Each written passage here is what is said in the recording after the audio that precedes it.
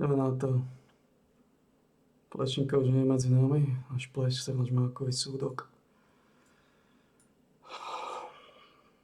Je to čo to je? Skontujem zvukovú stopu.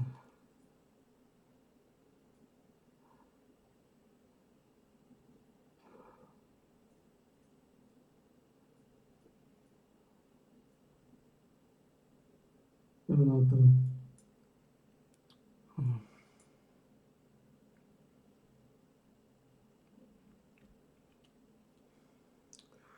Nejaký mladý šmícle to sedí, ale to nie je plešinka.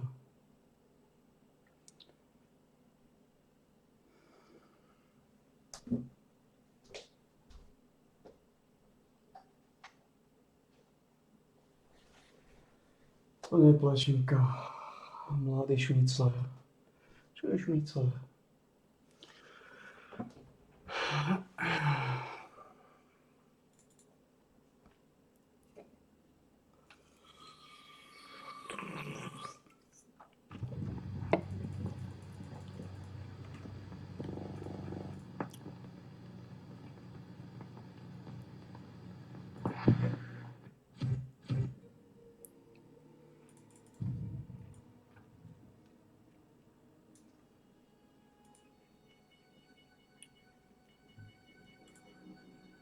Vážení páni Fico a Eštok, ďakujem, že ste sa inšpirovali mojimi nápadmi. Len prosím, nechcite odo mňa, ako od ľavicového politika, aby som prenášal ťarchu konsolidácie len smerom na verejnosť. V podobe zvyšovania DPH, možno v podobe zvyšovania spotrebných daní, daní z nehnuteľnosti. Hľadali sme určitú rovnováhu a tá rovnováha, bohužiaľ na vašej strane, je reprezentovaná daňou, ktorá je dnes predmetom veľkej kritiky a veľkých diskusí. Tlačí nás mimoriadne postavenie miest a obcí. Pán predseda, máme 2700 samosprávnych jednotiek. Sme schopní urobiť 400-500, podporíte nás v tom? Áno. Ale potom si treba zavolať z VOS a povedať im, priatelia, dôjdite s tým. Máme 22 000 poslancov mestských zastupiteľstiev obecných. Máme jednoducho byrokraciu aj na tejto úrovni pomerne veľkú. Že Hlas je absolútne pripravený na to baviť sa, aby sa znížil počet úradníkov štátnej aj verejnej správy. Tak, aby sme otvorili aj odvážne témy. Či po tých rokoch je na Slovensku potrebné mať 8 vyšších územných celkov. Hovorím aj tretíkrát áno, že sme absolútne pripravení baviť sa o počte poslancov národnej rady. Bávme sa o tom, ako ho zmení ten volebný systém, aby Národnú radu nereprezentovala iba Bratislava, ale aby sme vrátili moc ľuďom späť do regiónov. A bavme sa o tom, či to má byť 150 poslancov, alebo ich bude 100. Ale šetrenie, ako ho prezentujete vy, nie je to isté ako efektívne riadenie štátu, o tom hovoríme my. To je zásadný rozdiel, ktorý ste vy a mnohí vaši kolegovia politici, ktorých živia občania a firmy v tejto krajine zjavne stále nepochopili. Keď hovoríte o šetrení, myslíte tým škrty, ktoré už zasiahli bežných ľudí, rodiny s deťmi, pracujúcich aj seniorov. Zrušili ste daňové bonusy pre rodiny, rodičovské dôchodky a najnovšie hovoríte o prepustení, citujem, pána premiéra Fica, polovičky zamestnancov ministerstiev. To však nie je šetrenie. To je marketingový populizmus pre voličov. My hovoríme o niečom úplne inom. Efektívne riadiť štát znamená najprv spraviť odbornú analýzu, verejne ju odkomunikovať a až potom zrušiť neefektívne úrady či miesta v štátnej a verejnej správe. Znamená to znížiť počet ministerstiev, obmedziť počet politických pozícií a úradníkov, ktorí dlhodobo nevytvárajú reálnu hodnotu. Znamená to zodpovedne hospodáriť s každým eurom verejných financií. A to ste sa za 35 rokov nenaučili a nedokázali.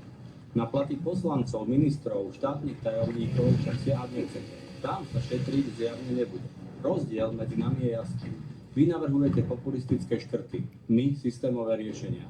Vy šetríte na občanoch, my chceme šetriť na neefektívnom štáte. A predovšetkým, my chceme, aby štát konečne slúžil občanom, nie politikom. Pekný večer prajem.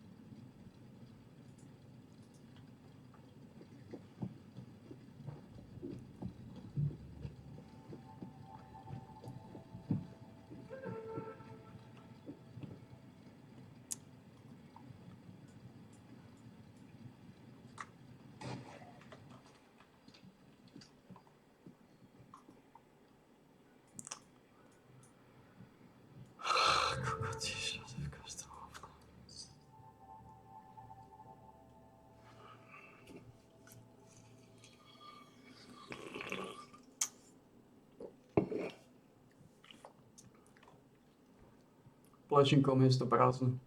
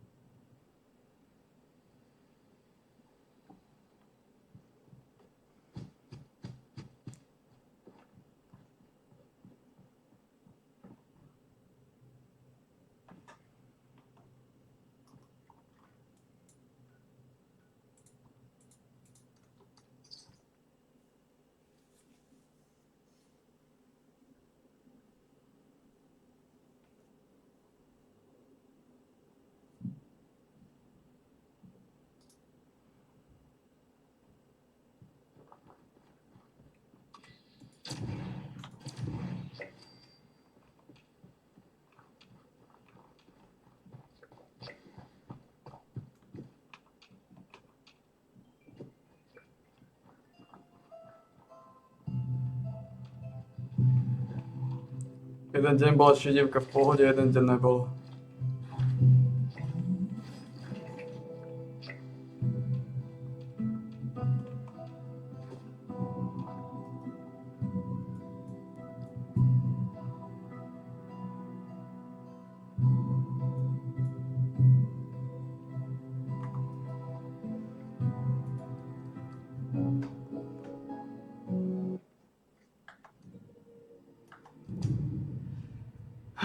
Šedivka. Plačinka.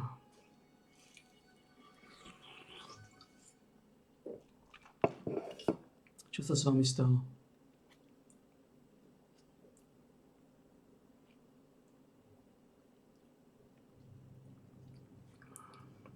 Veľmi rýchlo si našiel šedivú novú ženu, to je zvláštne. Toto nemôžem viacej ako 3 mesiace.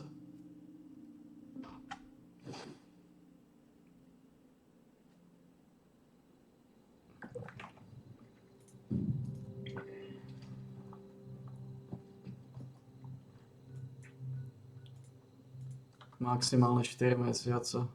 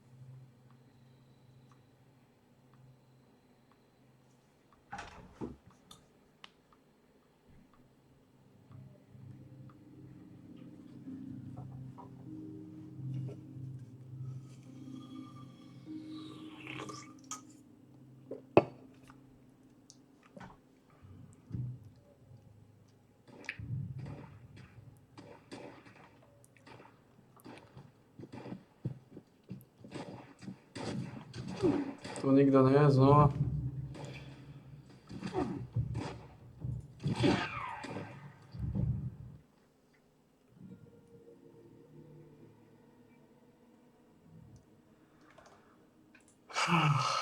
Prachať, všetci.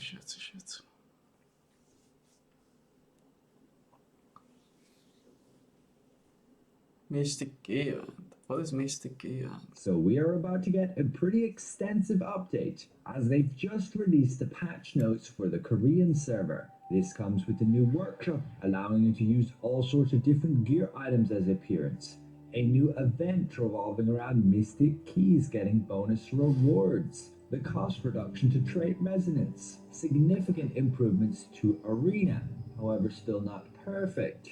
Extra rewards from trial random queues. And a bunch of weapon balancing and fixes, with then a ton of quality of life improvements. And finally, those of you on consoles will be able to edit your HUD. Be aware they will also be balancing the Talandre Field Boss and Arch Boss weapons. And they even pretty much officially approved that Orb and Gauntlet will be coming. They are in the works. We can already see the mastery icons in this mastery list. I'm sure it's deliberate and a bit of a teaser in this patch notes. But let's get back to all the other details. So we begin with the Illusion Workshop. The option will be in the Mirror Boutique to ultimately convert gear to be able to use it as an appearance rather than being stuck with either an outfit or the visuals of whatever gear you're wearing, because you say need those stats. We already received a dev blog on this for us here on Global, where they did cover pretty much the costs, and yeah, it's going to be 100 lucent per scroll, and you need a whopping 6 scrolls for weapons, 2 to 3 scrolls depending on the armor piece. The patch notes here don't give us more info on the costs. However, it does clearly show how you're going to have one of each slot type here, including capes, of which you can unlock the appearance items of certain gear, allowing you to use those particular pieces and mix and match how you want. Just be aware, you're going to have to extract the appearance from a certain item, and when you do so, that item becomes destroyed. So you will have to consume an item to get the appearance of it. It will also be limited on which pieces you can use, and it will be displayed on the tooltip whether that appearance extraction is possible. And I assume over time they'll probably add more that you will be able to extract the appearance of. And yes, you'll be able to change the colors of those items too. And ultimately, customize your look far more than what we currently have. Again, it has been announced we are getting this May the 1st too. And very likely with the rest of the things with this patch notes, including the Mystic Portal event. We should be getting this event too, as Tico did say that we'll be getting catch-up events throughout May. Unless we get some different event, which is highly unlikely, it will basically allow you to have a 100% chance when opening a Mystic Globe to open a Lucky Mystic Portal. This will allow you to enter an instance, which allows you to open a chest, a goblin treasure chest, a regular treasure chest, or treasure pouches. Each treasure has different rewards you can obtain. We can check the event information page here, and maybe we'll be using different keys. We might not actually use those regular keys. And they should let you get 5 of these Lucky Mystic Keys every day, according to the check-in event here, which lasts 2 weeks. You will interact with the Mystic Globe to open the Lucky Mystic Portal. You enter the new dimension to obtain your hidden treasures, but the rewards within them look to be this. Again, for us in Global it could be slightly different, but it mainly looks like upgrade materials and resources.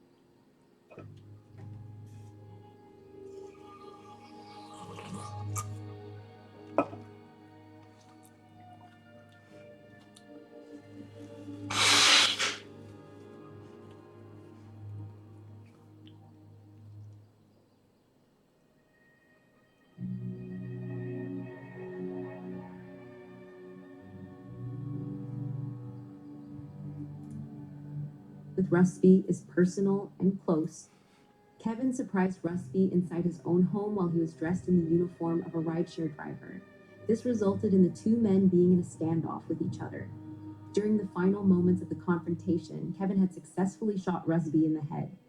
An explosion of pent-up trauma that Kevin experienced throughout his time spent in prison is what comes to mind when he thinks about the scene. The emotional connotations and timing of this act, on the other hand, provide the impression that perhaps there is more at stake here than one might initially think. The final question that Rusby asks Kevin, which is, "Do you have children?" Zrenia appears to elicit a significant emotional response by Kevin, which ultimately results in the fatal shooting. Not only may this exact moment be interpreted as a representation of Kevin's ongoing trauma, but it can also be interpreted as an indication that the Harrigan home harbors secrets. According to the most widely held belief, Eddie is not Kevin's biological son, but rather his half-brother, who is the offspring of an affair that took place between Kevin's wife Bella and Conrad Harrigan. In the 8th episode, Maeve makes a mysterious statement about Kevin's other brother, which causes Kevin to be shaken to his core. This makes the hypothesis more probable. People believe that Maeve was referring to Eddie, which would imply that Conrad had an intimate relationship with Bella, either before to or during the time that she was married to Kevin. A revelation of this nature would not only explain Kevin's mental instability, but it would also explain his feelings of betrayal and powerlessness with regard to the situation. In the event that Eddie is Conrad's kid, he is a legitimate Harrigan heir. This places Kevin in a very awkward position within the family structure, as he is both a brother and a substitute father. There is also the possibility that Eddie is not a Harrigan by blood relations. It is more likely that viewers are guessing that he is the offspring of a secret affair that took place between Maeve Harrigan and Richie Stevenson, a former foe of the gang who has since passed away. In the past, Richie and Maeve had a tangled relationship that involved allegiances, and there was also the possibility that they were romantically involved. Eddie What? could be the hidden offspring of that relationship. If this is the case, then Eddie would not be Kevin's son, nor Conrad's heir. Rather, he would serve as a symbolic barrier between the Harrigans and their adversaries. In the past, Richie and Maeve had a tangled relationship that involved allegiances, and there was also the possibility that they were romantically involved. Eddie could be the hidden offspring of that relationship.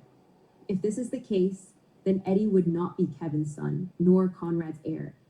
Rather, he would serve as a symbolic barrier between the Harrigans and their adversaries, who have been around the longest. There is a possibility that Maeve's evasiveness and Kevin's collapse are both the result of the humiliation, secrecy, and anger that would be brought about by such a revelation. In this particular instance, Eddie is not just a private trauma, but also a political hazard. He is someone who is capable of upsetting the dynamics of the entire family from within. About the episode Moblin 9, Kevin Harrigan finally shot his former jail officer who had raped and beat him in 1996. Conrad invited Jan's friend, Alice, who was working undercover for the Central Intelligence Agency, to dinner. While there, she took a DNA sample from a cigar. Harry witnessed her, Conrad Harrigan, and his wife being arrested.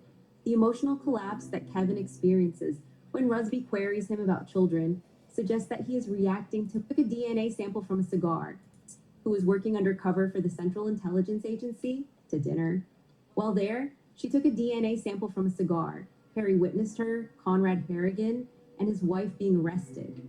The emotional collapse that Kevin experiences when Rusby queries him about children suggests that he is reacting to much more than maltreatment. An understanding of the fact that Eddie is not Kevin's son, but rather his half-brother, can only add fuel to sentiments of betrayal and inadequacy that already exist within the family, particularly if Kevin knows or even suspects that Eddie is not his son. Consequently, the killing of Rusby is symbolic. It is a means by which Kevin can reconcile himself with his own inner demon, as well as the disintegration of his family identity. In an atmosphere in which his status within the family is becoming increasingly precarious, this is a desperate attempt to regain control of the existing environment. It is possible that the Harrigan family's already unstable dynamics will become even more unstable as a result of the doubt surrounding whose parent Eddie is. The fact that Maeve attempts to avoid answering questions and Kevin throws tantrums to the point that he gets red in the face is indicative of a potential power conflict that could have long-lasting repercussions. Eddie would be the legitimate successor if he were the son of Conrad, which would further alienate Kevin and increase the tensions that previously existed among the family.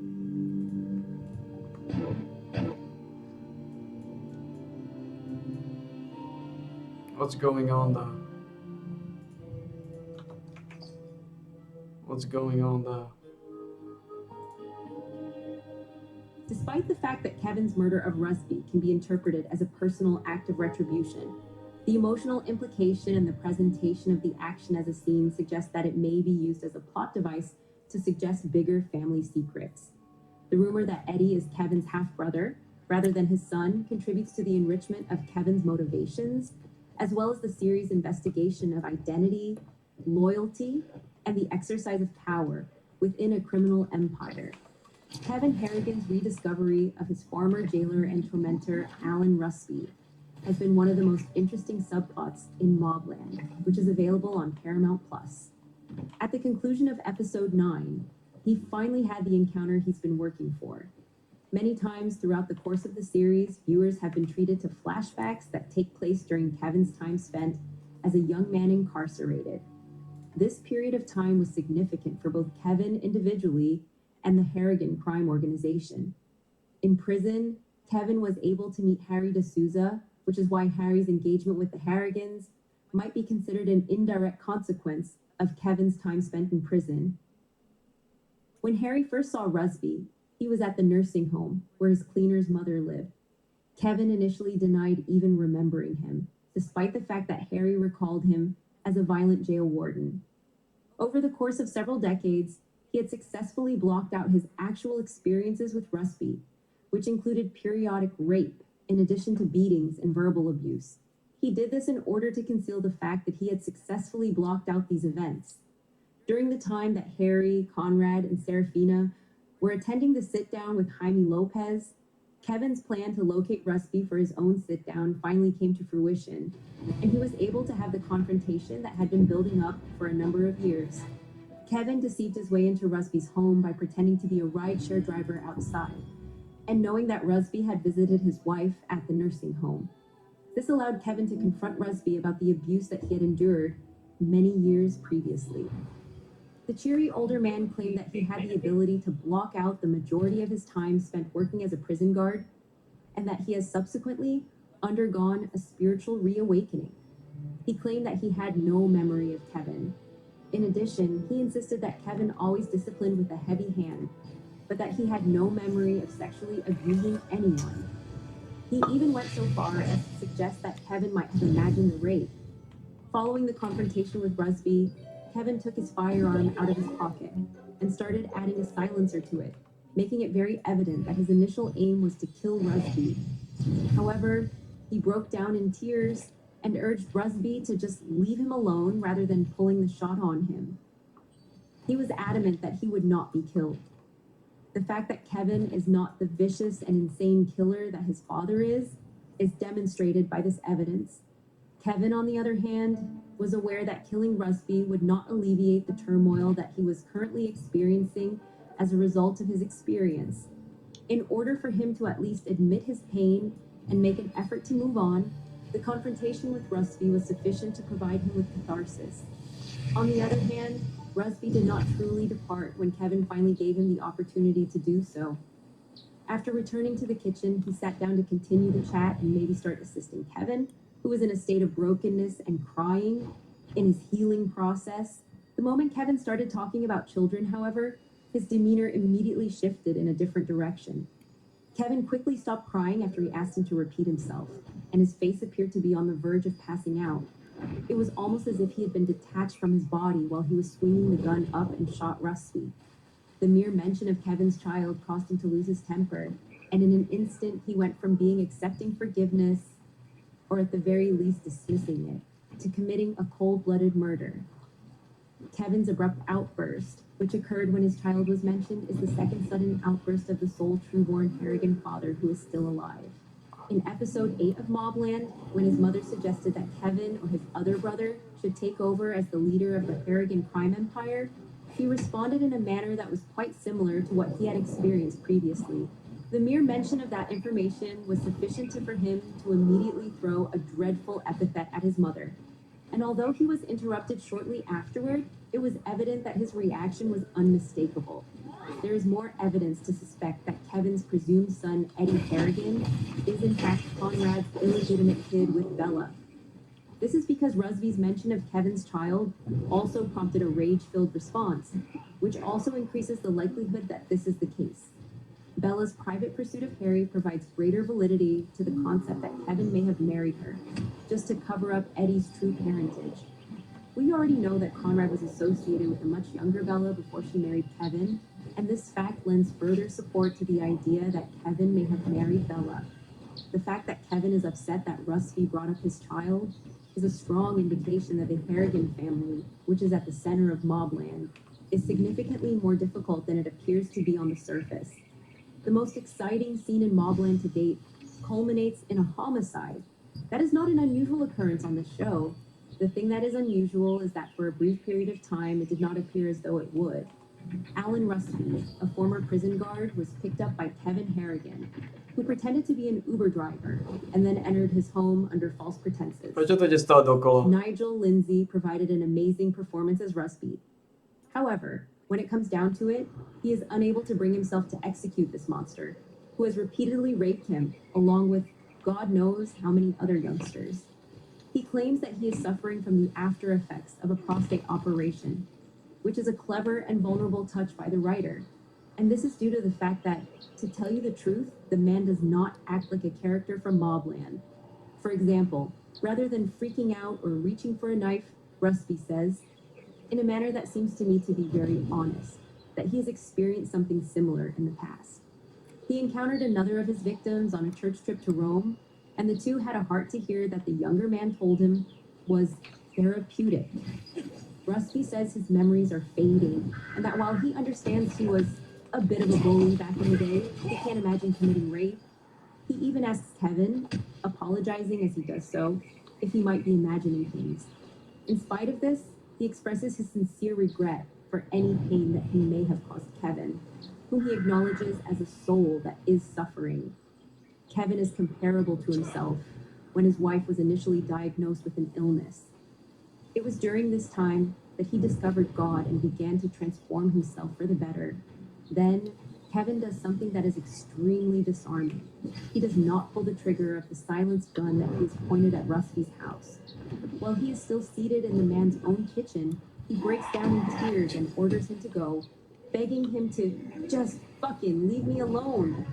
He has entered Rusby's home, but Rusby has infiltrated his head for decades and has never left. Kevin is under the impression that the screw has been following him, rather than the other way around. What comes next is a fascinating development. Rusby goes to the stairway that leads to the second story of his house and retreats there.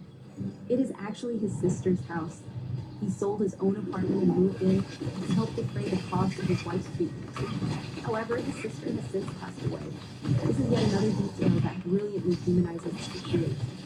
You can see him standing behind Kevin, realizing that the younger guy is crying. Does he have the potential to become the cruel guard that Kevin sees in his flashbacks? Does he intend to go for a weapon? Number.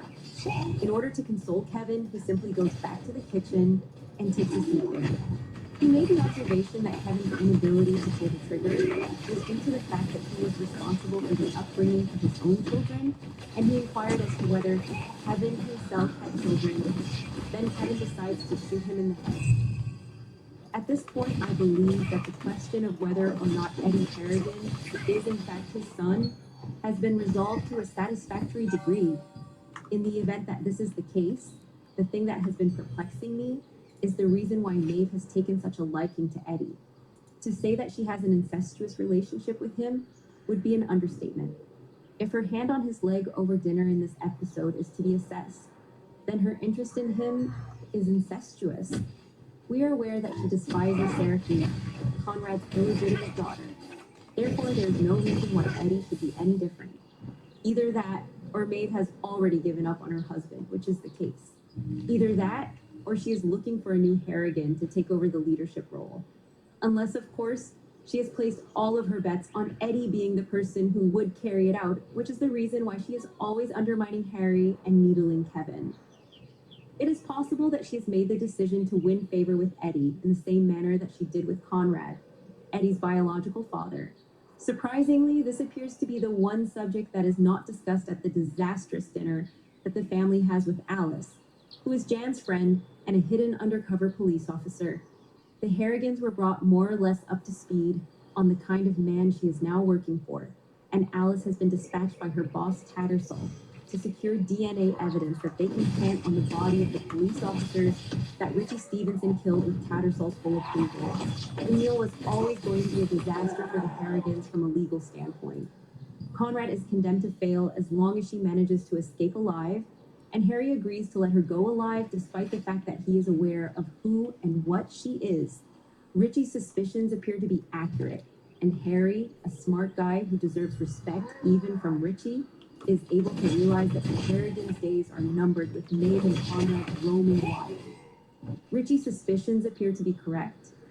Nevertheless, there are a multitude of revelations nevertheless. Eddie, Maeve's carefully courted confidant, is the source of all of the information that Conrad is aware of regarding Maeve's role in the hit on Brendan and Serafina, the discovery of Archie's death, and other related events. Conrad learned all of this information from Eddie. Maeve admits that she attempted to have Serafina assassinated, and she did it right in front of Serafina. After that, she nearly gets into a battle with her own husband, whom she claims has lost the mandate of heaven and is no longer able to successfully manage the family. It is possible that the Harrigans are fortunate in that the one thing that has the potential to bring them together eventually takes place. The police raid the house and take Conrad and Maeve away. As they are being taken away by British law enforcement, the two of them sing in a defiant manner, and you get the distinct impression that this is not their first experience with something like that. The relationship between Harry and Gina, his daughter who has been semi-estranged from him, is equally as fascinating as the one that has recently been reestablished between Conrad and Maeve. It would appear that she did not attend supper on his recommendation, and that he stated that she should do so for a number of different reasons. For starters, he was able to determine that Alice was acting undercover.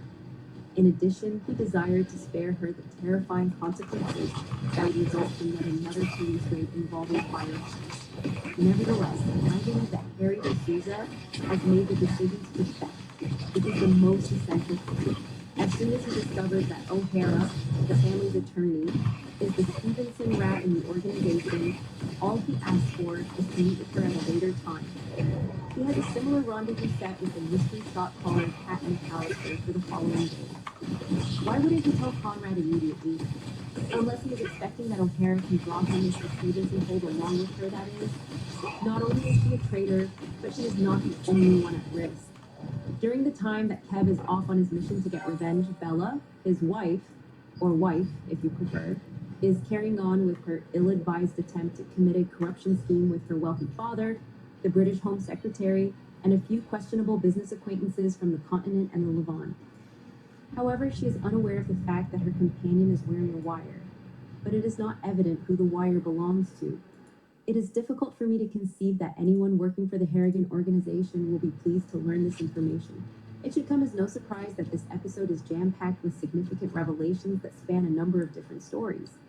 Considering that there is only 1 hour left in the season, that is exactly as things ought to be.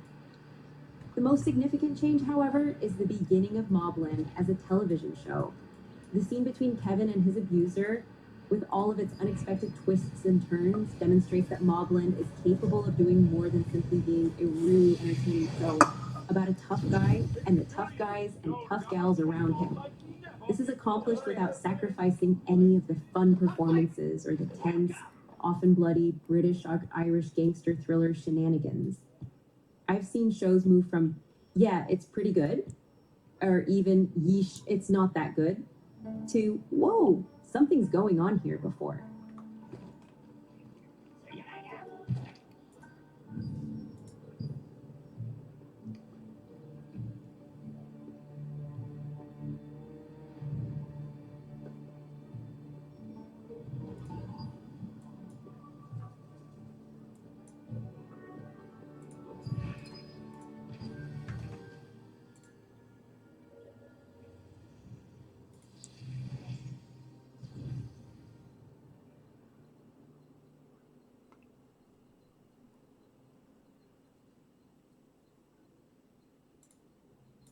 which character have you played would you say was the hardest problem for you to solve?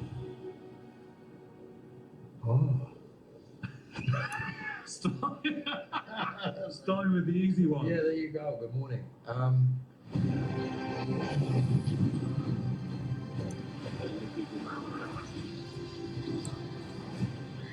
We're going, we don't need those. Gentlemen, I love both of you guys. I love this show. Thank you for taking the time. I appreciate you. Thank you. Yeah, Tom, I'm going to start with you. I think Harry is a man who solves problems. No matter what it is, he figures out how to do it. And I'm sort of curious, I guess, to what degree a character is a problem to be solved, trying to figure out who they are in a short time that you play them. And if that comparison holds, which character have you played would you say was the hardest problem for you to solve? Oh. Starting with the easy one. Yeah, there you go. Good morning. I think more so a project is a puzzle to figure out because it's we normally shoot in non-consecutive orders. Like imagine a film or a TV series is like a vase, and then you drop it. The scene there is each piece of fragment. You have to piece the whole thing back together again. So sticking it together scene by scene. So in that aspect, there's a puzzle element, and I don't think. I'm not sure that people are necessarily puzzles and stuff because you never really get to put them together. The idea of a puzzle is you can complete it and there's a full sight picture, at least picture puzzles, right? Whereas human beings, I don't think we ever really know what makes them tick. I certainly don't know what makes me tick. What makes you tick, right? I'm still finding that out. There you go. I'm doing a deep dive on that one. Keep talking. Mr. Brosnan, I'm going to start with you. I feel like Conrad Harrigan, he is a man who gives orders, and those orders are to be followed, whether people agree with them or not. And I feel like sometimes that is maybe not unlike a director on a set.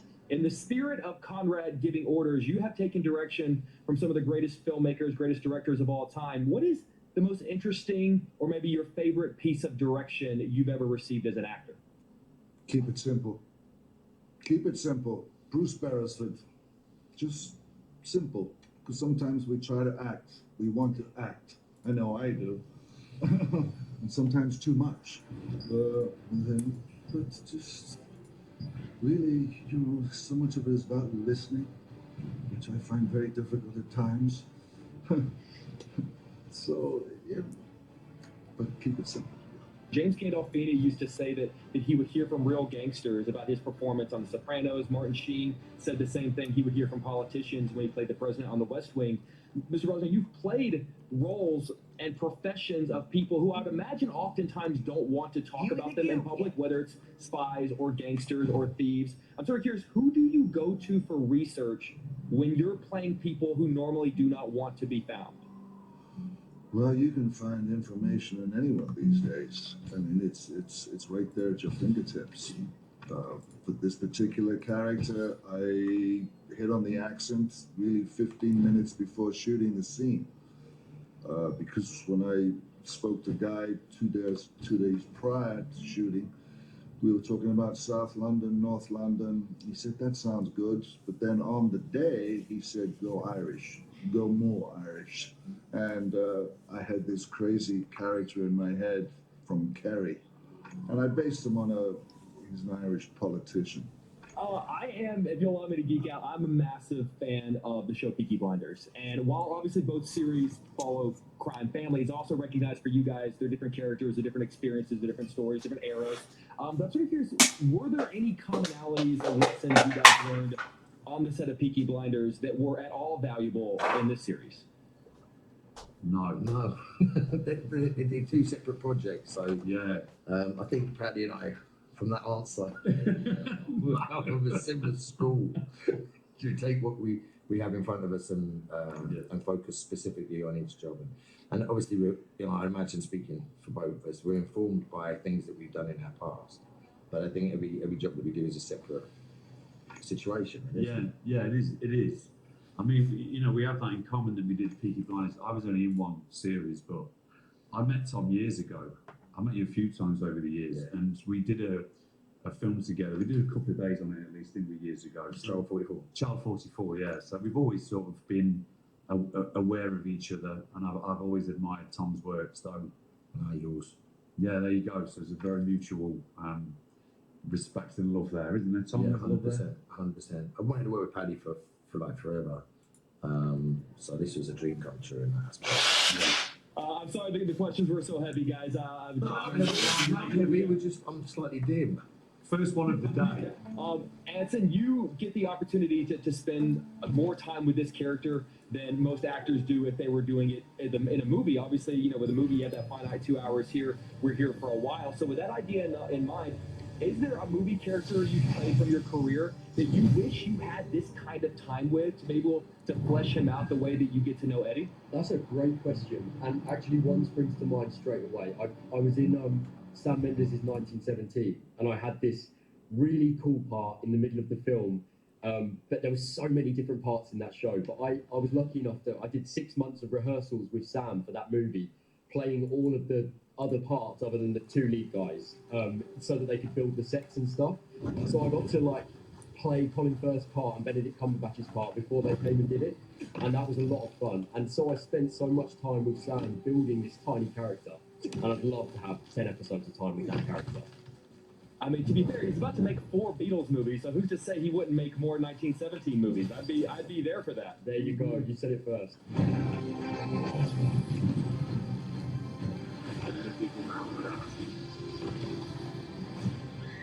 We're going, we don't need.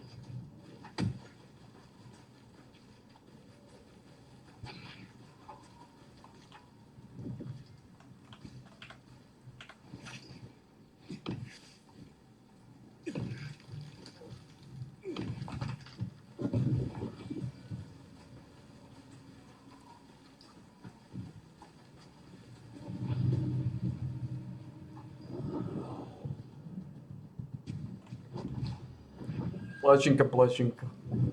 Naša gurmanka. A čo sa stalo s šedivkou?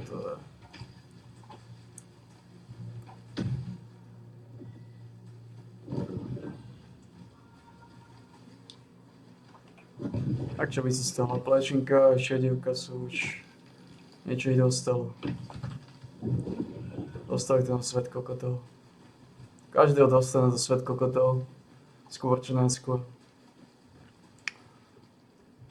Poženaní sú tí, ktorí dostanú čo najskôr. Ale každý prehrá tento svet kokotov. Každý prehrá, niekto prehrá skôr, niekto prehrá neskôr. Jediné čo chceš je prehrať čo najskôr. Čím skôr prehráš, tým menej utrpenia nasiakneš do seba. Čím neskôr prehráš, tým viacej utrpenia nasiakneš.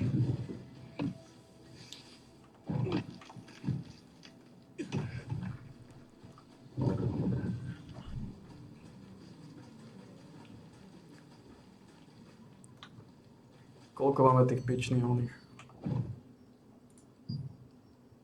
152. To je nič.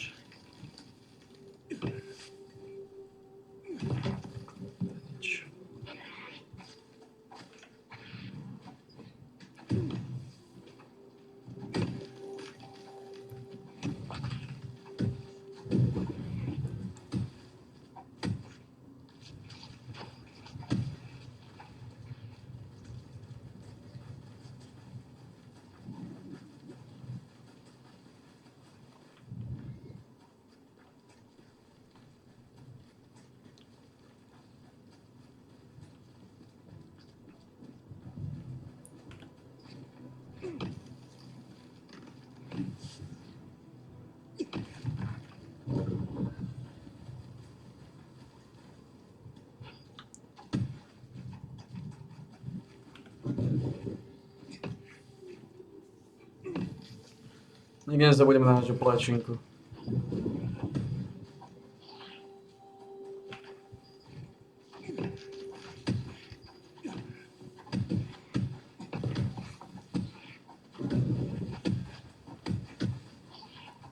Náš playstyle.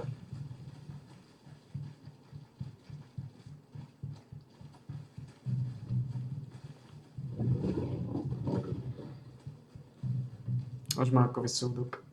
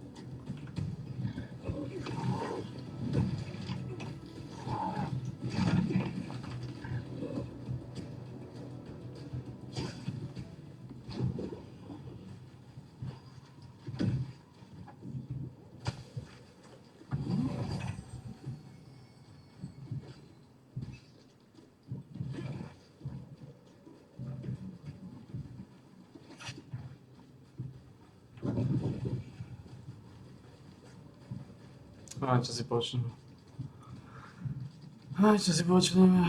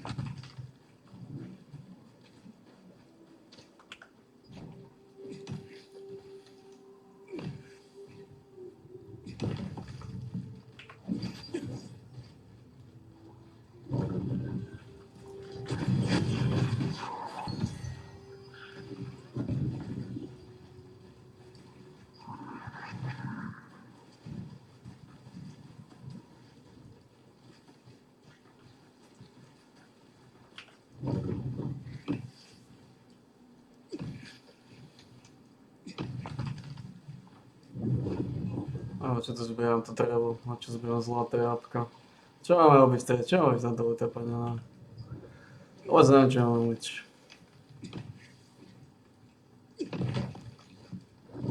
Basketbal. Tak vôbec nechce koncentrovať na to. Prvá tretina sme prehrávali o 16. O 16, lebo nám na to koncentráciu.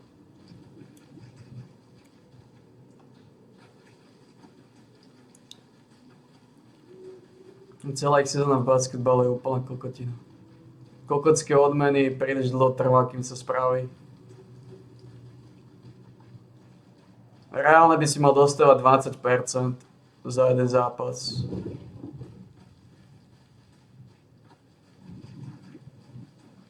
Minimálne. 5 zápasov by ti mohol dať Laval. V sezóne. Čo neviem, či ti dá popravde. Mne sa zdá, že dostáš menej ako 20% za zápas. A to je jedno, to je nepodstatné. Podstatné, že Plečinka už nie je medzi nami.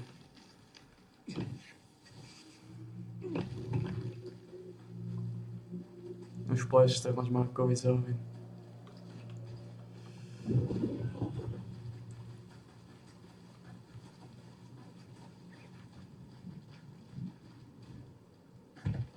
Šmarková servatka.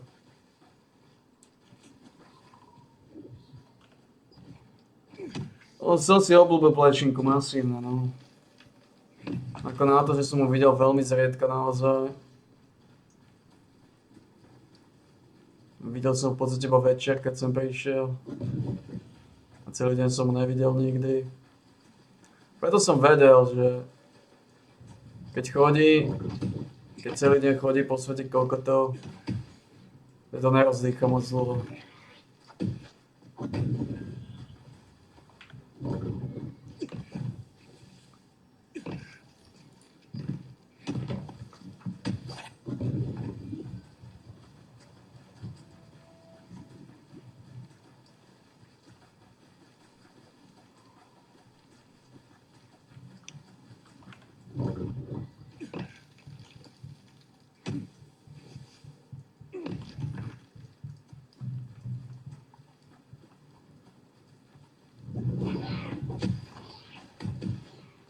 Čo si počneme.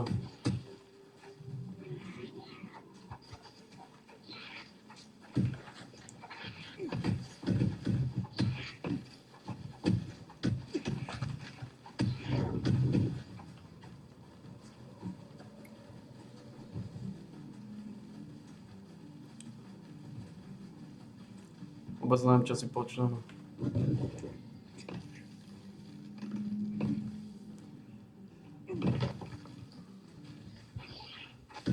Máme 4 zlaté jabka, to sú 2 hodiny znova.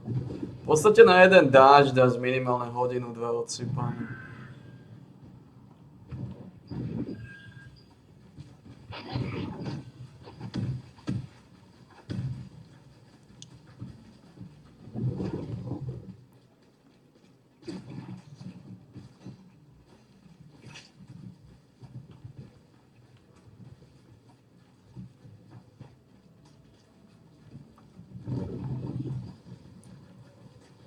To je podstatné, všetko je nepodstatné. Mám nič náladu na toto svete. Alebo jak to volať v tomto hnoji, v ktorom som.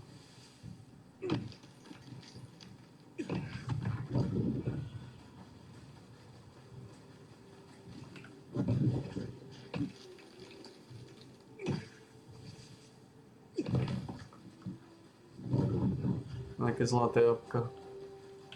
Koľko máme? 5 zlatých jablok? Áno.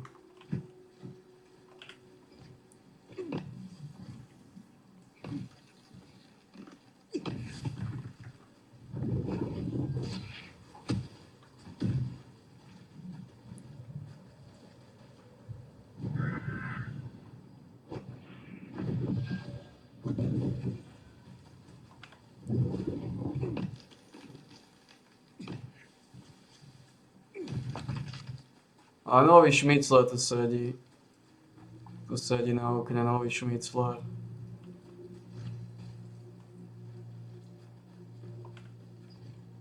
Ale to nie je Plečinka. Plečinka. Plečinka. 7 zlatých jablok, to je rekord. 7 zlatých jablok je rekord na jeden záťah.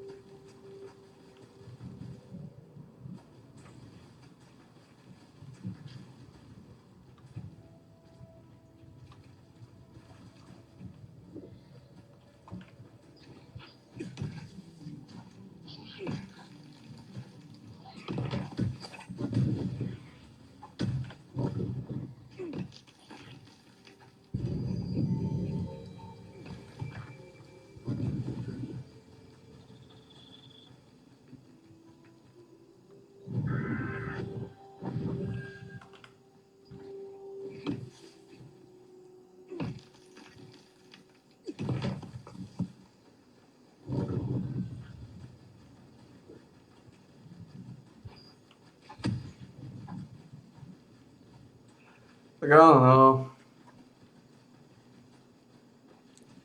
Plačinkovať sa tam úplne odrovnalo.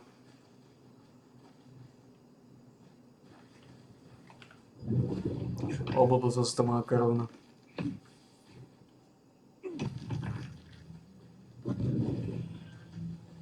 Toľko strát, čo sme mali. Človek povedal, že som zvyknutý na to utrpenie a očividne.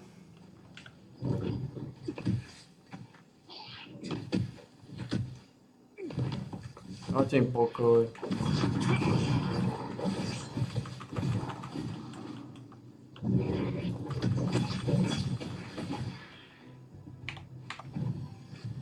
A to je... Mám 76 golden apple pie, čo je solidné. 76 golden apple pie, to je...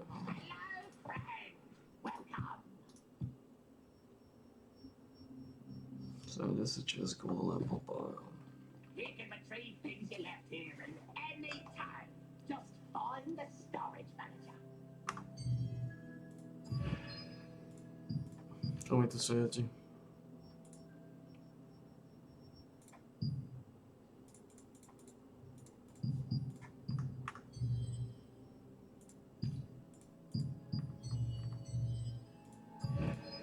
Nič, pozrieme toto, doplníme tam tie veci. Je tu nový šmicler, tu sedí pri okne. Nový makrel. Ale to nie je plešníka.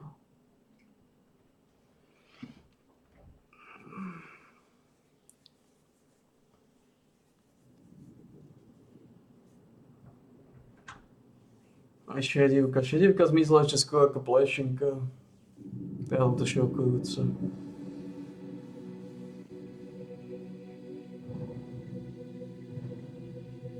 A neviem, čo sa stalo so šedivkou a plešinkou.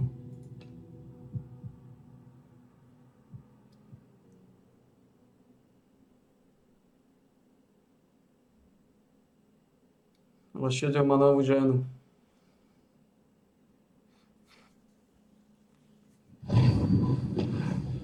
A pleasing slumber. 59 dní reset.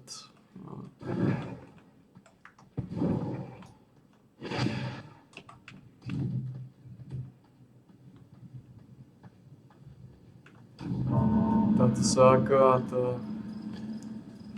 to sa tiež pekne točilo.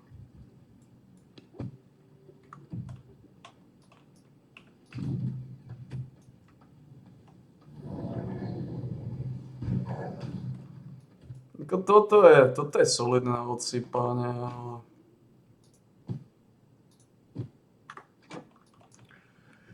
Bohužiaľ, časy sú aké sú, dožili sme sa, čo sme sa dožili.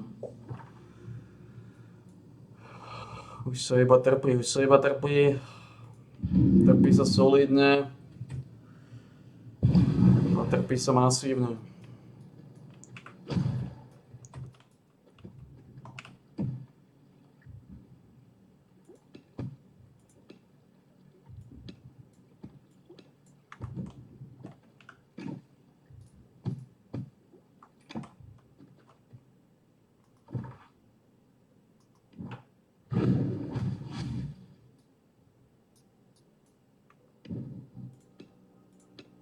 Trpí sa solidne a trpí sa masívne.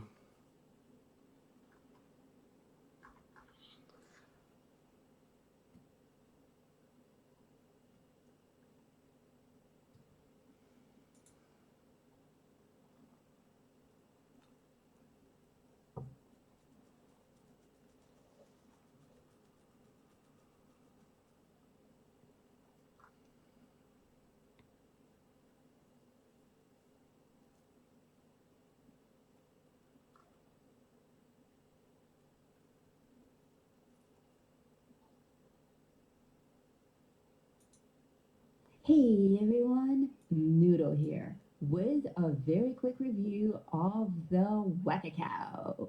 I'm kidding, it's actually called the Cosmic Capture, but Whack-A-Cow rolls off the tongue a lot easier. And you guys have given this thing a bunch of really cool names of your own. So what is it, where can you get it, and is it worth it? Well, this is one of the rewards from the event Invaders from Beyond. At the time that I'm recording this, Invaders from Beyond is still going on and will run until the next server reset, which is going to be a really big one. That's going to be a reset to season 21. So you only have 5. You only have 5 days to run Invaders from Beyond, and hope and pray that you get this awesome new machine. If you missed out on the whole Invaders thing to begin with, you Gotcha. can watch this video on how the event works and also every single reward that you get. from Na it. čo je to? This Whack-A-Cow, though, is the only new reward that we get this season of Invaders, and I've been hunting it. I have not been fortunate enough to get it in my own Invaders run. One of you has gifted it to me live on the show. Thank you very much. Now that I have it, let's take a look at it.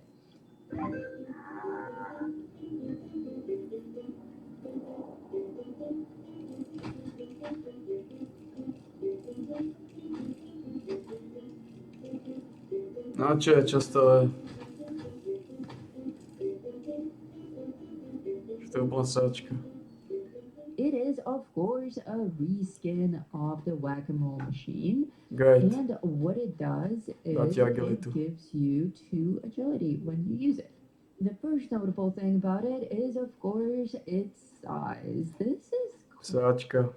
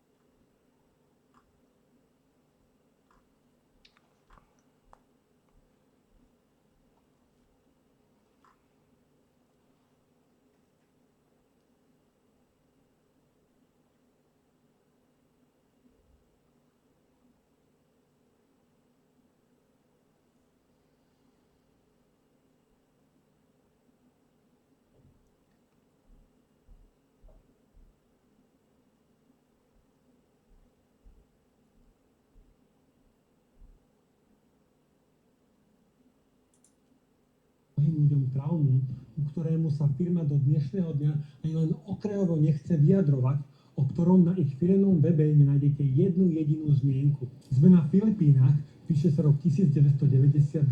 Pepsi je uprostred vojny s Coca-Colou, bojuje o trhový podiel, o srdcia zákazníkov a peniaze v ich peňaženkách. Neexistuje internet, sociálne siete, YouTube, TikToky, dokonca ani ten Filipov parádny marketingový newsletter. Ľudia sa ale stále chcú hrať a zabávať. Čo s tým preboha budeme robiť? Pýtajú sa marketéri. A tak je jedným z vrcholov komunikácie organizácia súťaží na vrchnačikoch fliaš. A lot of people are finding a lot of cash where they least expect it. V podstate to bola ale iba obyčajná lotéria, kde ste mohli vyhrať nejakú odmenu zadarmo, produkty, zľavy alebo aj peniaze. Všade na svete, aj na Slovensku sme ich mali, aj na tých Filipínach. Pepsi sa teda chytá overeného konceptu a spúšťa Number Fever, po slovensky číselnú horúčku. Ide o akciu, od ktorej má značka veľké očakávania. Dúfa, že vyrieši všetky marketingové problémy, naplní obchodné ciele a ako bonus zosadíme tú hnusnú Coca-Colu z pozície trhovej jednotky. Ako môže takéto niečo volať vôbec piť? To je humáč, vole, podľa. Pepsi dovnútra vrchnačikov svojich sladených nápojov nielen do Pepsi-Coly, ale aj do Mirindy, 7up, Mountain Dew tlačí čísla od 1 do 999 a sľubuje, že každý deň žrebuje výhry od 100 pesos, to boli približne $3,5, až po hlavnú cenu 1 milión pesos, to bolo približne $35,000. Čísla každý deň oznamujú v televíziách, rádiách, novinách a na plagátikoch. Here's the latest number fever update. Tomorrow's winning number is 373. V krajine žije pod hranicou chudoby takmer polovica celej 67 miliónovej populácie. Mesačná výplata sa pohybuje na úrovni $120 mesačne. Takže hlavná výhra je ekvivalentom viac ako 24 rokov práce, čiže si aj viete predstaviť, že okolo súťaže vzniká hotový ošial.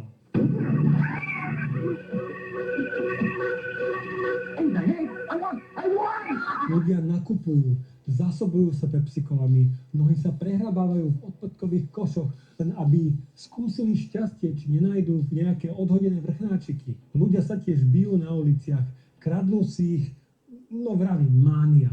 A Pepsi samotná tvrdí, že polovica celej krajiny sa do súťaže aktívne zapojila. Od februára do mája 51 000 ľudí vyhrá 100 pesos, 17 ďalší vyhrajú hlavnú cenu ten milión. Ja som milionár. Predajú sa desiatky miliónov kusov fľaš. Trhový podiel už tak populárnej značky stúpa v priebehu pár rokov zo 14 na 25%. Medzimesačné predaje im narástli o raketových 40%.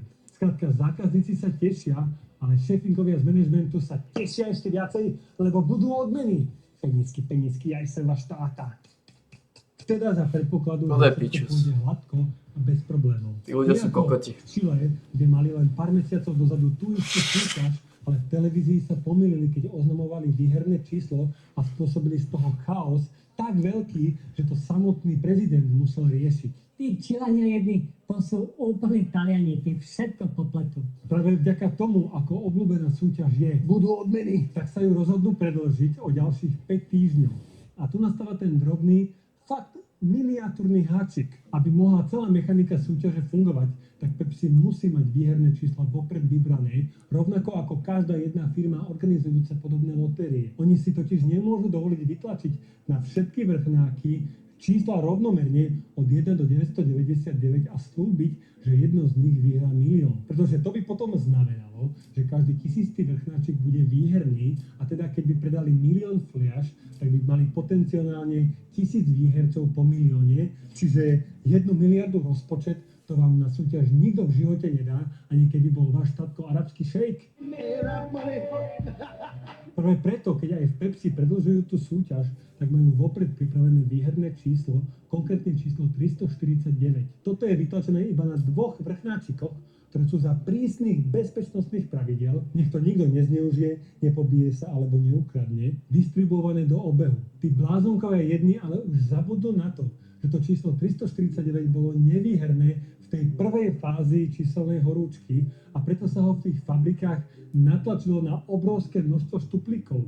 Aby som bol presnejší, natlačili ho na viacej ako 808 000 kusov a viacej ako 486 000 z nich sa aj predalo.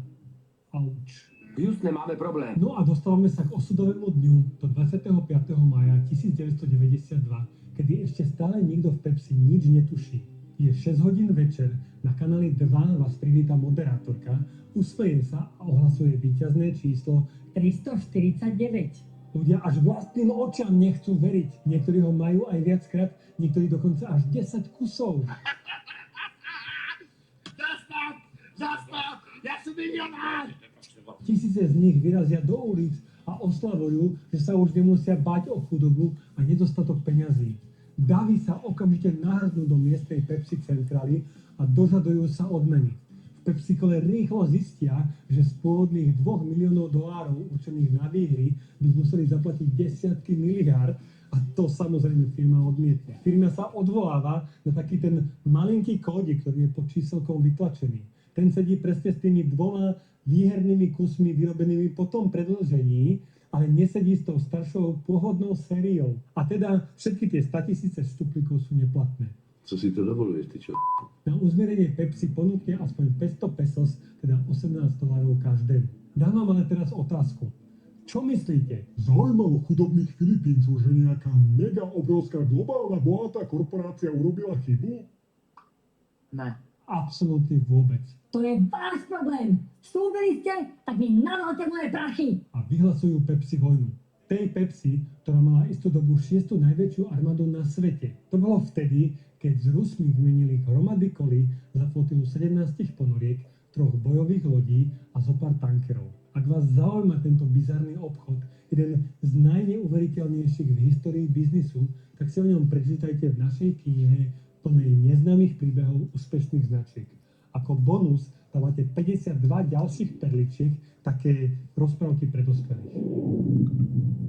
Organizujú ale teda tí Filipínčania obrovské protesty, ktoré trvajú dlhé mesiace ešte do ďalšieho roku. Vandali rozbijajú Pepsi automaty a chladničky, prevracajú a vykradajú desiatky nákladiakov, hádžu na zamestnancov kamene a vyhrážajú sa. Mnohých pri tých útokoch aj zrania. Hovorca firmy, ktorý sedí v teplúčkom koženom kresielku niekde za oceánom a hrozí mu presne 0,000 riziko újmy na zdraví, všetkým nespokojným cez médiá odkazuje, že Pepsi nebude rukojemníkom, my sa nenecháme vidieť s žiadnymi teroristami. A takto napätie ďalej len eskaluje. Vo februári 93, ešte aj o 9 mesiacov neskôr, si nejaký blázon podomácky vyrobí molotový koktail, aby ho hodil na Pepsi kamión. Ale tak hlúpo to hodí, tak nešťastie sa to odrazí, že akurát tak zabije pani učiteľku a nevinné 5-ročné dieťa. O mesiac neskôr zase niekto iný hodí do Pepsi fabriky cez okno granát, ktorý zabije ďalších 3 zamestnancov. 17. maja 93, takmer rok od toho osudného momentu, vydáva súd zatýkač na 9 manažerov z Pepsi. Nevie sa síce, či sa niekoho naozaj aj podarí posadiť do basy, ale ľudia aj tak oslavujú toto celé ako víťazstvo spravodlivosti. Bohužiaľ je to jediné víťazstvo koalície 349, spolku, do ktorého sa tí nespokojní výherci zorganizovali. S hromadnou žalobou, v ktorej od Pepsi žiadali $400 miliónov, totiž vôbec nepochodili. Súd ju v roku 2006 po rokoch naťahovačiek a hádania sa uzatvára s verdiktom, že to nie je chyba zjedbanlivosti, že Pepsi jej nevedelo predísť, že Pepsi nemusí nič platiť. Značka však stále draho zaplatila. Len za prvých 18 mesiacov od konca súťaže vyplatila $11 miliónov tisícom ľudí, ktorí prijali aspoň to odškodnenie, ktoré ponúklo. Domy vedenia firmy museli byť strážené ozbrojenými bodyguardami a ich cesta do práce sa často menila presne kvôli tým molotovovým koktejlom a granátom. Marketingová riaditeľka povedala, že Tých výhražných dopisov bolo toľko, že sme ich aj na raňajky mohli jesť. vplyv na reputáciu to malo tak veľký, že firma sa z neho predlho musela spamätávať. Najviac si to odniesli predaje Pepsi-Coli, to slovo sa stalo v krajine priam tabu. Some people of a certain age won't touch it. For many people, Pepsi is a taboo word. Keďže to bol ten najpopulárnejší nápoj, najviac bol spájaný so súťažou a celou aférou. Je to vôbec tá najtragickejšia predajná kampaň v histórii nejakej značky. Je to ukážka toho, že dôvera sa dlho a ťažko buduje, ale ľahko a rýchlo stráca. Pamätajte na to, keď vás bude najbližšie nejaký reklamný Einstein presviečať, že máte urobiť nejakú parádnu akciu, z ktorej bude číhať prúser, v ktorej budete robiť so zákazníkom hubou, ale on vám len povie, že Ale veď aj zlá reklama je reklama. ale aj v prípade Pepsi nakoniec platilo pravidlo dlhodobosti, že keď ste dostatočne veľkí a dostatočne vytrvalí, keď máte silnú distribúciu a široké portfólio známych značiek, tak aj takéto problémy sa časom vyriešia. PepsiCo, firma, ktorá vlastní Pepsi-Colu, totiž už dávno nepredáva iba kolu, ale aj iné sladené nápoje, džúsy, čipsy, raňajkové cereálie, tyčinky, energetické nápoje a aj najväčší marketingový zázrak v histórii ľudstva, obyčajnú balenú vodu. O vodách vám ináč kľudne natočím ďalšie video, napíšte mi do komentárov, keď vás to zaujíma. PepsiCo pod značkou Dole predáva odšťavenú vodu z ovocia. So Starbucksom predáva kávu vo flaškách a plechovkách, s Liptonom zase ľadové čaje. A aby toho nebolo málo, tak PepsiCo tiež vlastnilo KFCčko, Taco Bell aj Pizza Hut reštaurácie. Dnes už aj malé deti vedia, že Coca-Cola je ďaleko viac známejšia, obľúbenejšia a predávanejšia ako Pepsi. Ale práve pre šírku tohto portfólia je PepsiCo ďaleko väčšia a úspešnejšia firma. Asi tak o $43 miliárd ročne úspešnejšia. A vidíte, môžete byť aj tí najväčší a najpredávanejší na svete, mať neodbezerný rozpočet na čokoľvek, pracovať s tými najväčšími kapacitami, aj tak nebudete imúnni voči možným megaprúserom. Už ste videli toto najpozeranejšie dlhé video na tomto kanáli? To, ako sa expertom Pepsi podaril ten najhorší rebranding v histórii ľudstva? Kliknite si a uvidíte, že kedykoľvek sa vám niečo nepodarí, aj tak to nebude taký mega prúser, ako keď vymenili tú krabicu so slamkou trčiacou z pomaranča.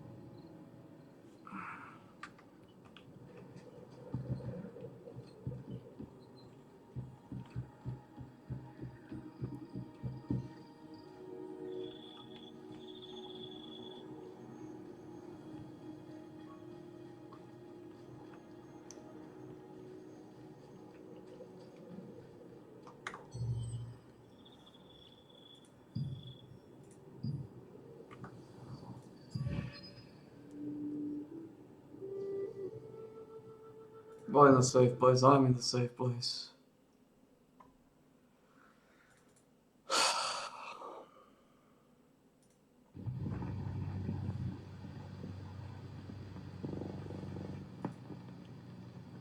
Hey, Janelle.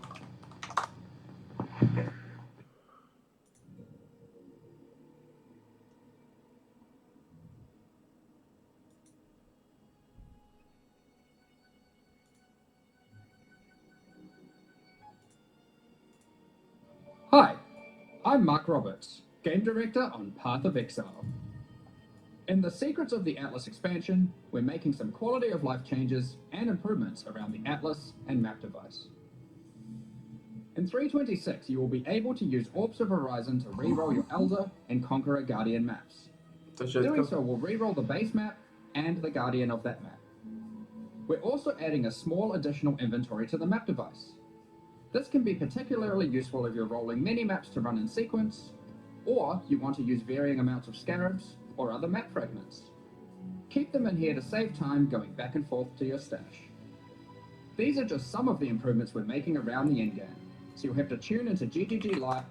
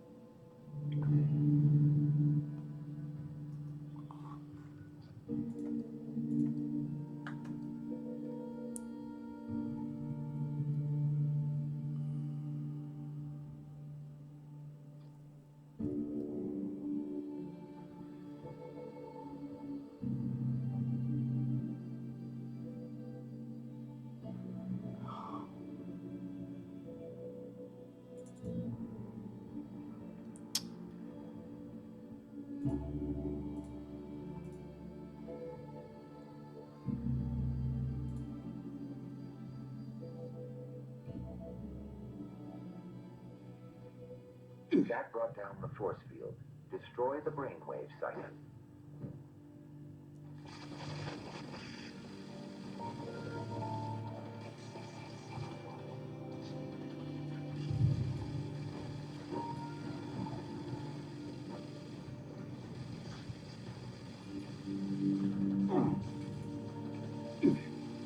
There are two commanders coming. Take care not to draw the fire of both at once.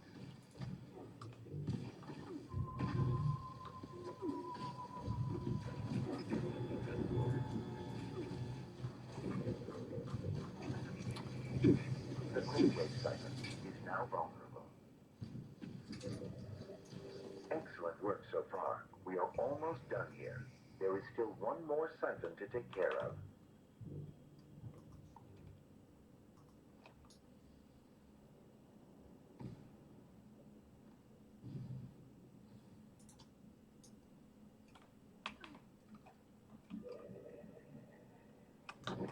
Že to nefunguje. Táto sáčka.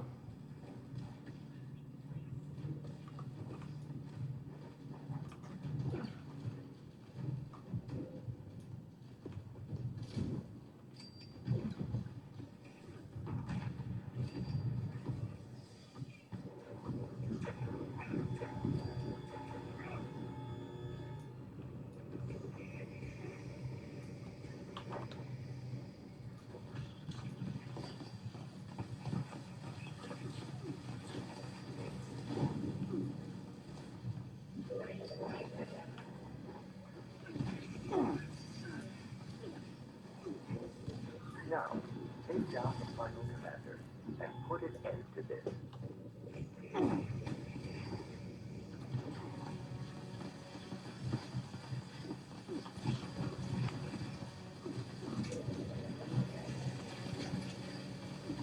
The final siphon is vulnerable.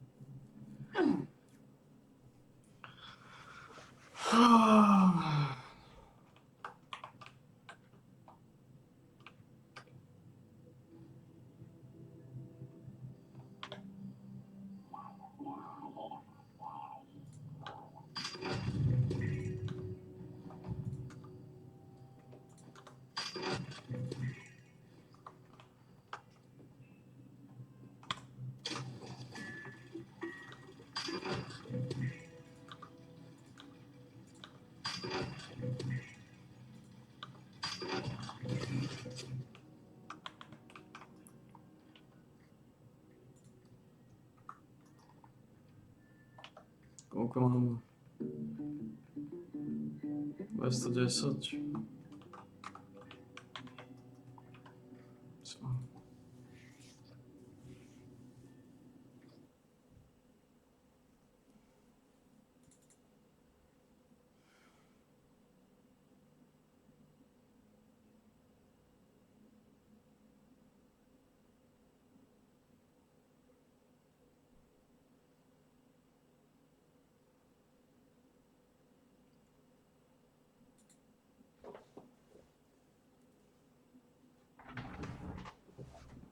Je to malý šmicler. Malý šmicler.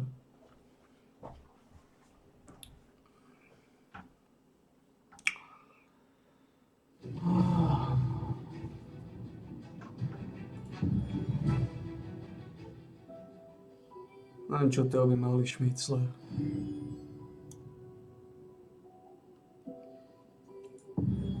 Ale je tu.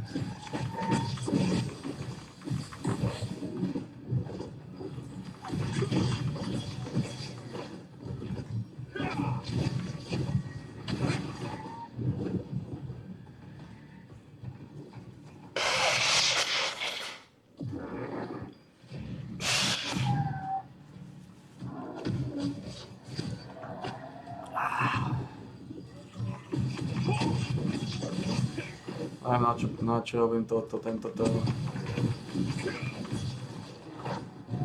Aby som zabali celý terén. Basketbal sa mi už ale vôbec nechce točiť, vieš. I will give out triple receipts.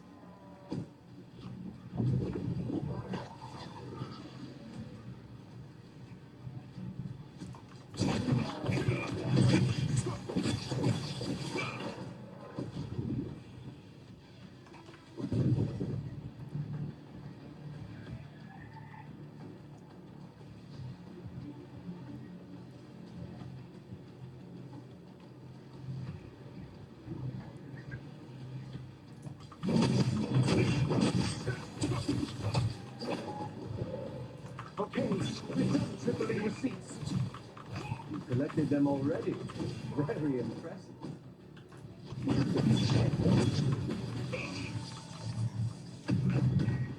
The Crimson Mansion is known source of nuclear money. It needs to be researched thoroughly.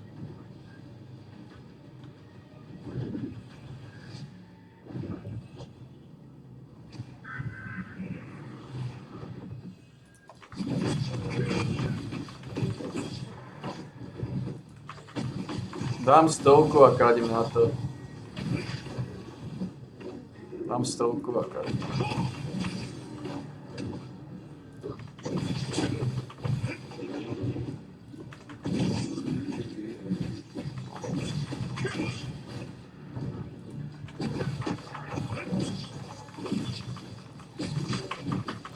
Dám 100, zvoláme odmenu.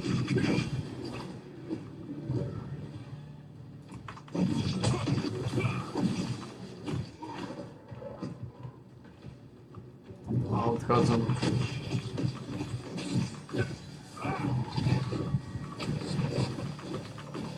Máme Crimson Manor.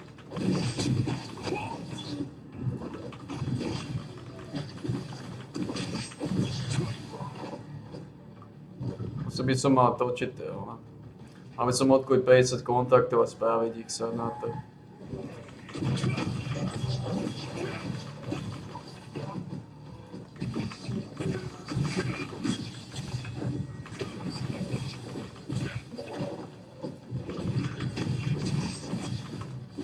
Počkaj na ďalšiu sezónu. The giant quarry is about to appear.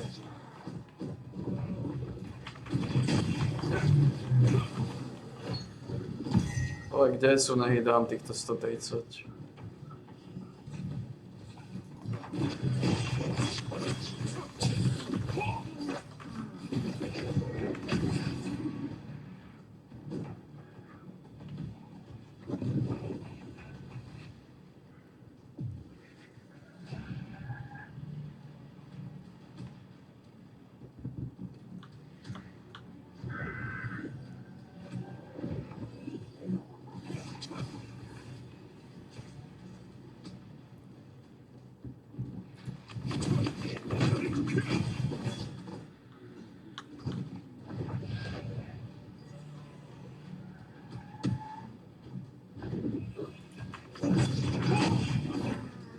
Quick, defeat the mutant mushrooms before they can spread.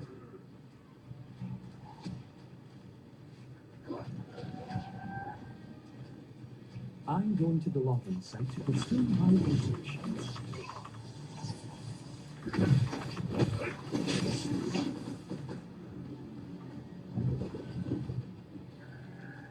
To má niečo byť, nevidím to nič. Dobre, potom mi odovzdať a kádím na to.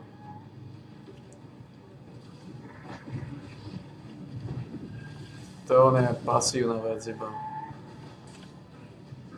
To sa pasívne odsypa.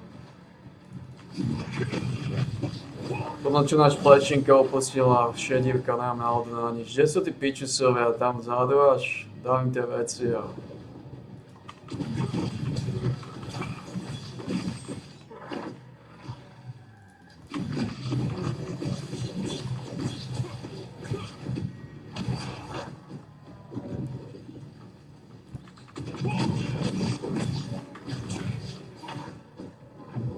Začal som točiť Tron, lebo To on je jediný, kde vypneš mozog a robíš pakety.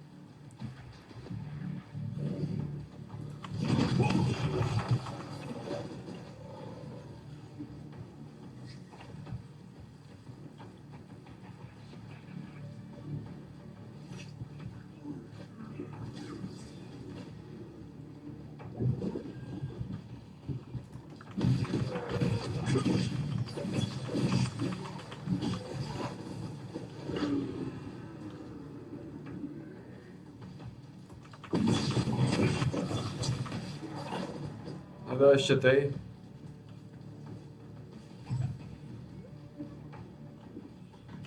Co na to?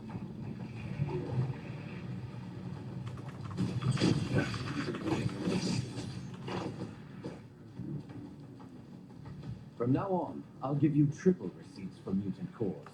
Hurry.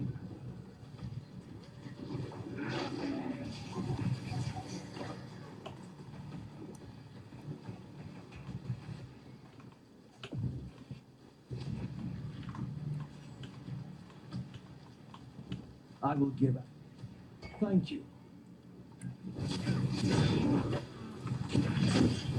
That's it. No more triple receipts. Here are the participants who have got the most mutant cores so far. Thanks to them, we should be able to make our quota. Oh, I got him. There's something wrong with this mountain range. We'll have to look into it. We're leaving this area. If you can't bring the mutant cores to me, just put them in the delivery chest. I will activate the mutant core delivery chest at a hut across from the Crimson Mansion.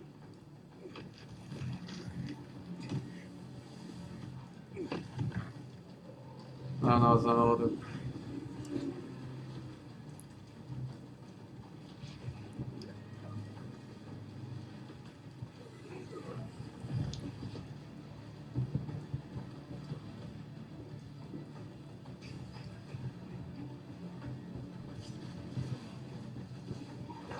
Zobrali by sme paketu.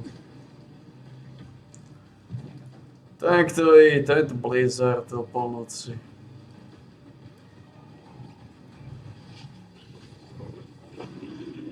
Ten Blizzard nám niečo dá.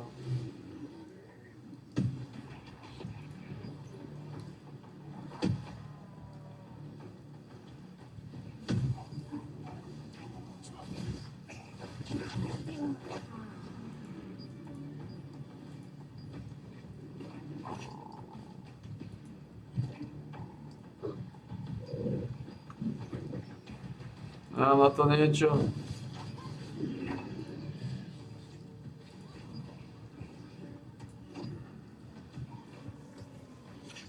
Oh, strange lights. A giant Cordy must be close.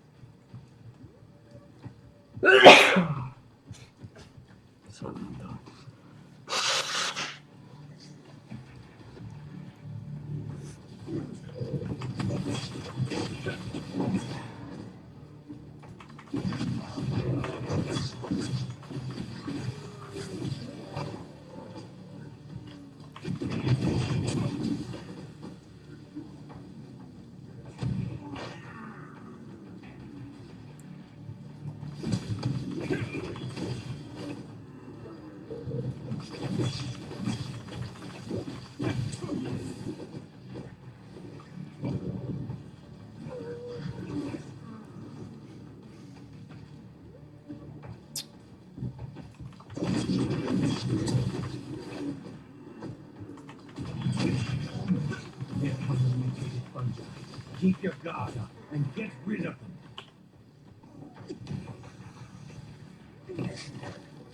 I didn't know these mutants had spread so far so quickly.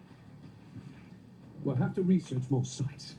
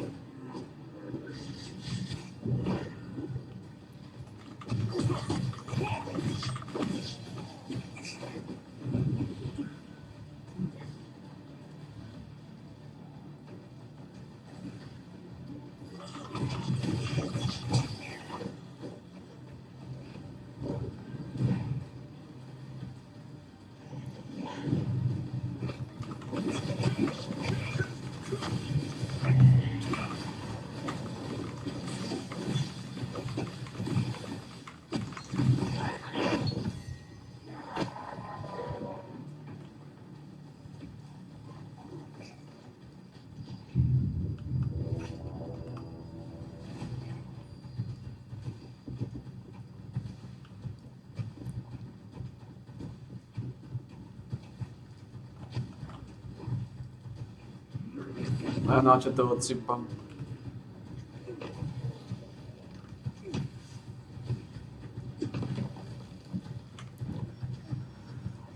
Načo odsypám.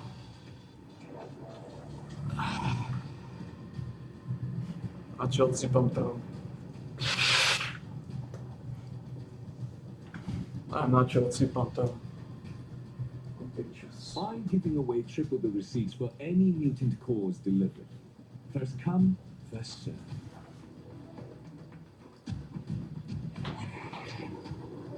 Sign for triple receipts.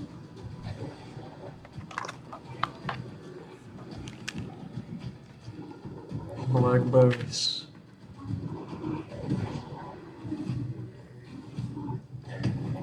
That's it. Time's up for getting triple the receipts. These are the people who brought in the most mutant cores. Thank you. Einhar blesses you.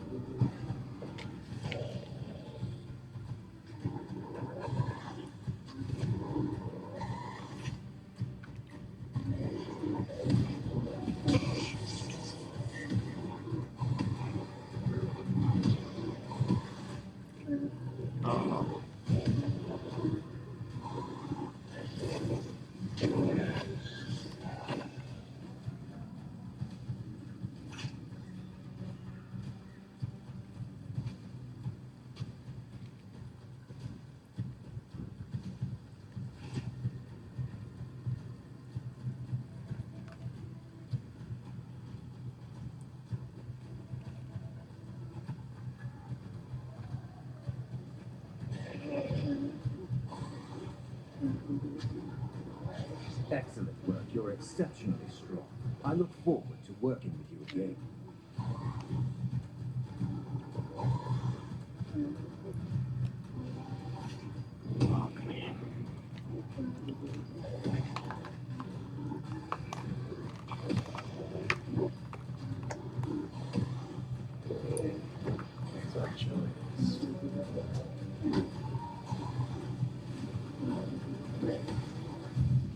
I have enough cores for now.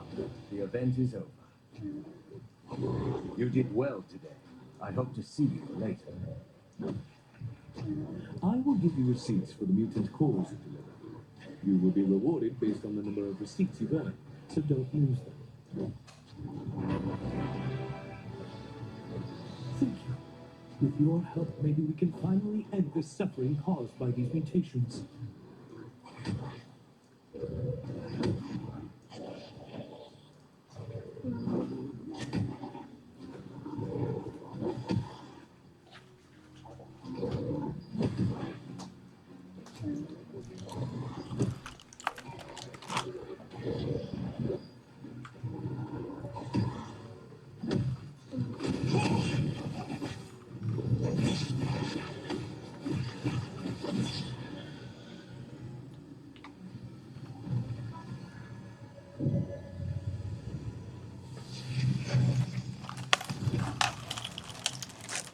This.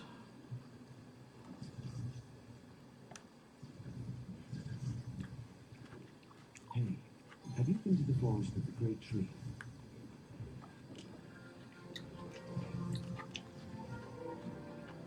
No, I haven't. But you were there not so long ago, right? How was it?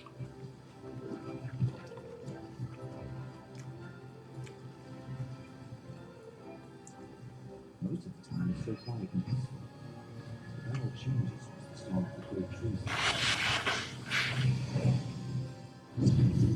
Experience Stone Guard Castle like never before.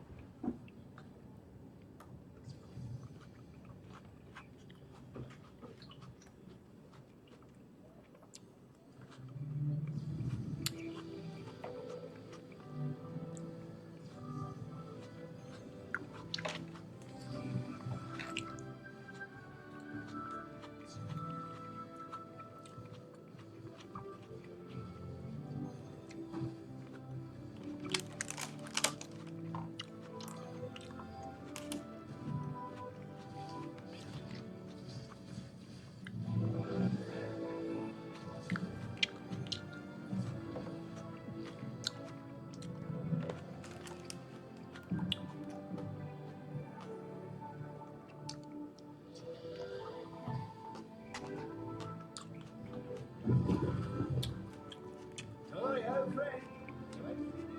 Perfect. This is my favorite customer.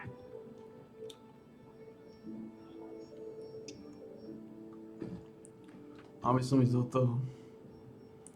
Ak nemal by som nič, môžem mať viete.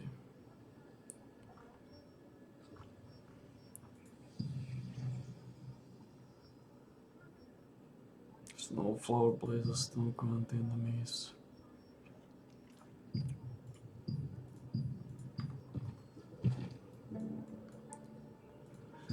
Aby som ani odsypal, toto len na čo to točím.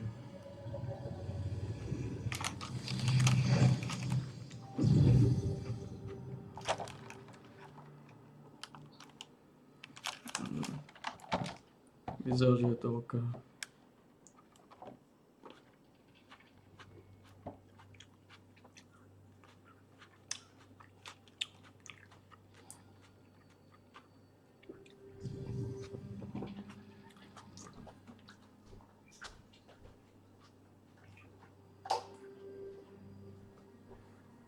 Šmicler tu relaxuje.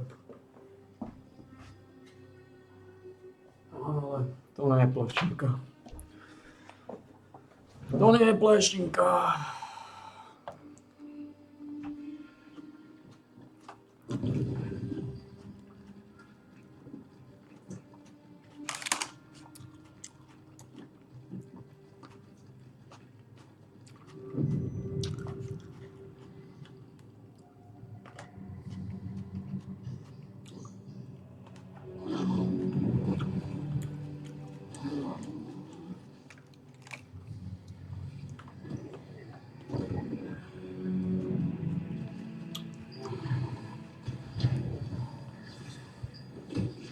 Pleštinka už nie je medzi nami.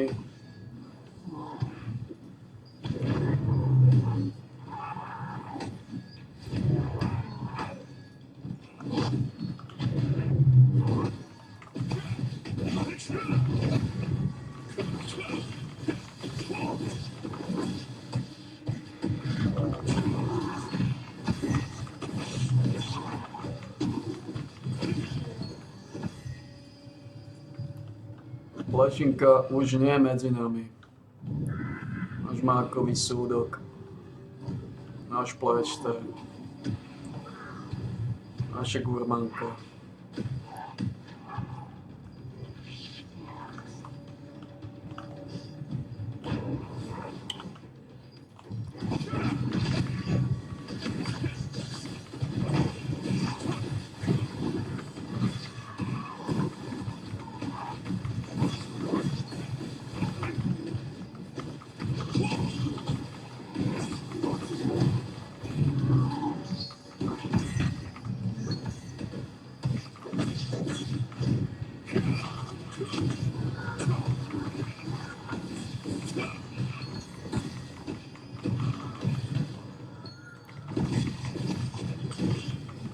Nebudem zjednutý, čo som sa to sať.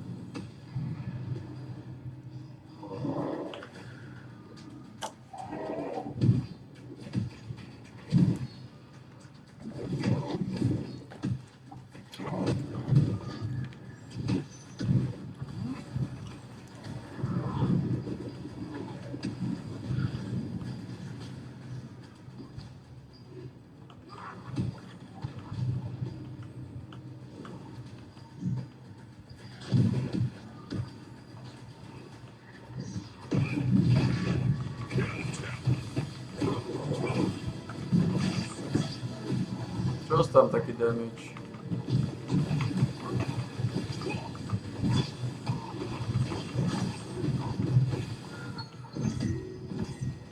Čo mi dalo taký damage?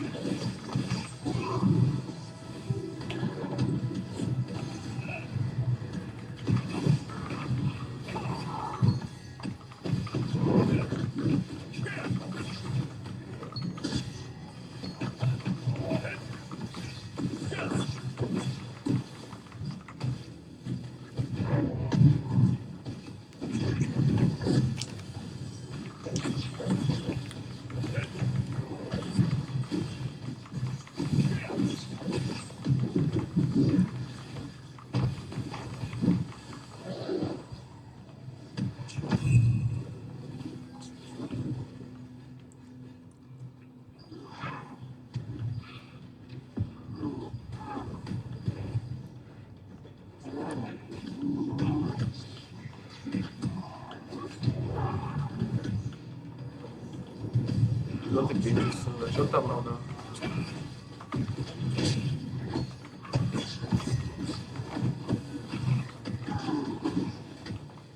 Poďte sem.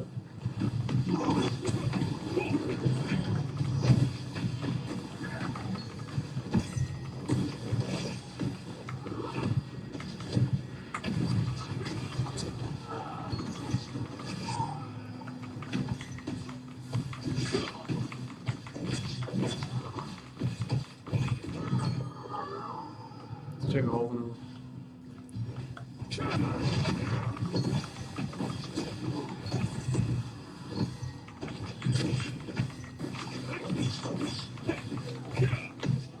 A dobre, keď ste tu, tak vás využijem, aby som leveloval healera.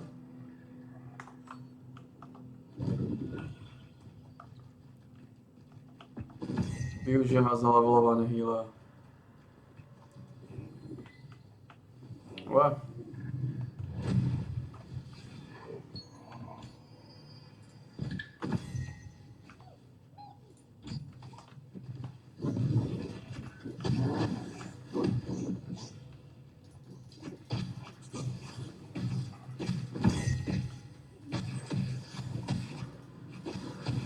Konkrétne blondy.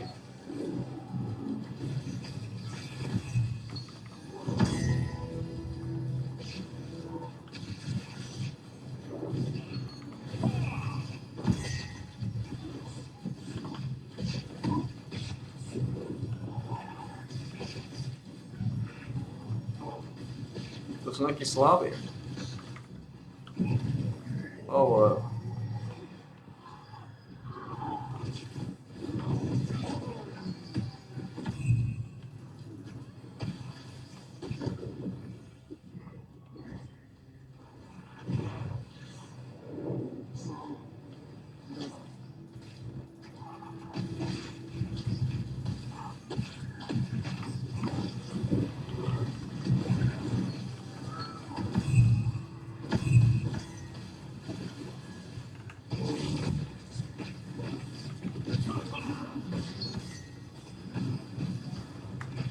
to, leveluje to.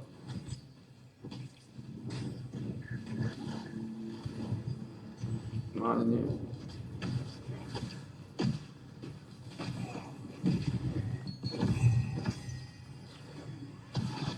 Aj, lebo tieto piče sú idú pomaly ako hnisy.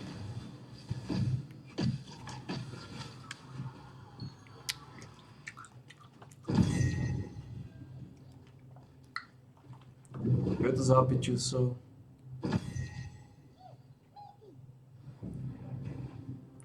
Without mosquito zbráňa. Which is not good.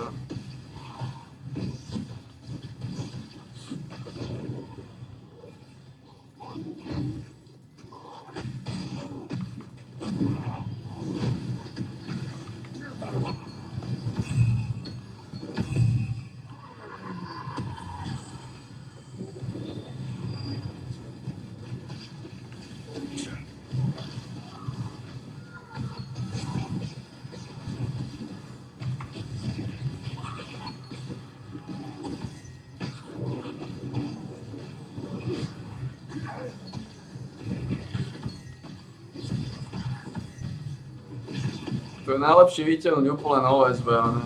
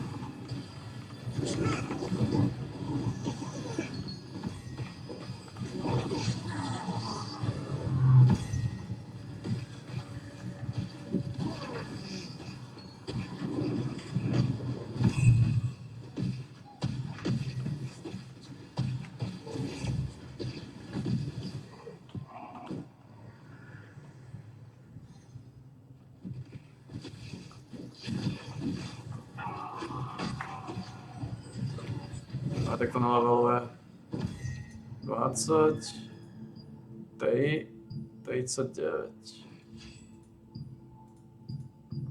Pomaly to ide. Možno to záleží naozaj od damageu, aký dám.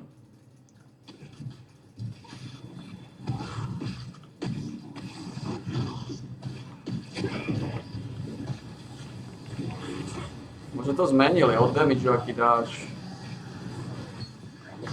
20, 39. Á, ide to. Nezmenili to. Ide to, len pomaly. No.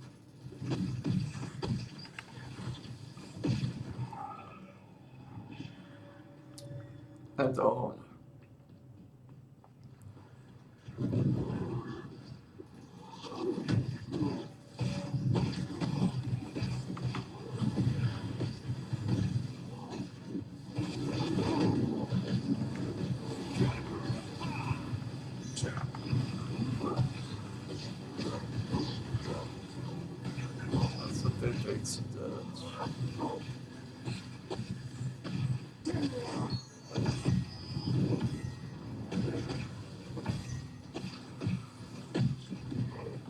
To vočo stati vybaviť.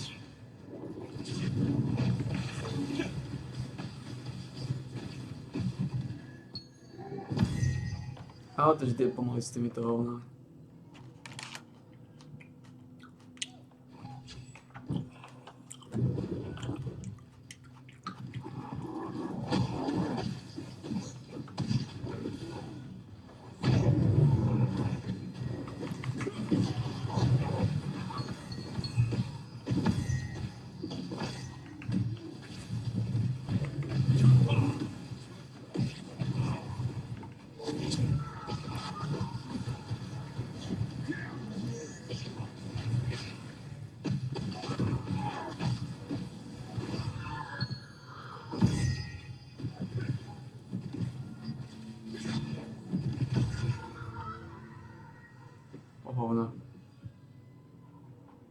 Tolik do prdele. Takové ti dvaja.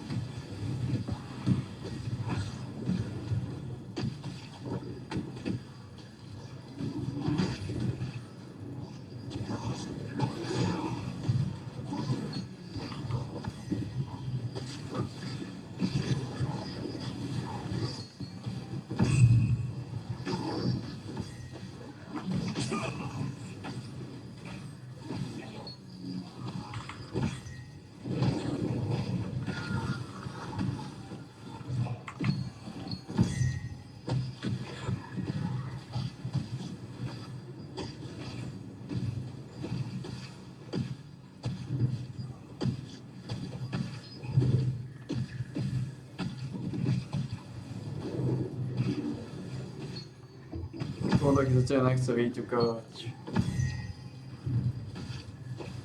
Toto je ono, no. No.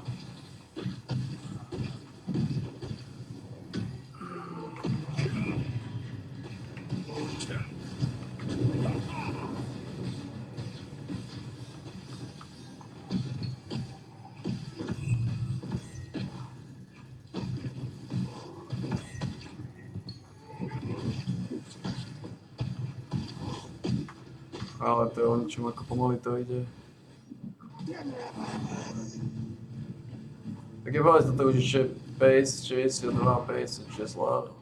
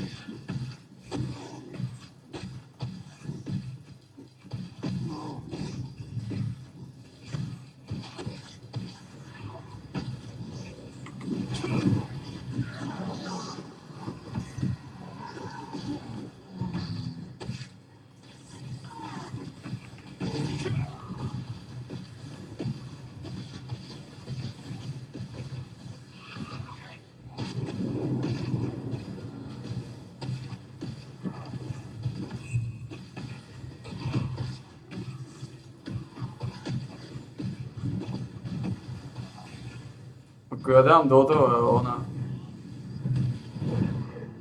ja dám do toho sword. Tam uvidíte.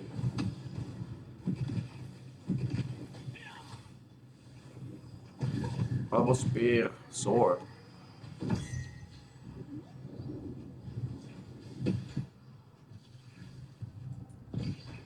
Ja dám do toho sword.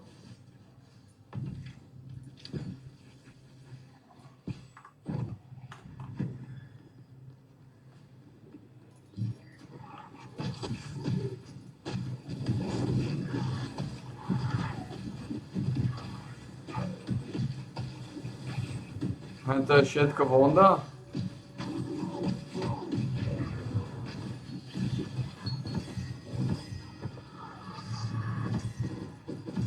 Je ten sword? Či sa na to?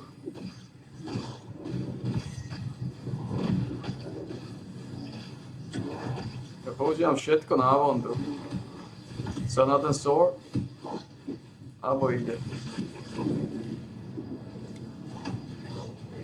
Pása na to, to ide pomaly ako hovno.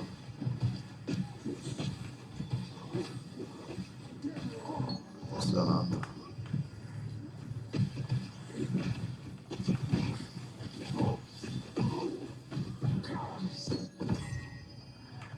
Môžem osať. To ide pomaly ako hnis.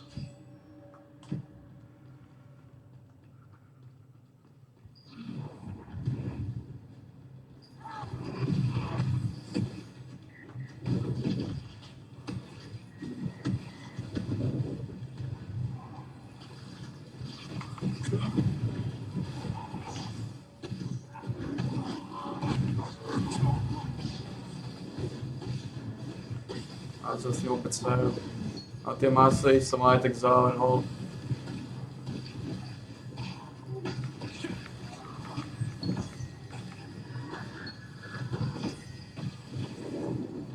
A zase sféru.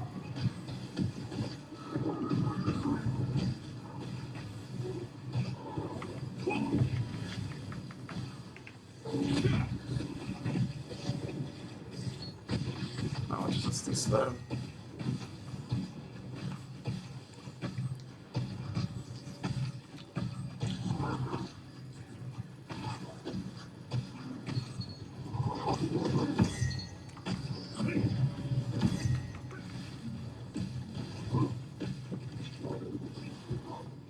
Keď tu sú levely tohto, sú iba trojky.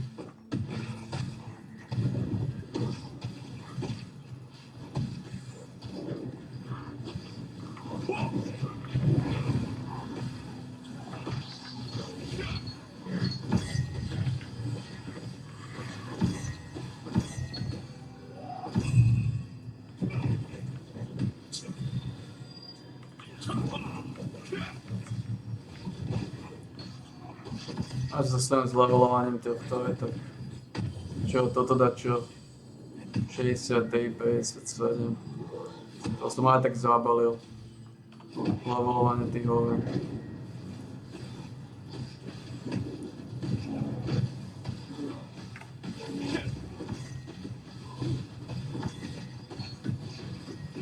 Aj s tým 50 boostmi sa mi zdá, že to ide extrémne pomaly.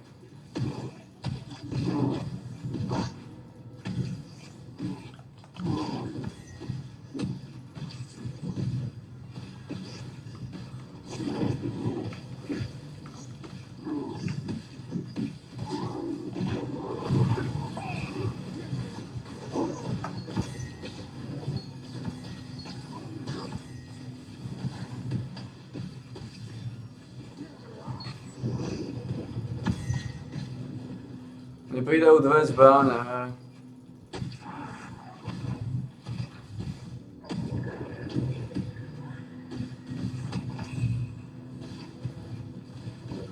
Pridajú dve zbráne.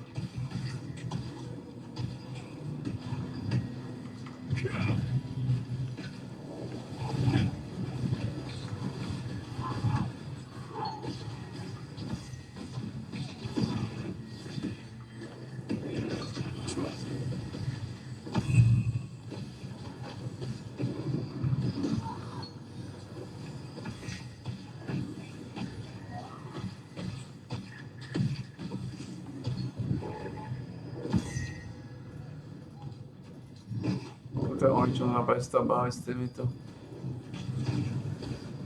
To je oni, čo...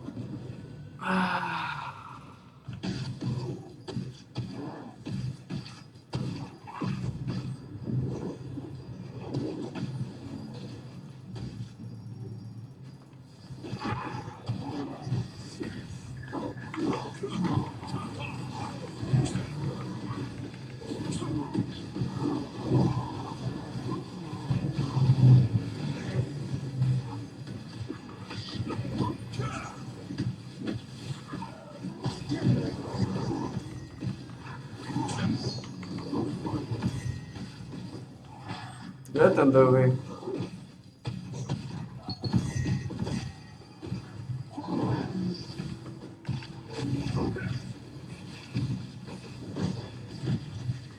Dám aspoň jeden z týchto level up.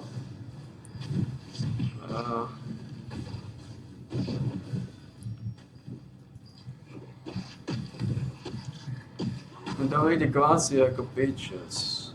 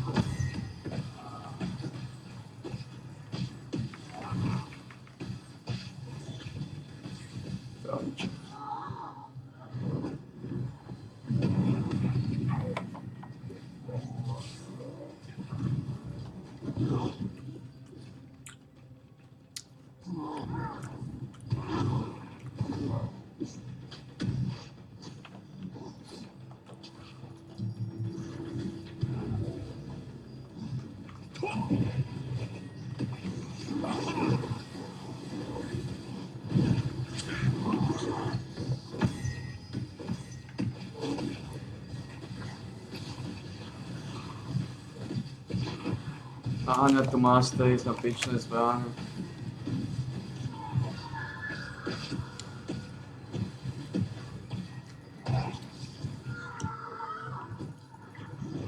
Ja som zaudol, že oni nás to je pičus. No, čo na to. Už by som aj tak nemal nejako loviť tieto veci, popravde.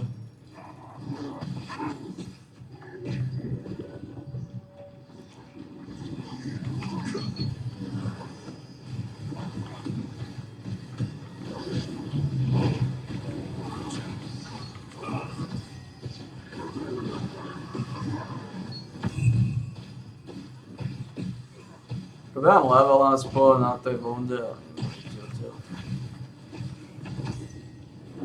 Dám level na tej bunde. Máme 92.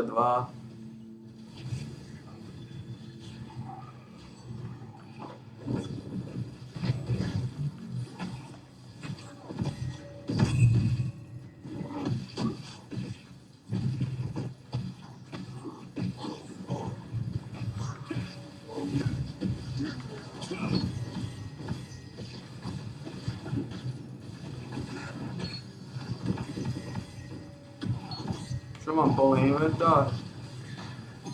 Holy shit. Man.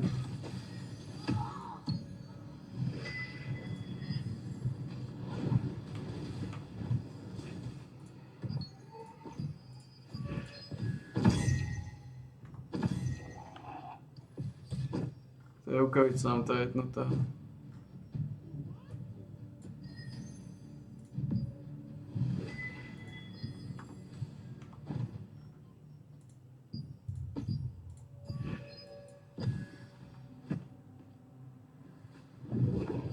Kam je do piči sove?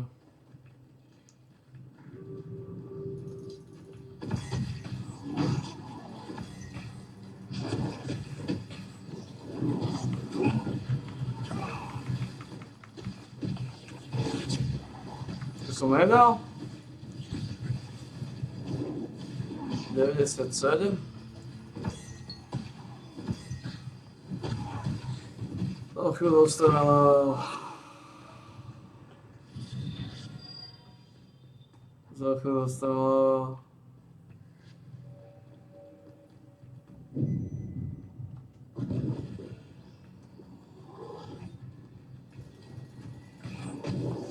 No, dali sme jeden level.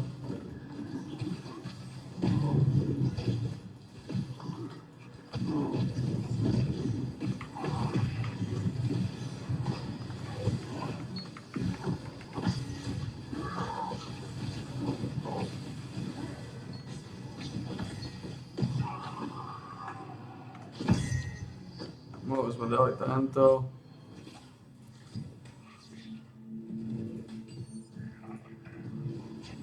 Že máme koľko? 311.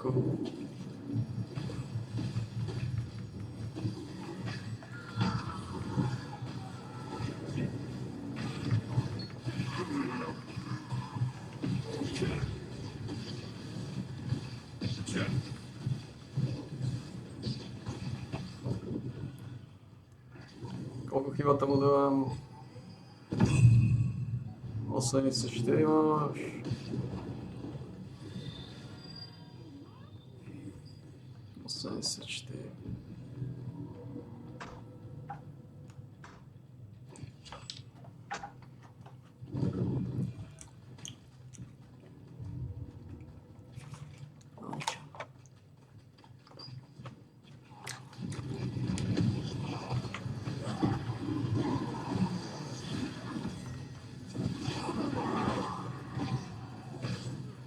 Ako rýchlo som schopný dať?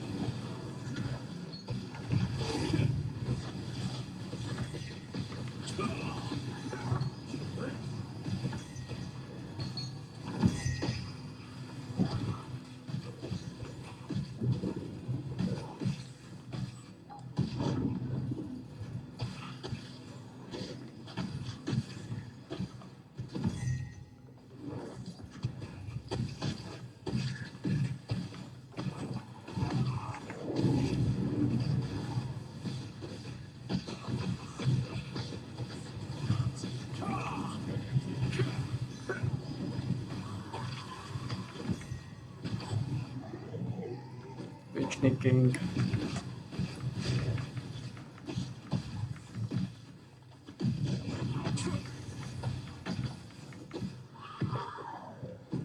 Witchnik King.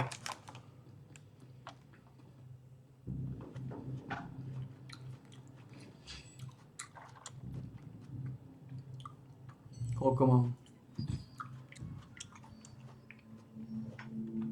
89,90%. Plus minus. Skoro.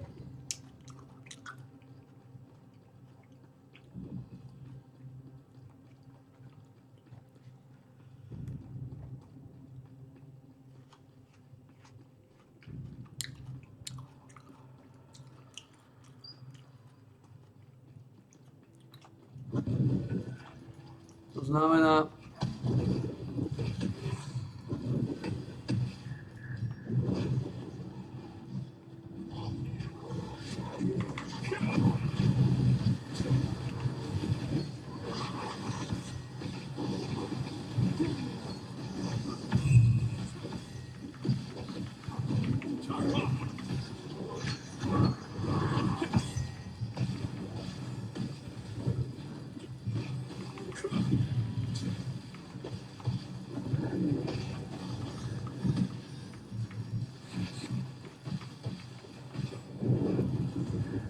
aký bolo veľa, aby som dal aj toto na 90-ku.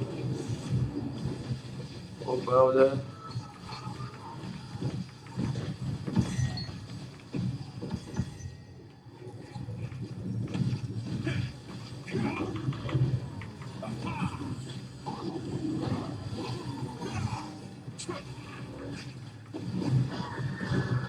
Aký bolo veľa, aby som dal aj toto. Máte.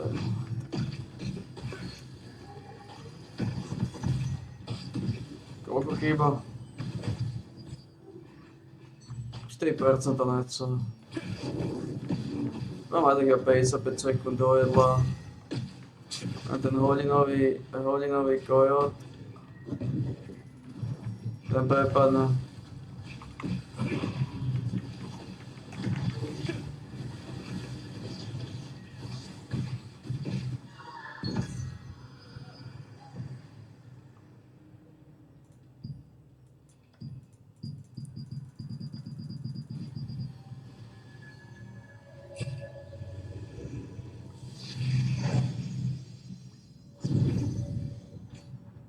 King už nie.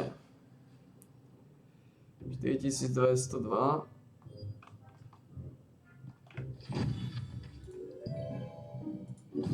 Že sme stratili. A dali sme skoro 2 levely mastery.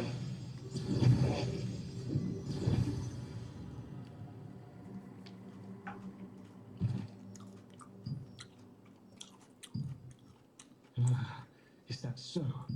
No wonder I got goosebumps when I walked nearby.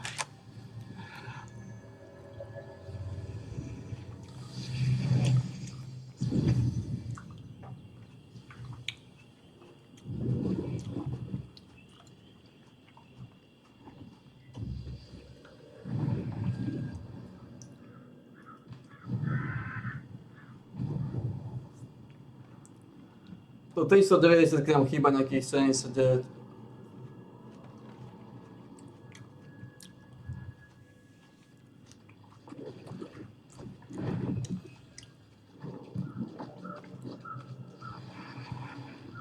To ma zaujíma, prečo sme strátili mastery body.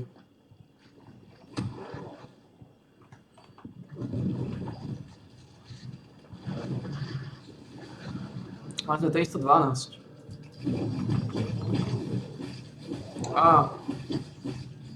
To mám zle. Okay. To bol ten take.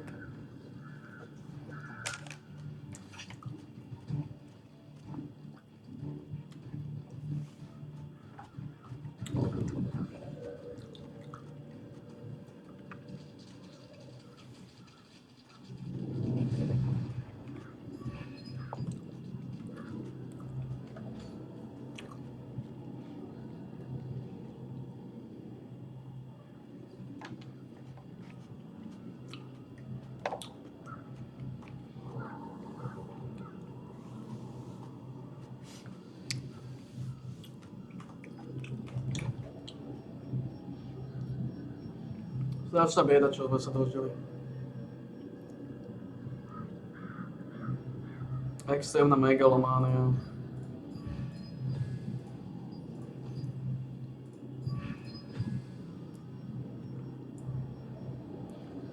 Extrémna megalománia.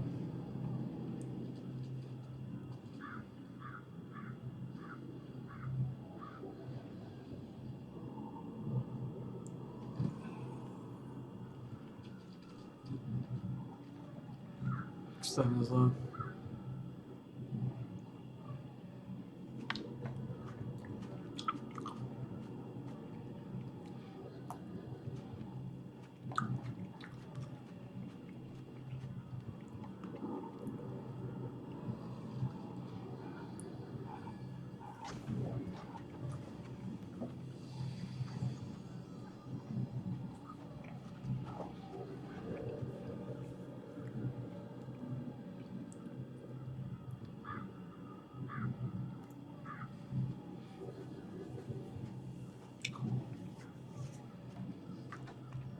Extrémne zlé. Strašné časy. Si už hotový tiež.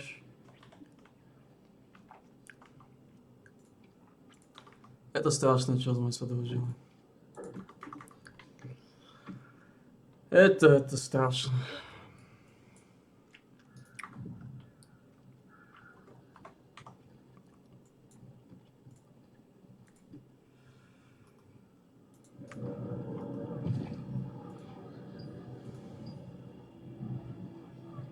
Leviathan Bladed Tendrils.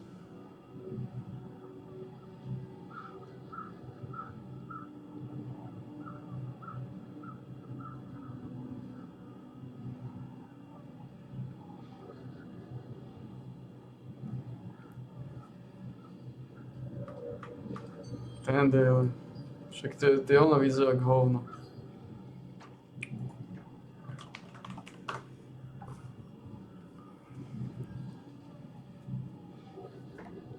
To sú hovno zbrané.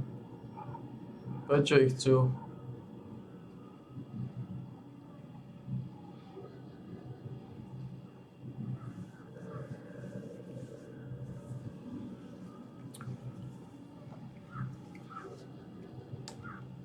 Čo to za hovno zbrané?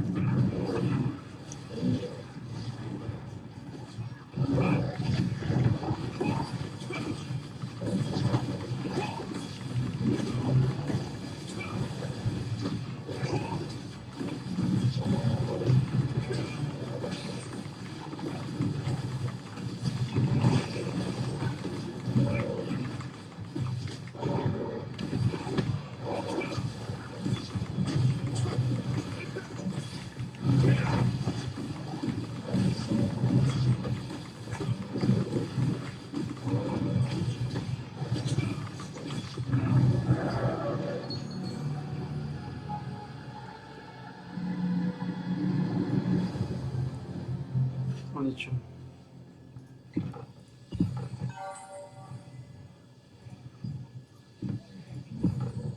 bohužel to pač. Tam mu chýba jedna Vulture statue. Dáme pač tieto veci.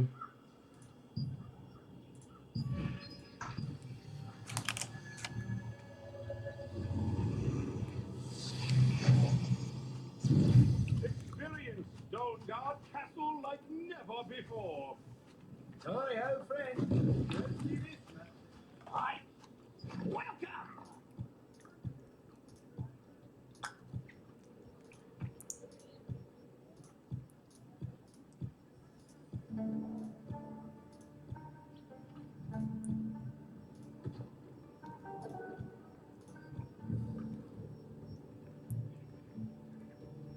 No, what the Shadow Crypty.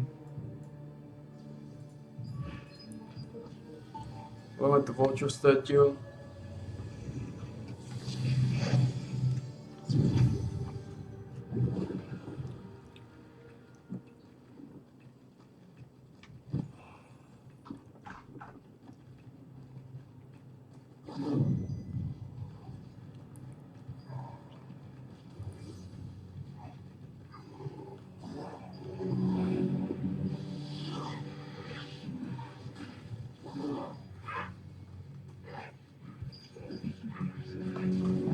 Dáme si jabko.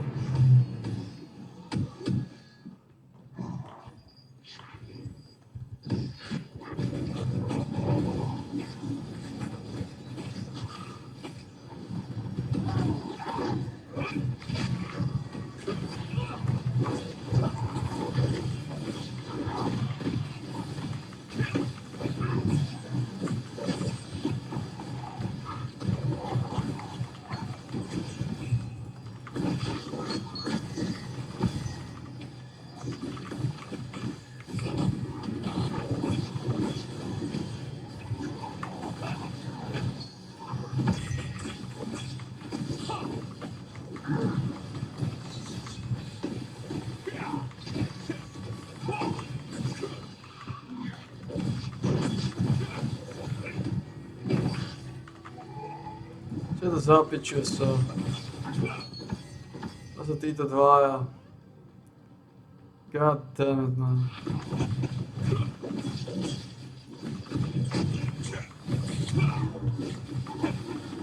Oh, man.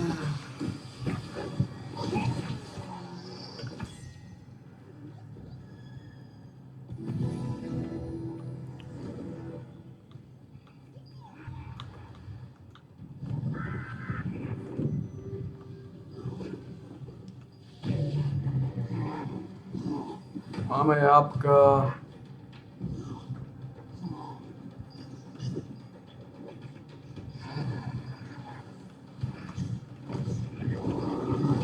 Pojďte sem. O.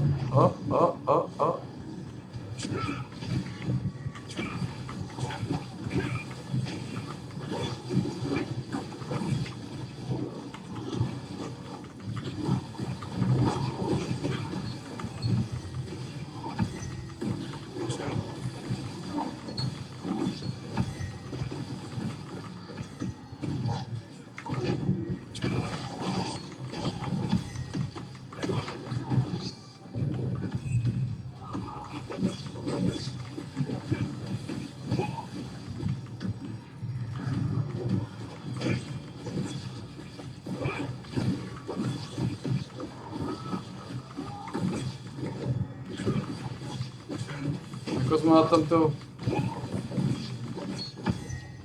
Ako sme na tom tu?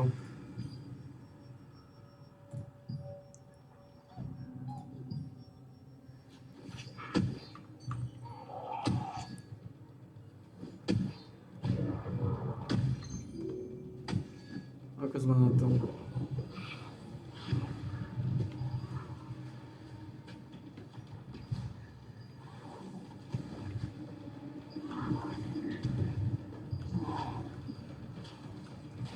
Poďte sem. Ja poďte sem dozadu.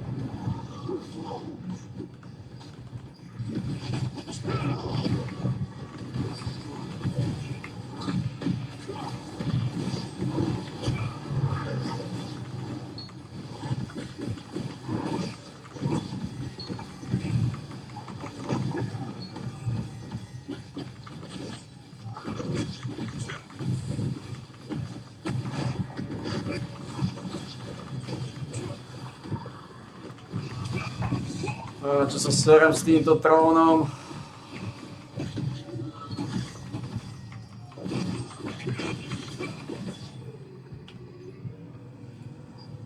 Popravde, že plus mínuska v polke len tam.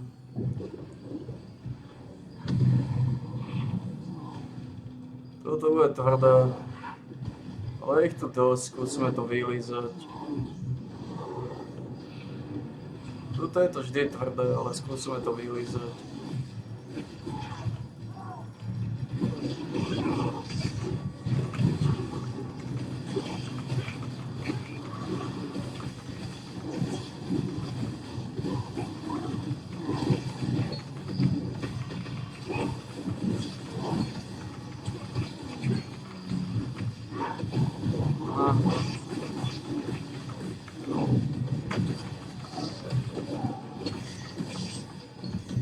To je to tvrdé, ale po mne idú z tej strany, z každej. Za chvíľu minieme aspoň tie veci.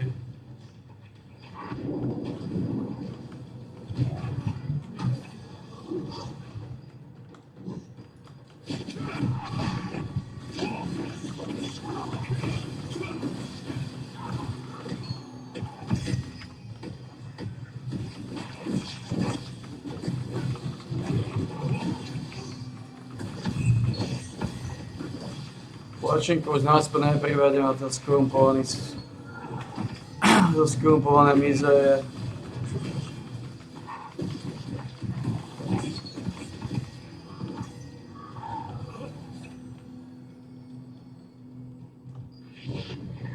Otázka, prečo by sme ho chceli priniesť do skorumpované mizeje.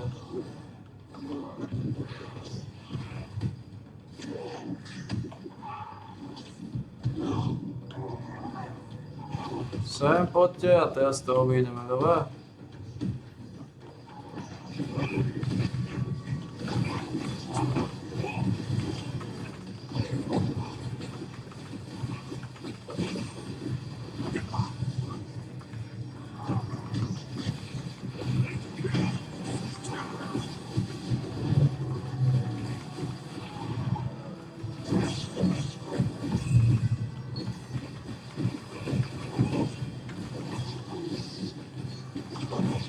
Počkaj, používam služba.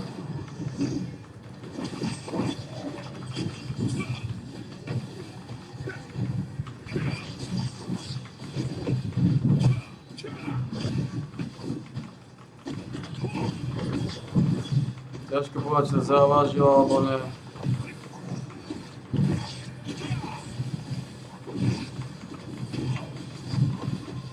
Ale...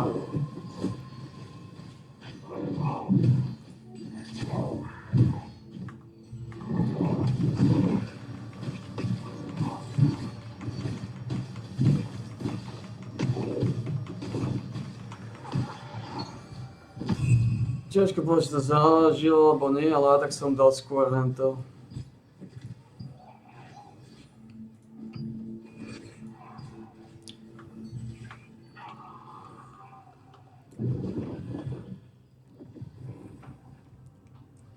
Ale tak sa mi to nechce s týmto sať.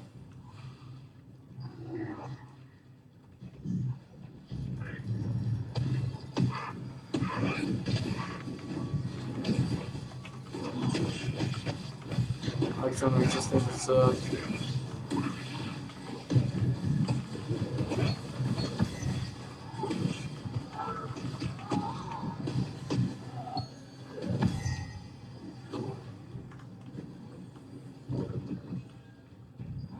Nechce s týmto sať.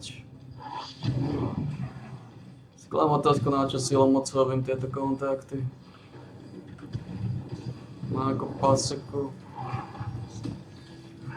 To je to, o ničom.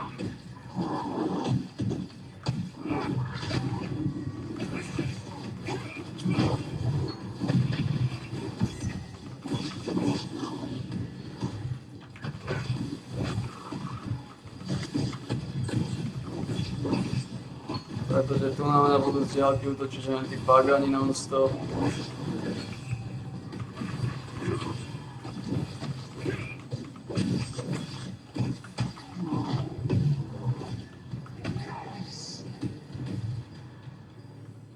A to je o polnoci, alebo som to prespal? No, o polnoci.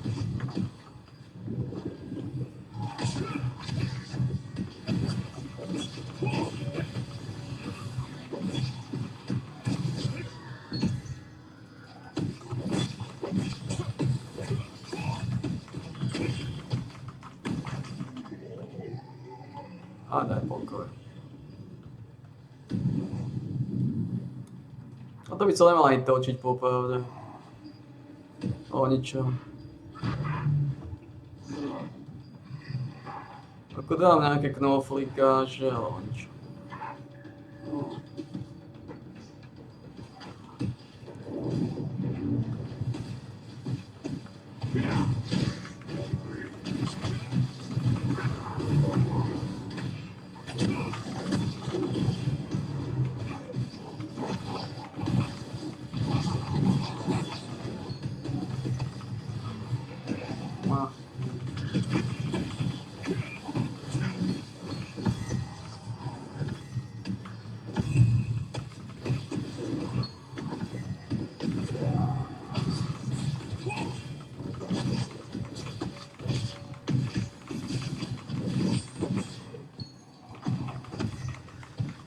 Chcem do tróny o ničom.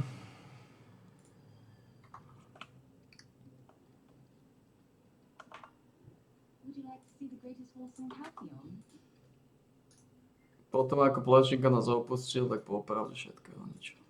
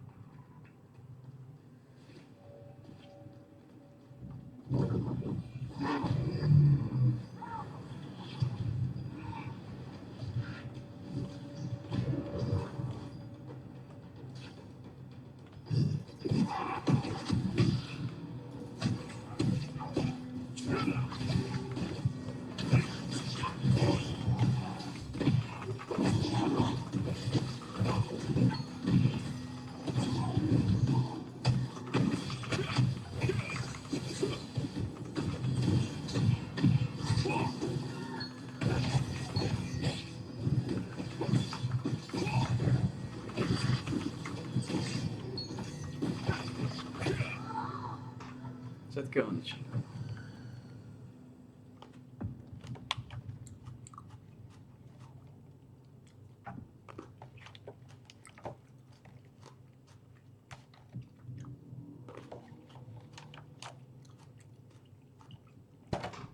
Plešinka.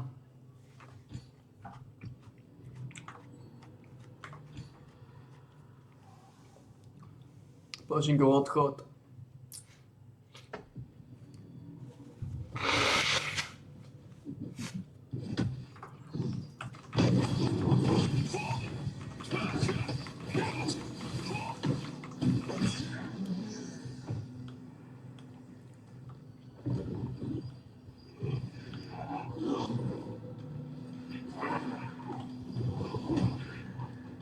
Koľko som schopný zobrať?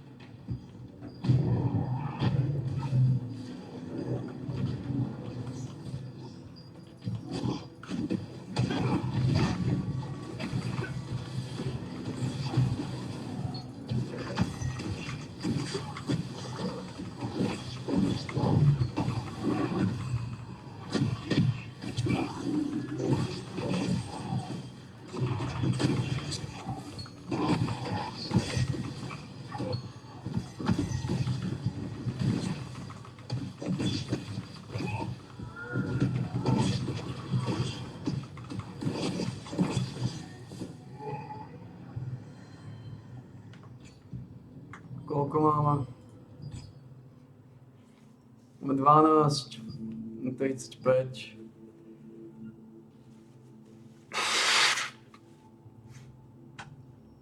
A tak sa mi zdá, že to ide rýchlejšie. Keď si zoviem, aké levely už mám, nedávno som dal level a už mám 12%. A tu mám level cez 70. Tam iba do 60. A išlo to tak dlho.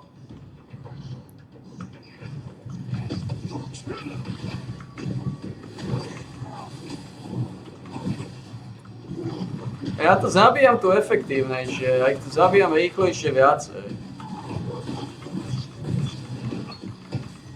Sami vidí.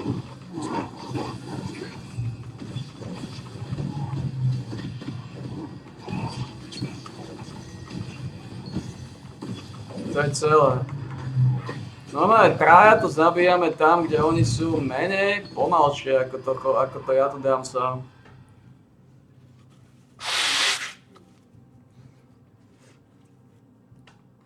A dobre, už máme 312, 78 levelov, potom je na 10 swordy. Už môžeme dať,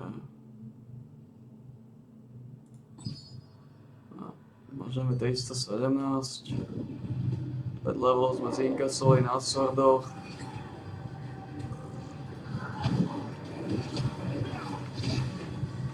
Do piče si došiel.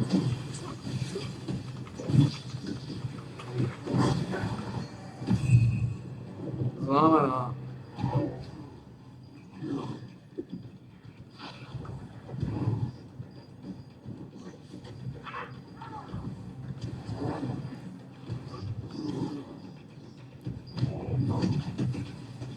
Sem.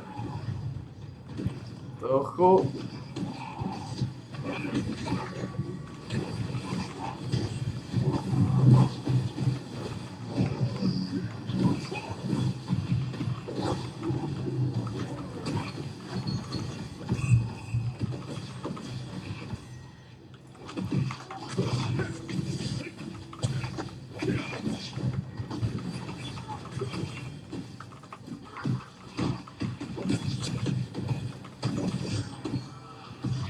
V podstate mi chýba a 390 mi chýba 73. Čo je dosť.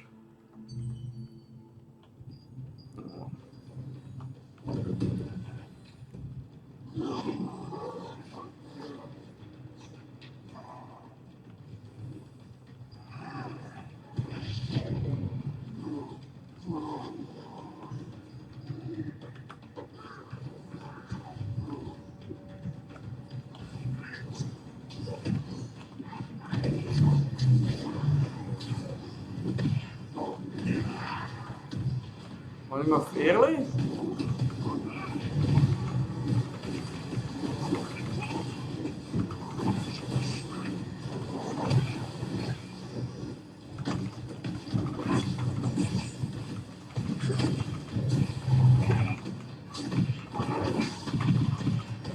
Toto je to trošku.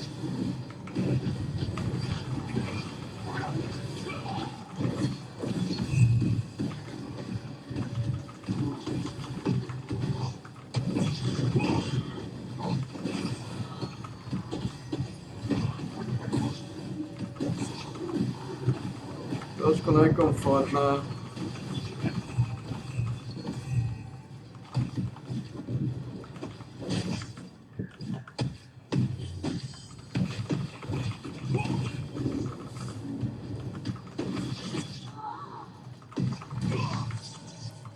Trošku nekomfortné.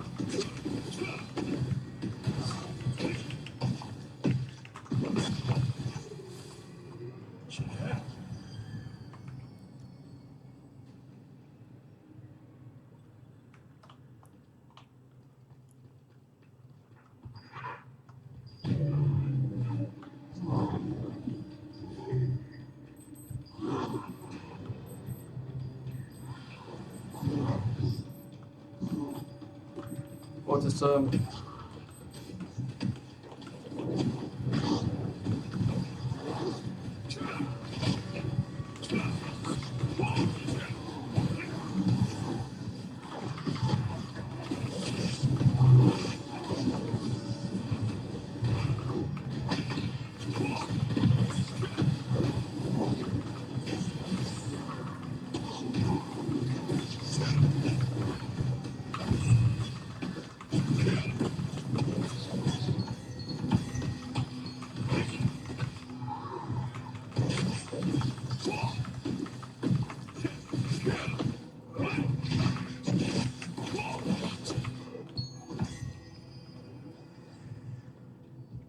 Oj, môže zobrať 50 a spraviť všetkých 50 tých kontraktov a vysať sa na to. Môžeme robiť všetky tajdaly, 25 tajdalov. To ma priblíži. 25 tajdalov mi dá minimálne 30 levelov. Môj odhad.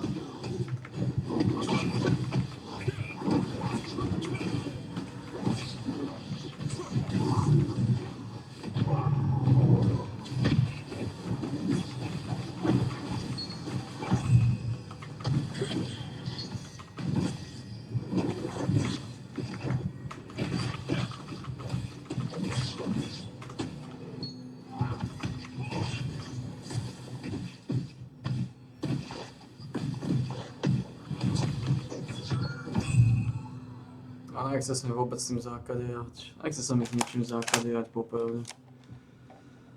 Plešinka, šedivka.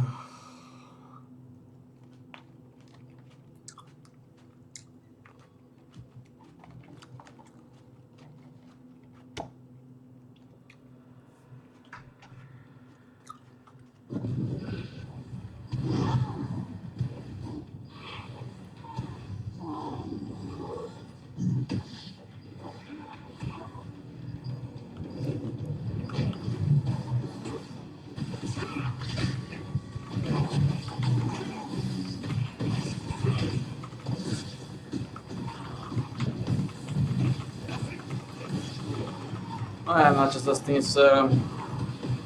Mohol by som zapnúť niečo iné.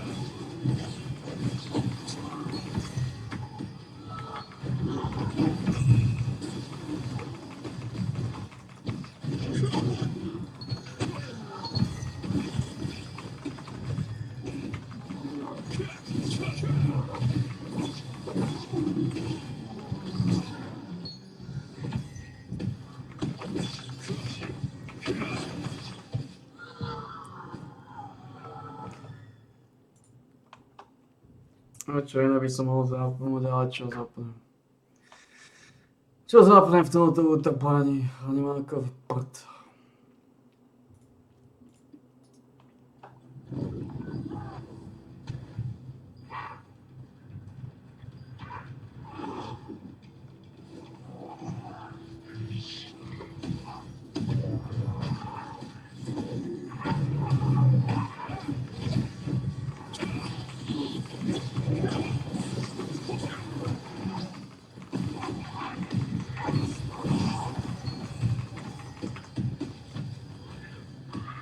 Čo zapnem v tomto utrpaní?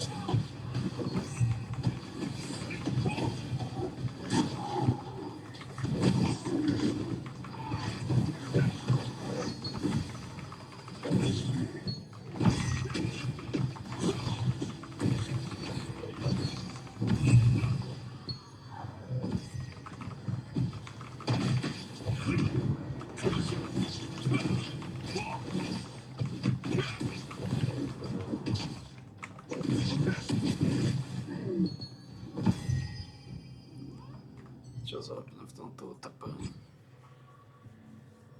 Máme 34% do 50.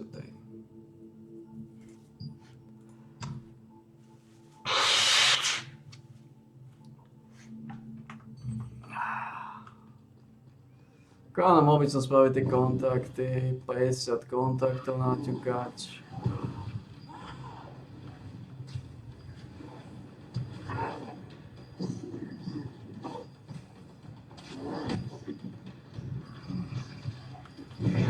Problém je, že ich zobral, poslal všetko.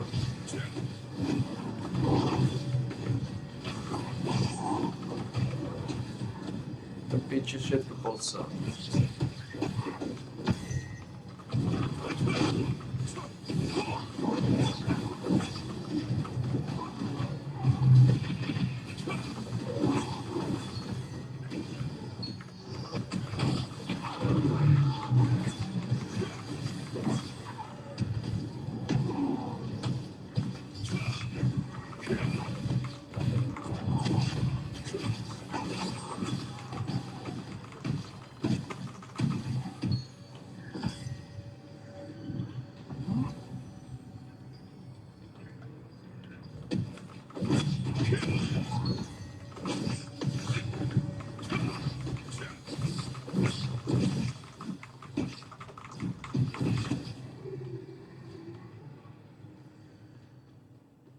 Minúty.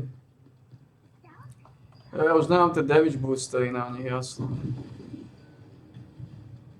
Mám 15,5 tisíca.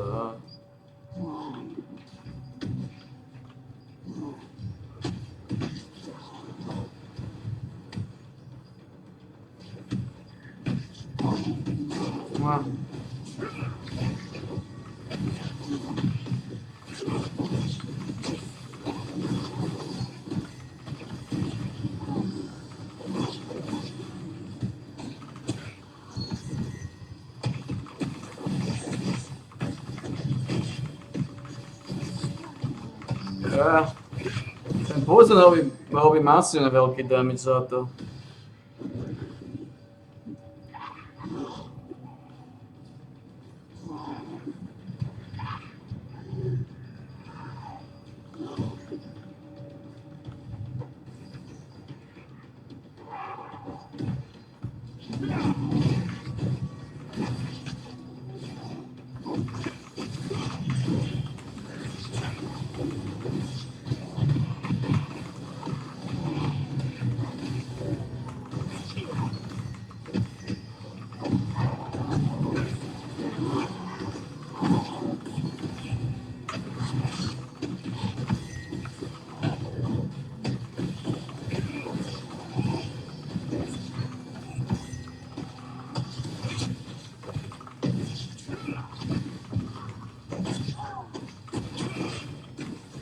Má 15 tisíc.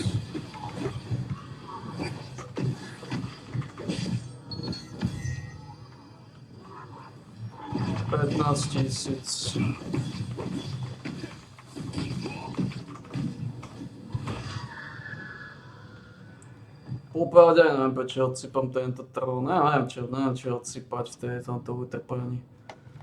Ale je tu nový šmícler.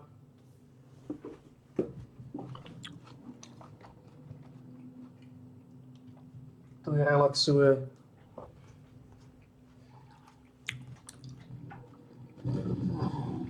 Po Plašinkovej smrti prišiel nový šmícler.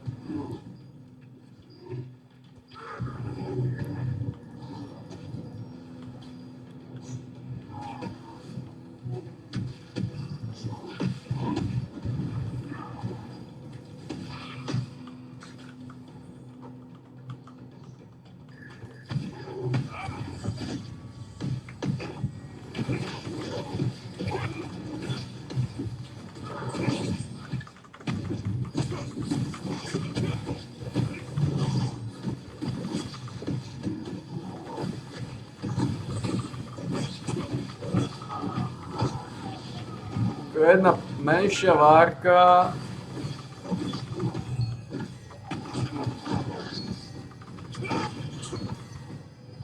Mi dá asi 118 preč.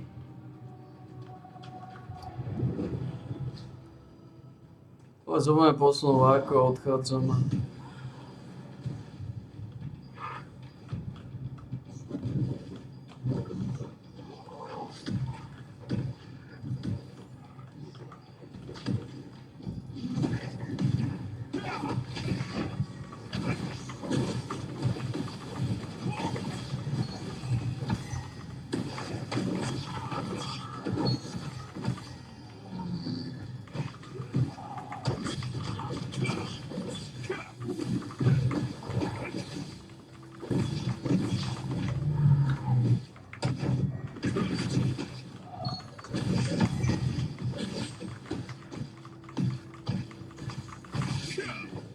Postavím asi 15 000.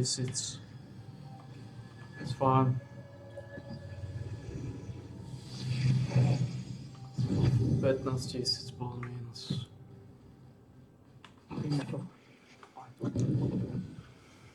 O ničom sa s tým. Let's get your stuff.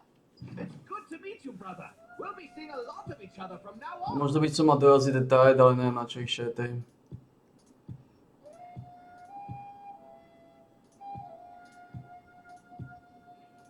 Detaily dali. Za chvíľu aj tak na čo ich šetej.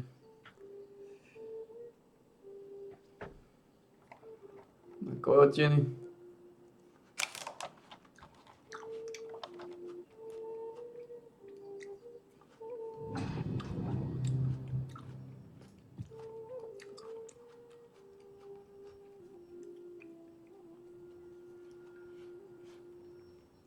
Ak sa nemýlim, máme 25 taledalov.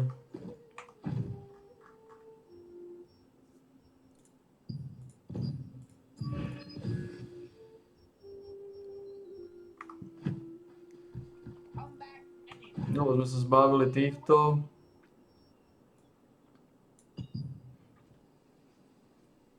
Čo je dvoje?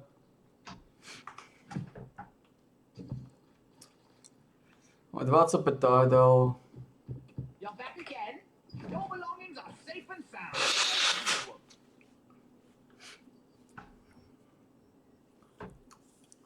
To všetko vyťukáme všetky, na čo to nemá zmysel to šetať. Na čo to šetať? Dám si toto. Dám si Baby Staker. Vyťukáme to aj ďalej. To dáva dosť, to dáš 56 týchto. Takže 2 tajedály máš 112. Plus tieto ťuke si dostaneme 50 a budeme mať návrh.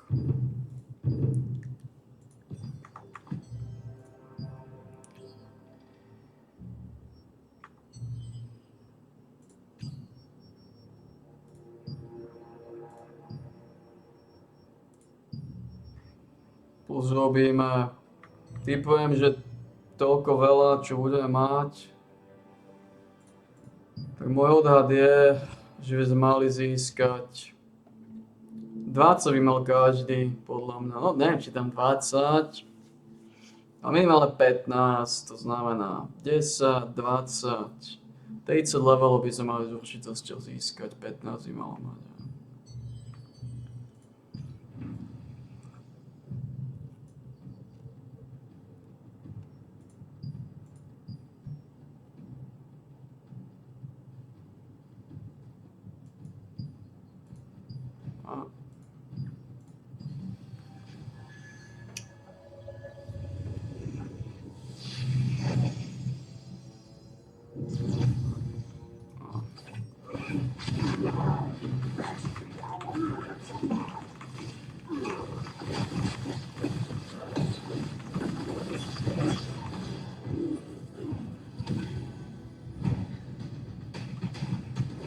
Prvý to je dal.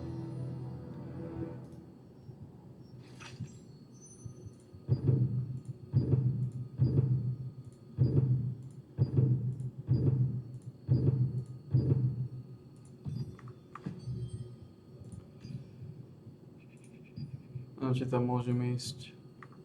Ale musím odtiaľ to odísť.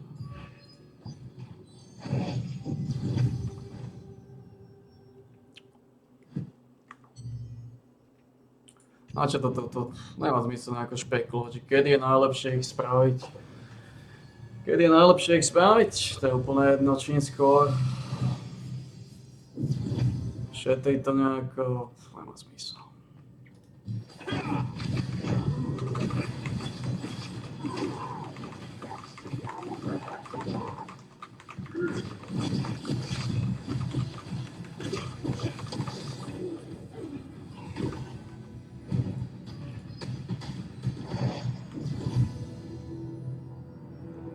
Dva tajedali.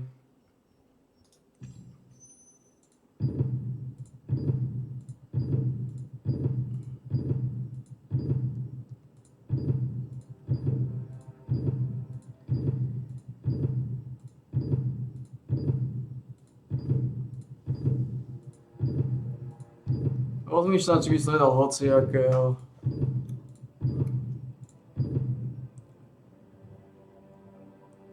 Scorpus.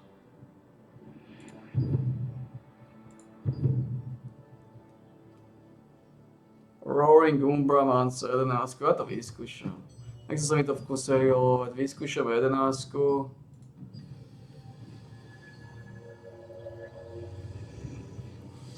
Teraz som bol silnejší ako predtým.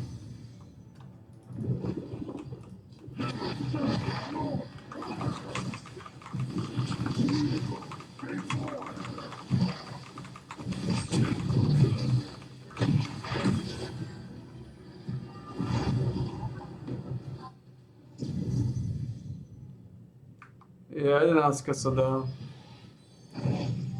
11 je ešte ľahšie ako 12 asi. Takže môžeme robiť 11 a 12. Teda 10 a 11. To zrýchli proces.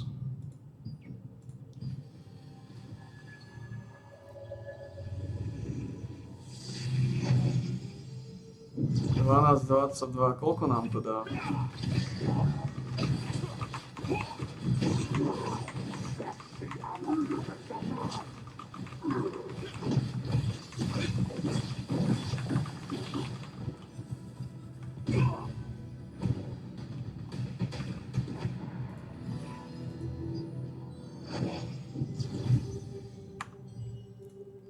Nemá zmysel to šetriť, že na novú sezónu šetriť.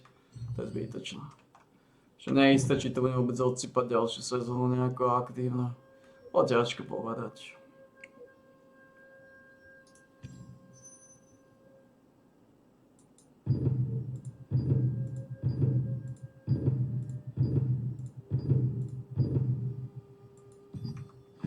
To sme dostali, tá 11 je ešte ľahšie.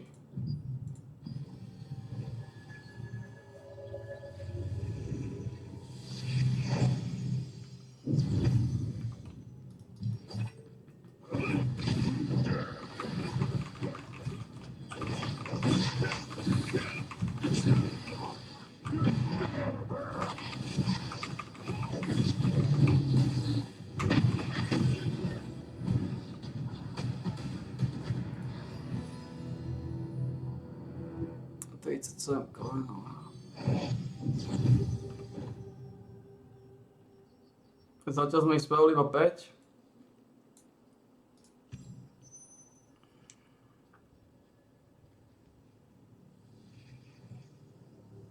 Scorpus 12. Vyskúšam ešte aj týchto.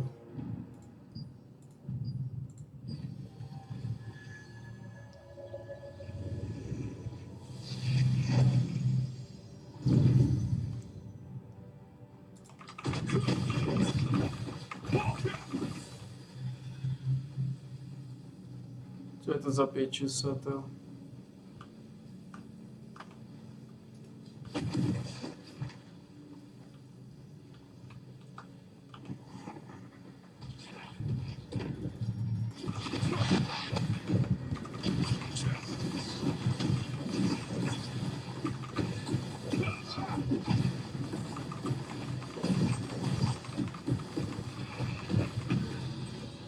Takže 10, 11, 10, 11, 12.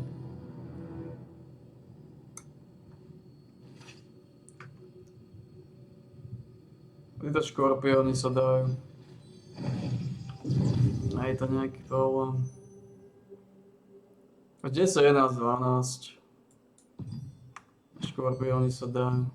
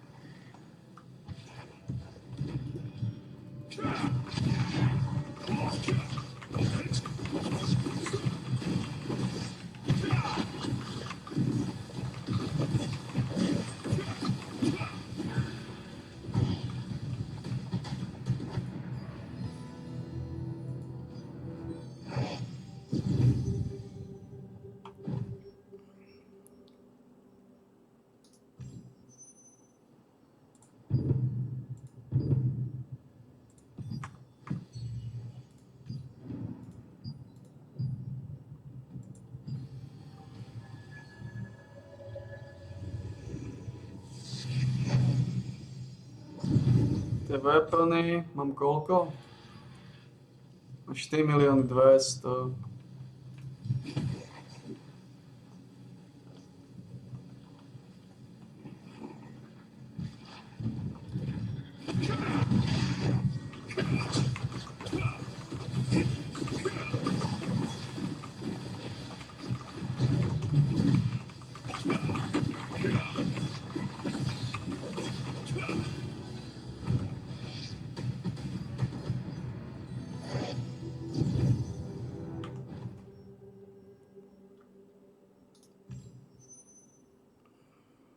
Lightning Jump Attacker. 13.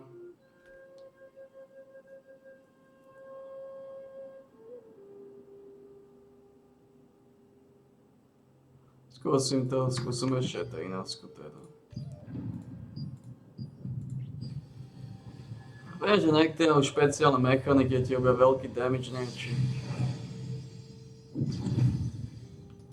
A toto je sa mi zdá ono.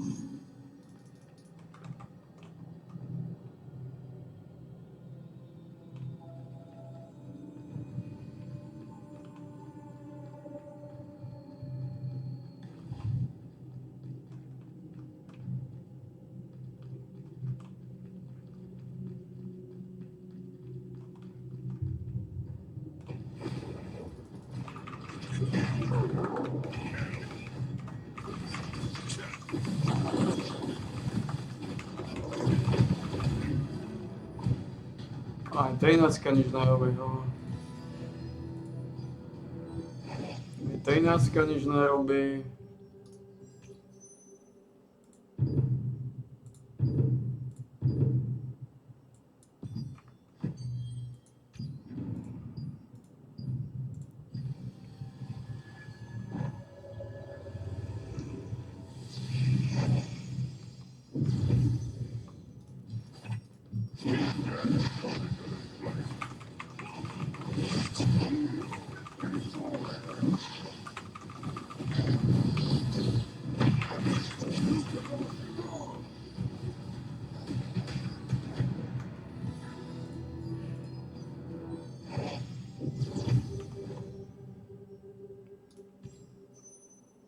Jedenáctka.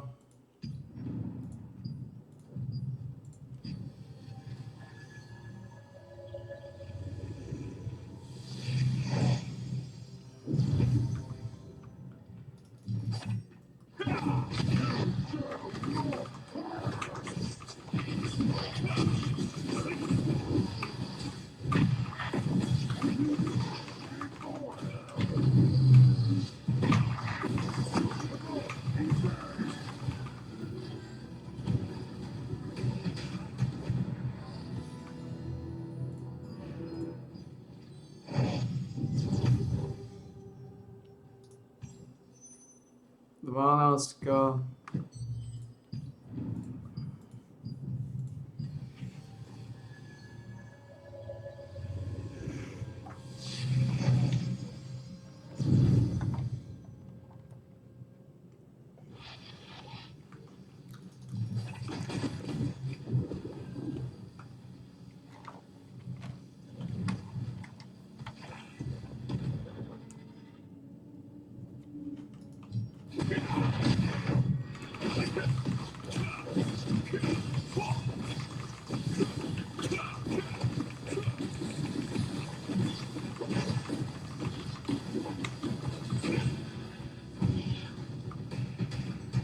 Koľko máme? 7 miliónov.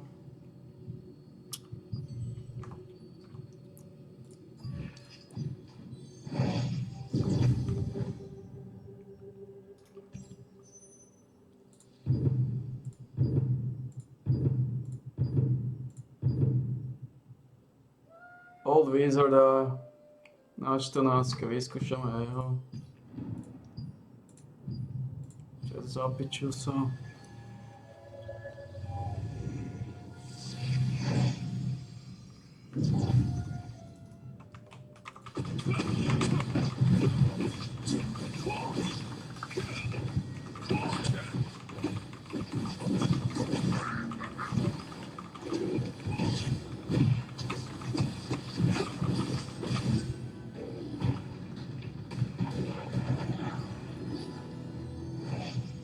14 nie je tiež nejaký veľký problém. 15, vyskúšam ak 15 tréna.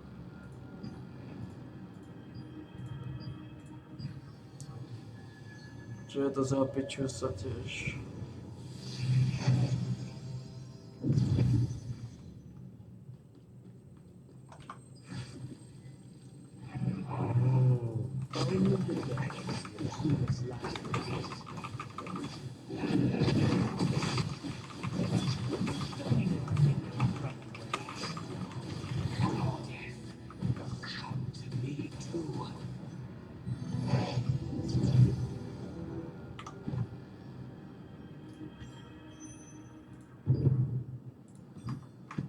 Dáme ešte tohto a ideme na oné.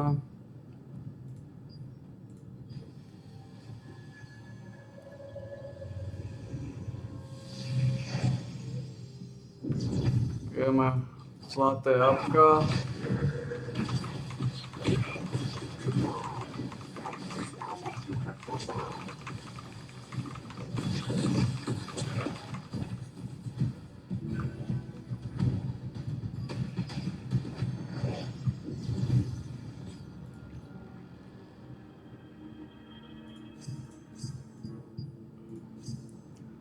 V podstate 1 600 000 potrebuješ na 5 levelov. Sem. No.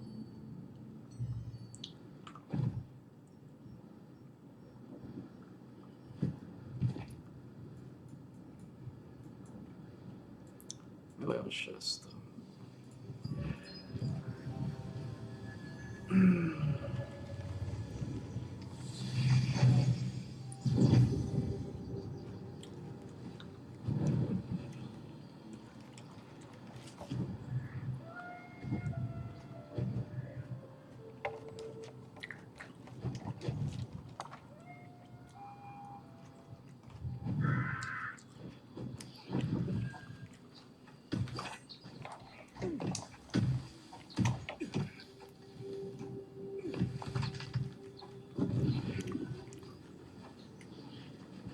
Počkaj, som sa pomýlil, on nedal wind.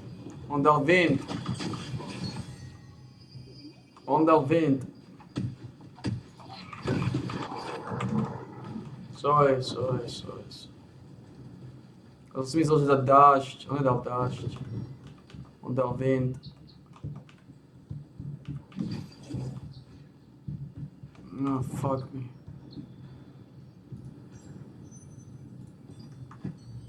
Odrazíme Umbramansa.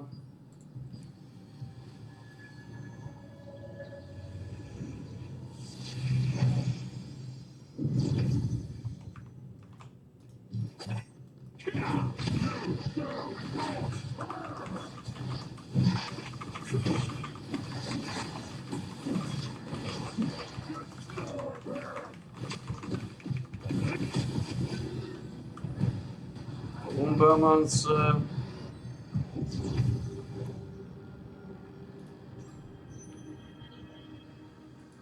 Teraz dáme nejaký lightning jump attacker, to neviem, ktorý z nich zase je.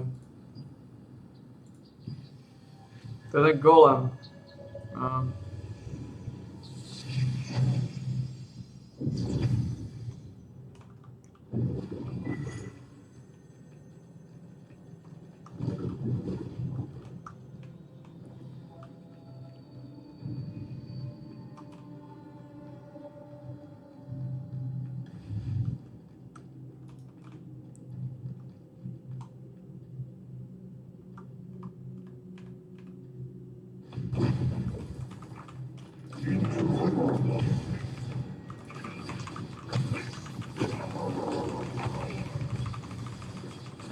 Nevydržíš nič. Tento nevydrží absolútne nič.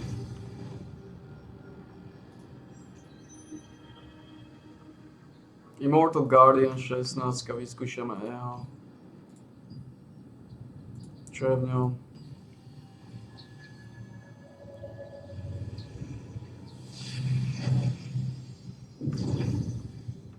A tento tuším mal už mechaniku.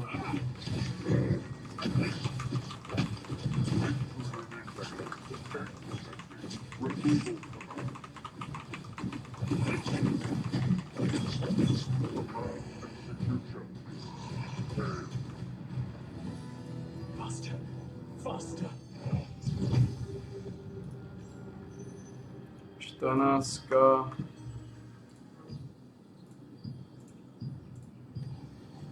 To je to oko.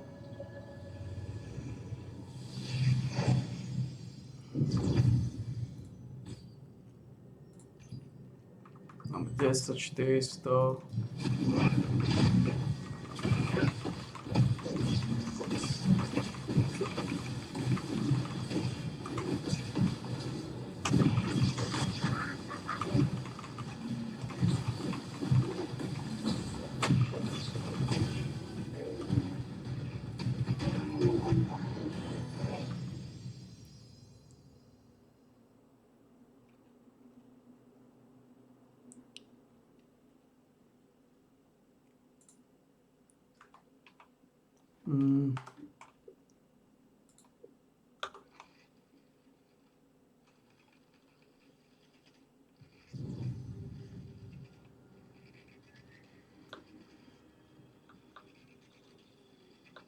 Často vidím tieto sedmičkové kono.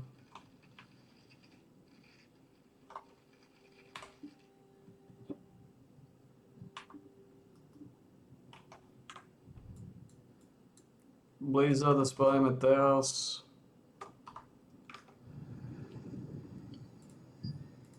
Koľko mi chýba? 6 misií, to stíham.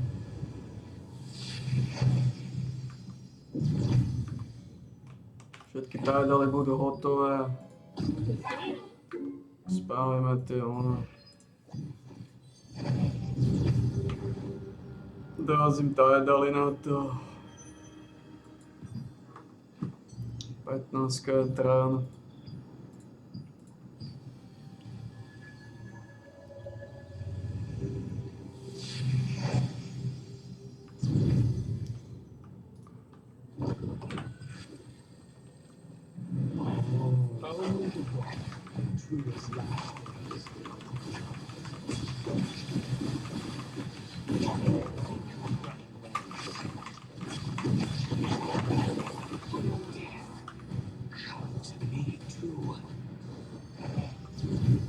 Posledných 5.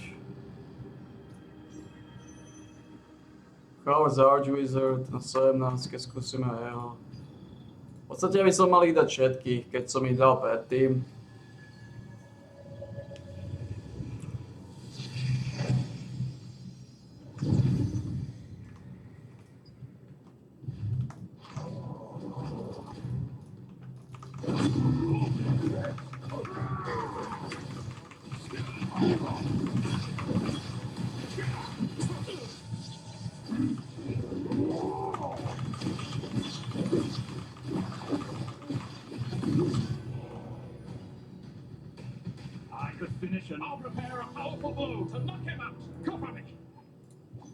Už je po mnom chlapec.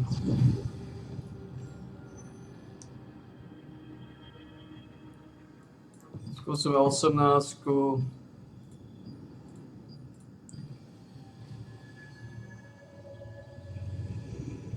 Keby som nemal vôbec resetovať, čo mi dá, to by som mal robiť, popravde.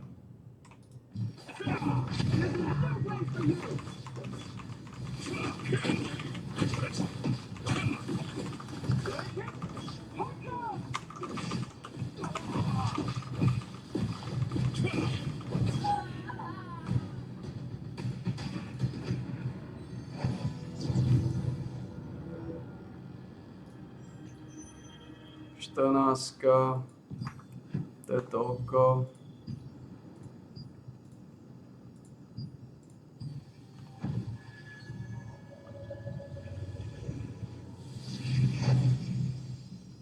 No tu máme 12, 600.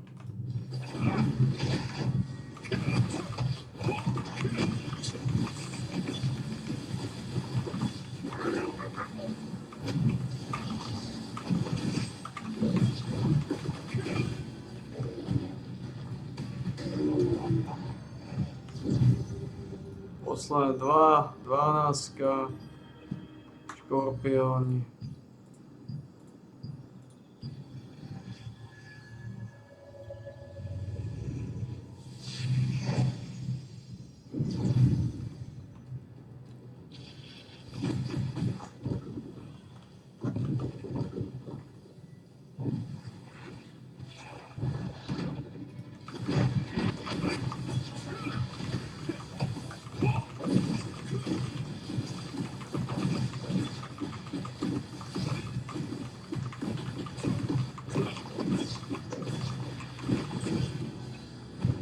iba jedno, ne? 18 Flame Wizard. To ukončí.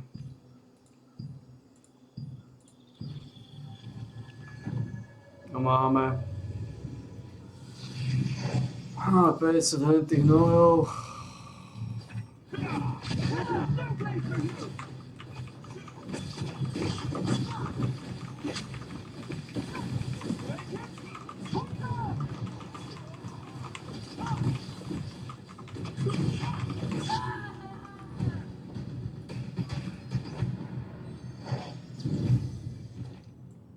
No, rozdelíme tie body.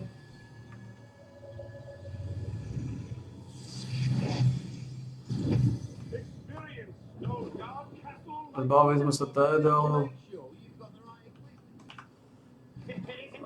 Dáme jednu tieto veci, 125 zelených. 150 týchto, 50 týchto.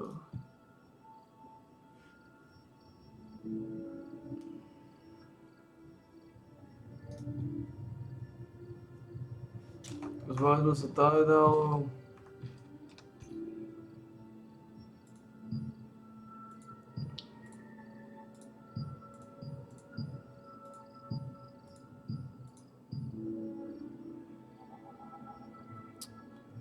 To bolo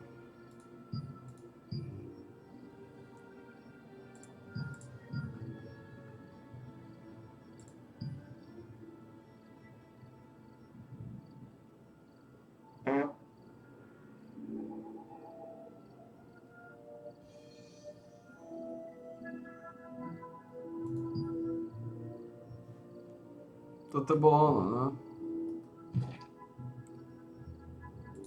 Alebo ten Blizzard Seal.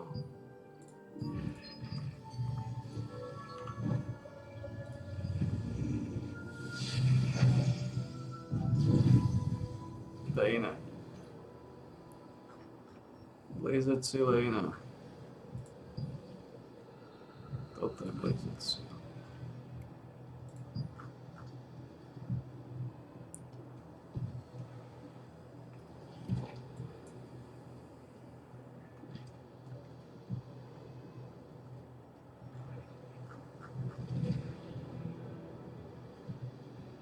Kde je tá Blizzard Seal?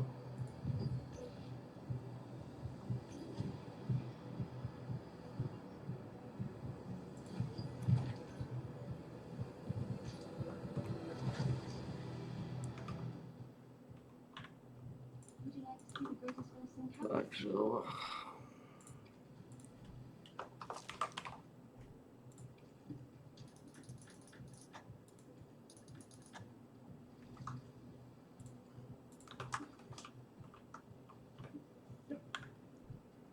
Tejna zľava. Má iba špeint. On the outskirts of Quietus' domain, there are locked magic circles. Seba nič nebude chlapi, When no. you stand on them, you'll be able to fly high, so put them to good use.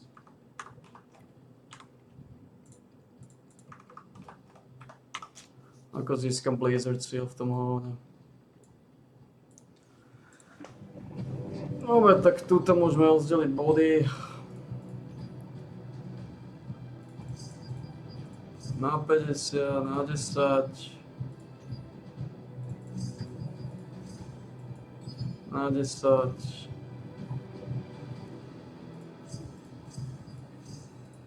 Na 5.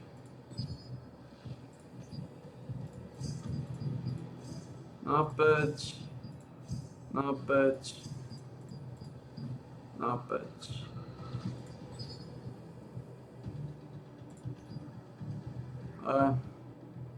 Takže presne ako som povedal, na 15 mi to dal. Všetky.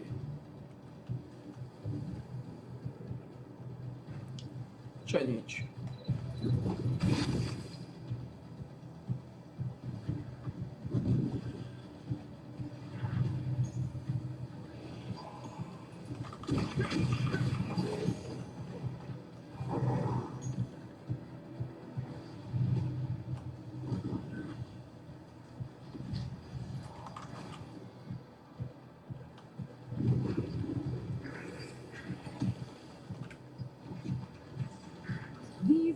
people who contributed the most. So thank you all.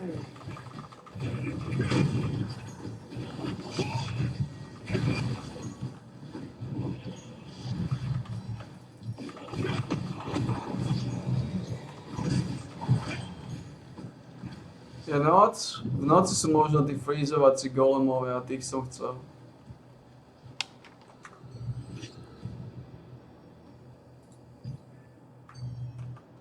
Takže tu sme skončili.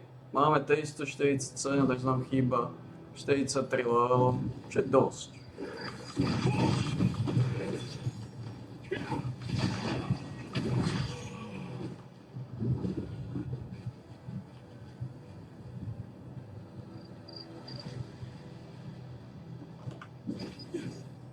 To mi niečo svieti.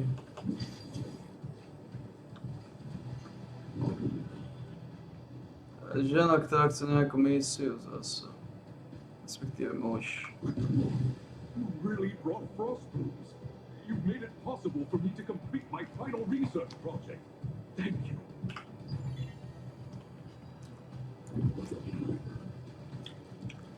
Water mana is at maximum capacity.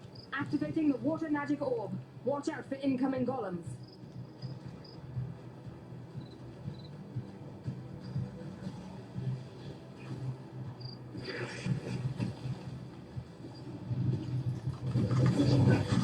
Není on.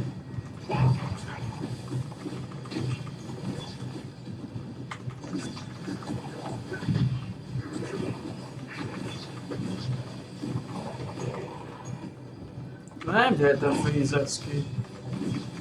To je nejaký trik s ním, no.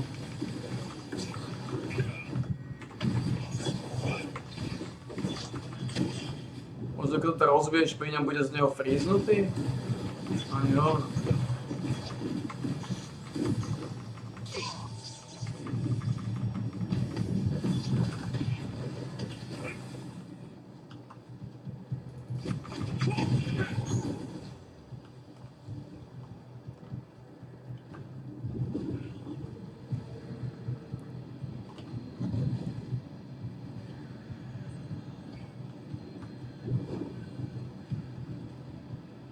Sú aj tak odmeny žiadne na toto.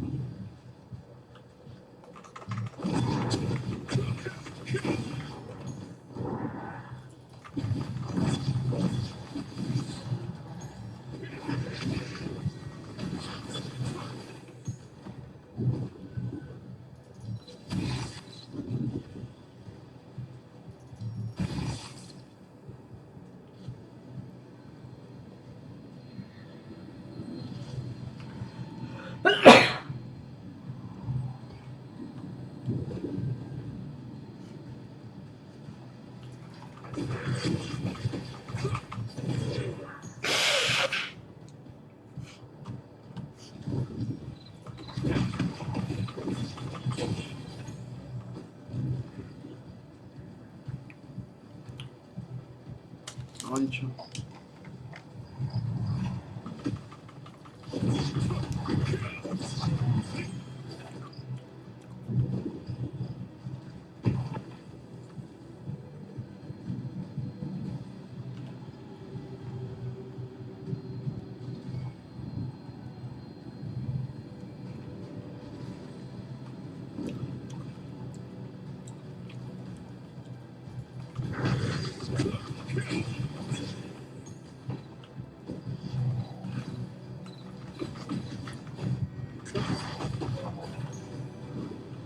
Popolne minul som skoro všetky, mám 15 000.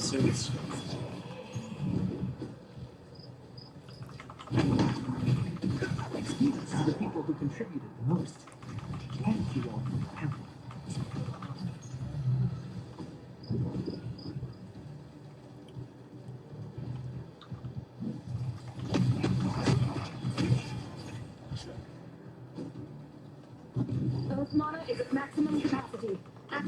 Earth Magic Orb. Watch out for incoming golems.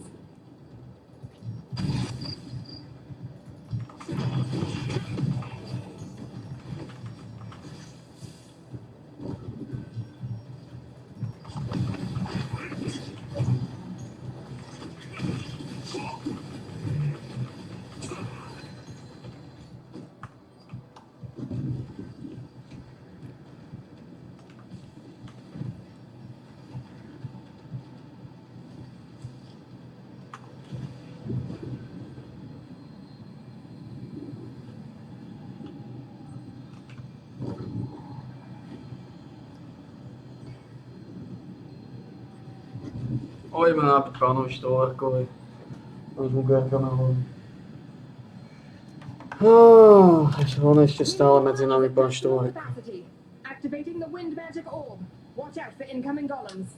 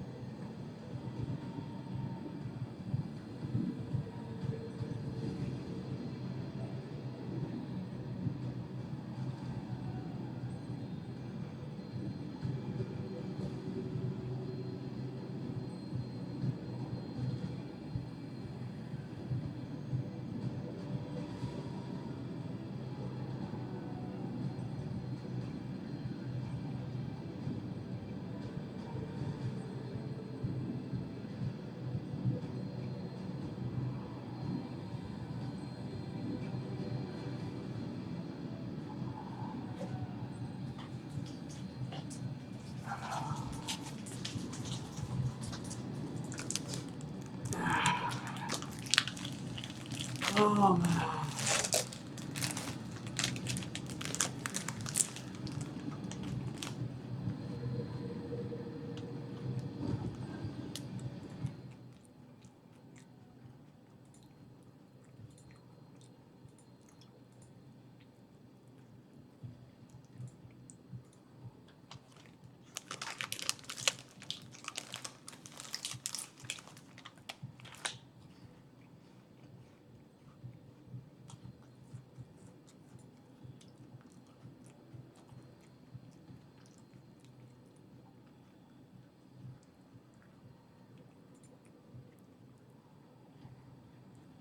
So just in, we have all the update details for 2.12.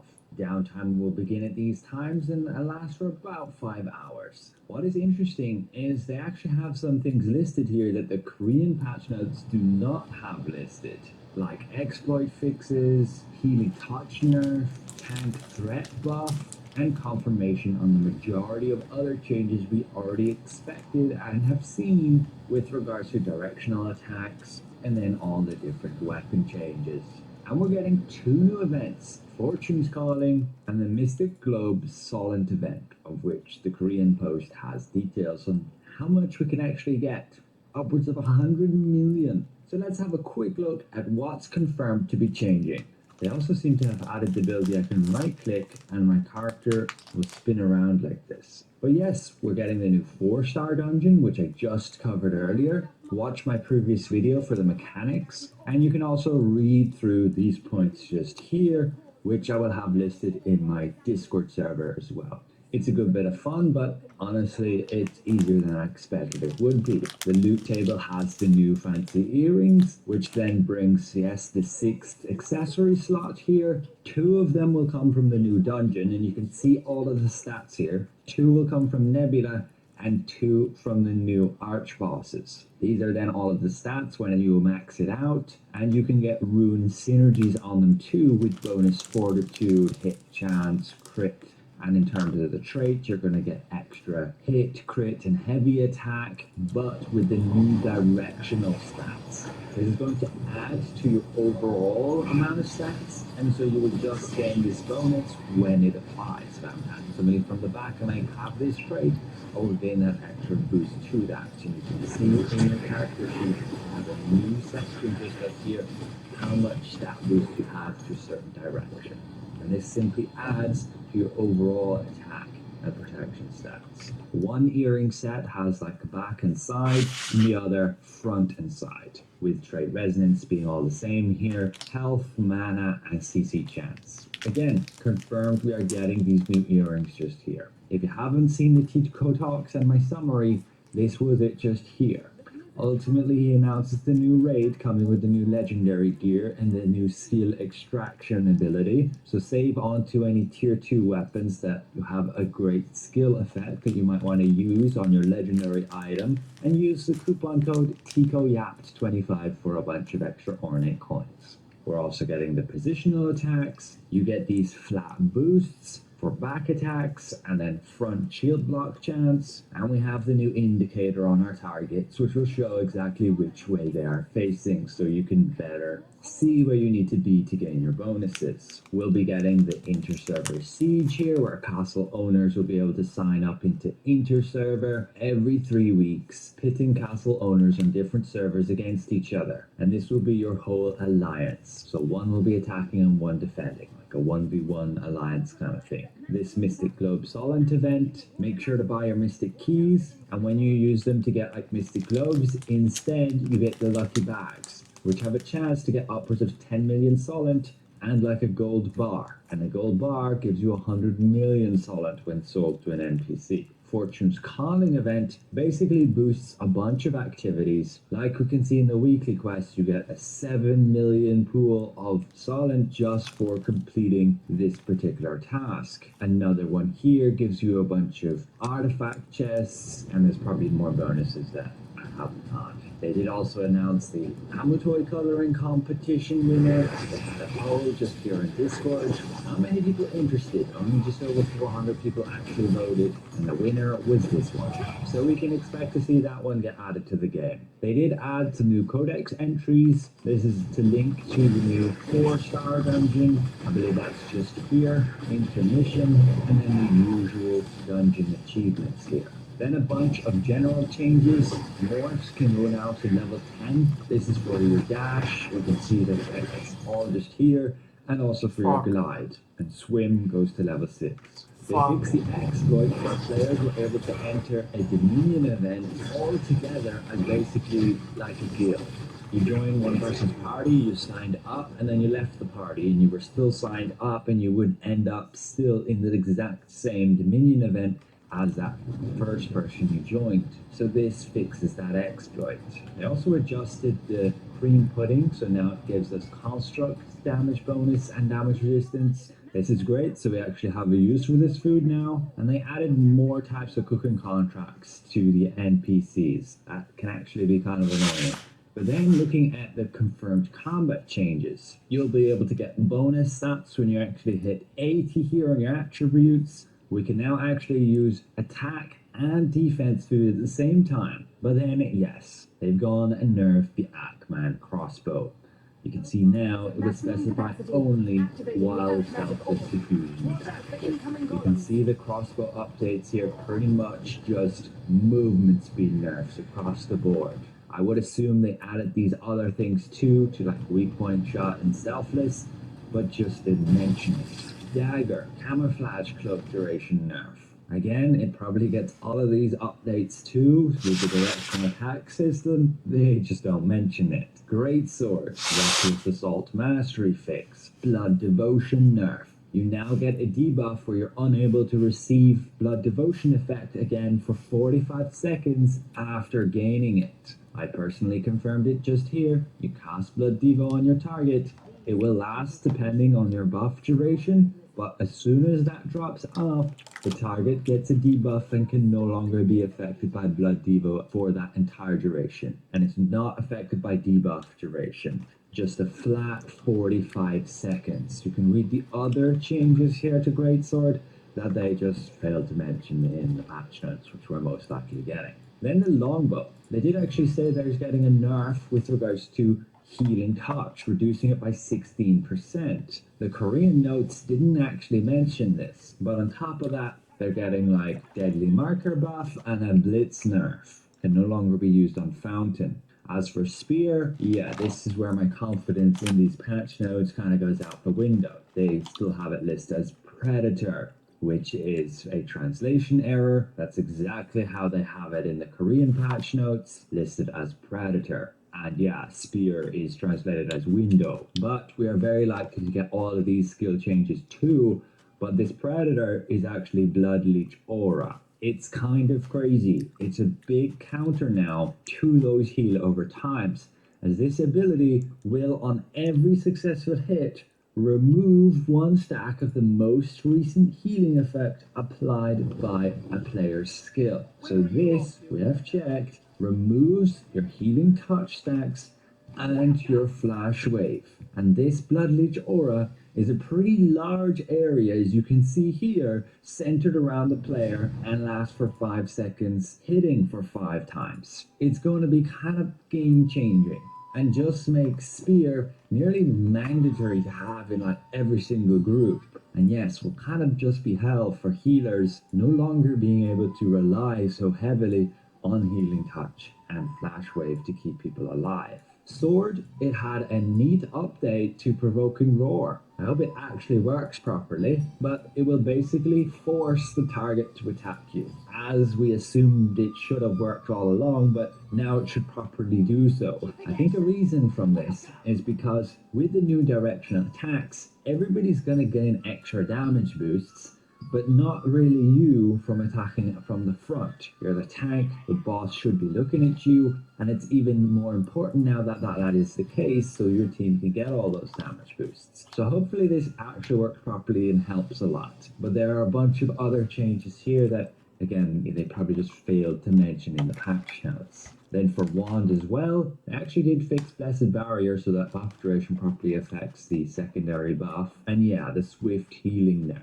for the second and third cast. That healing is nerfed by 30% for each consecutive use, along with then all of these other changes most likely too. And that's about it. Wargames got an update to spectator mode so you can view those matches in a bit more cinematic style. Again, all of the confirmed updates, some pretty interesting stuff here, and some things that just weren't mentioned in the Korean notes. Again, this new 4-star dungeon is releasing tomorrow. Be prepared, have 5,000 combat power. You can get by on the minimum. You just want to have about 20,000 to 25,000 hit points. Remind you get that extra 10% boost for being in a public queue. Understand what mechanics you'll be facing here. There's 2 to know with the bouncing orb and the charm effect, where you need to kite people around so that they don't end up wiping. I recommend watching my previous video for more info on that, but you can also read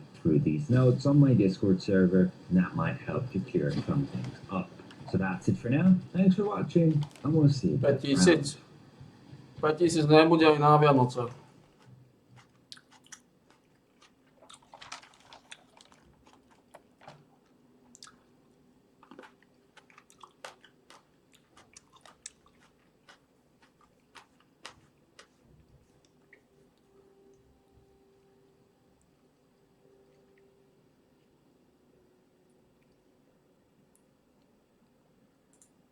Gather around Landman fans, because the news we've been waiting for is finally here. The first season had us all glued to the screen, and we've been eagerly waiting for the second. With the latest news, we've learned that the new season is much closer than we thought, and I couldn't be more excited. I'm sure you are as excited as I am. Well, today I'm going to share all the details about Season 2, from the cast updates to the trailer and the most anticipated release date. Hold on tight, because while our old stars are getting ready to shine, a surprise familiar name will also be joining the show. Now, if you're ready, let's get started. First, let's dive into the most exciting part, the updates in the cast. Rest assured, almost the entire main cast is back, and they're hitting the ground running. The only one missing is John Hamm as Monty, who died at the end of the first season, But don't worry, 3 stars who are talented enough to fill his shoes are stepping in to take the spotlight. The first of the names that will mark the new season is Demi Moore, who plays Monty's wife, Cammy. It's no exaggeration to say that Cammy made us all fans despite her limited scenes in the first season. Thankfully, she returns this season to impress us even more. After filming the first season, Demi said in an interview with Deadline, "I've already completed the first season, and I'm excited for us to start the second." Additionally, John Hamm shared in an interview with The Hollywood Reporter that the show's creator, Taylor Sheridan, told Demi, "Trust me, I'm going to take care of you. This will be worth your while." On top of all this, if we take into account Demi's popularity that came with her tremendous performance in the movie The Substance, it would not be an overstatement to expect the second season to be a Demi Moore show. Are you excited that we will now be watching Demi Moore as a real landman? Leave your comments below because I keep raising the level. Another actor who will undoubtedly have a bigger role this season is Andy Garcia, who plays Galeno.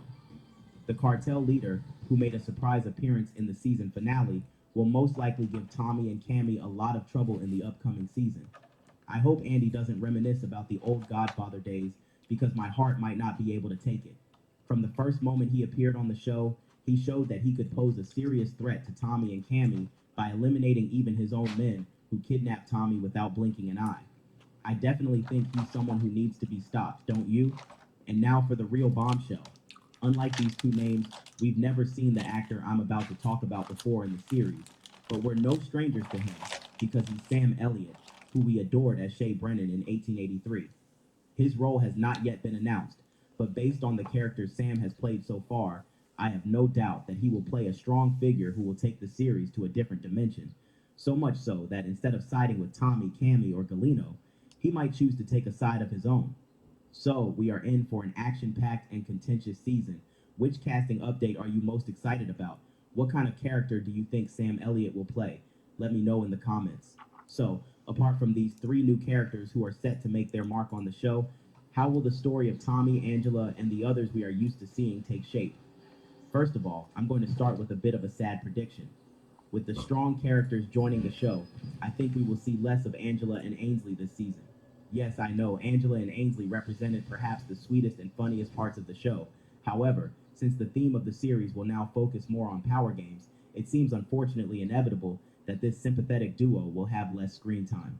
On the other hand, Cooper, who made an ambitious entry into the oil industry at the end of last season, may have some surprise developments this season. My guess is that Cooper will side with his father, Tommy, in the war with the cartel. Also, one of the names I'm most curious about in this war is Rebecca. After all, it's about to turn into a den of wolves, and in such an environment, we definitely need a strong shark to protect us, right? Now we can open Pandora's box. Hold on tight, because now I'm revealing when we can watch this breathtaking season. Paramount has officially announced that we can watch the second season of the series in November this year, exactly 1 year after the first season aired. Given that the first season's trailer was released on September 5th last year, I'd say we'll get to see the highly anticipated trailer for season 2 in late August or early September. So what will we see in this trailer? Let's take a brief look at that. First of all, I'm sure that we will get the first clues about Sam Elliott's character. Most probably we'll find out which side he will be on. Besides that, it's very likely we'll see Cammy's determined stance as she takes control, Tommy facing off with Galeno again, tensions between him and Rebecca reaching a boiling point, and his relationship with Angela potentially being shaken once more. I also believe it would be nice to see Cooper and Ariana finally find peace. Don't forget to like and subscribe for more Landman updates, and the video on screen might interest you.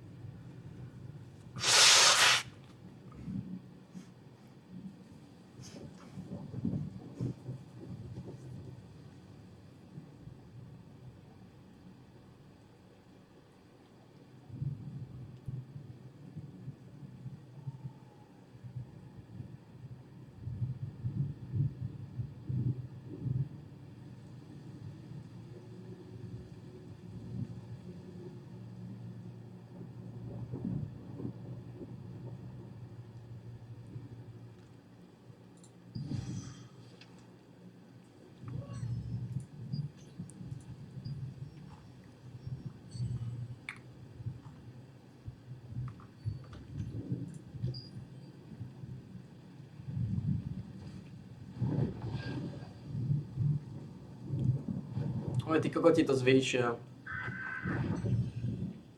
Morfovacie levely tí kokoti zvýšia na 10.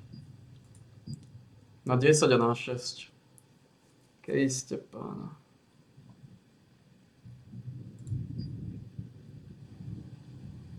No nič.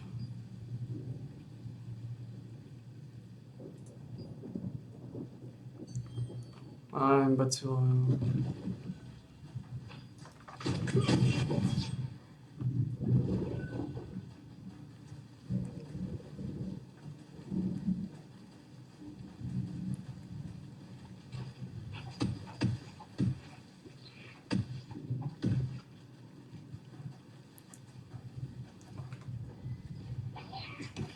To je o ničom, no.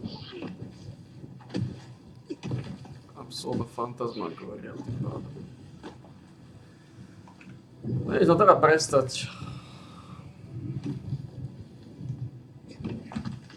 Treba prestať zapínať nahnitý trón. A má to význam zapínať nahnitý trón.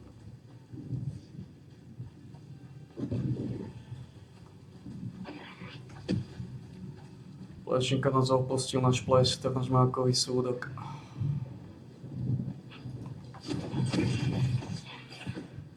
Čo je extrémne devastačné. Ja tu zbieram pičné zlaté jabka. Plešinka nás opustil, je mŕtvy niekde. Čo robím ja? Zbieram pičné zlaté jabka. To je strašné. To je strašné.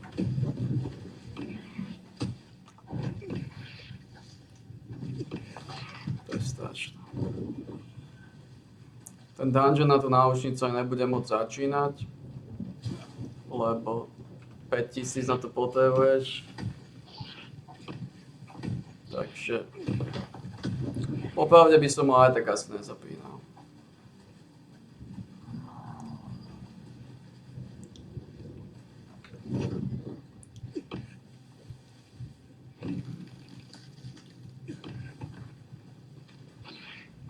Ako 5000. To je trošku natvrdlé, ne? V tých synkoch máme, čo všetko môže synkovať. Šestklo, ketka, v podstate všetko môže synkovať.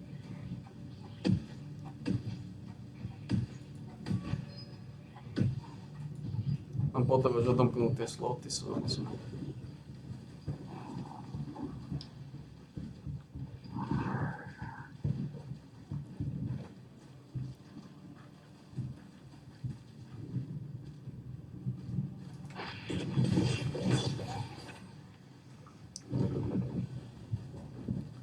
Pičisovia 5000.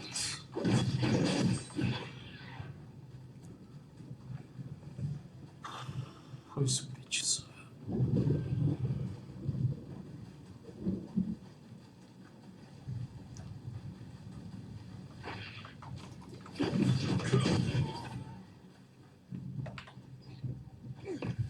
Chorí megalomani.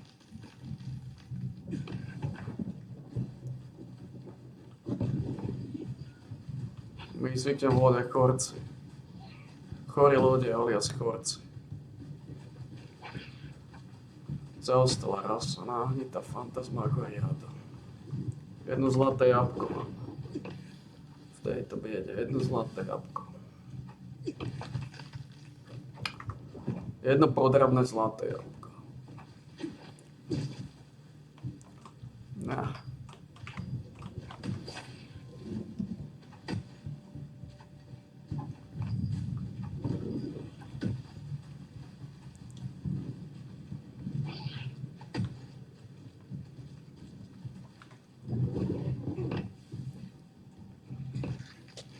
Ničo.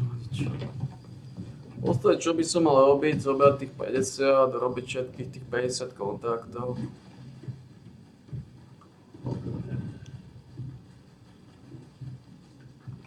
Zobrať odtiaľto tieto veci.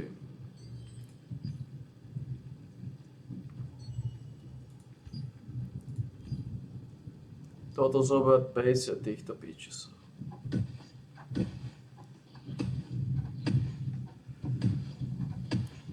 stojiť.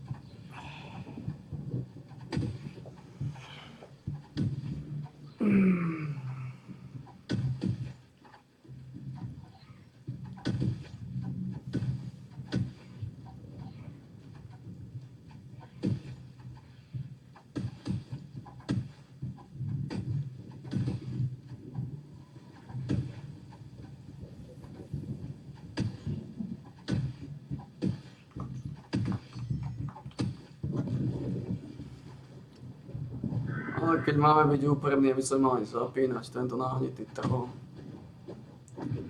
Ako zapínal som mu, dali sme dosť veľa pagód, ale si myslím, že na čase poslal do pagódy.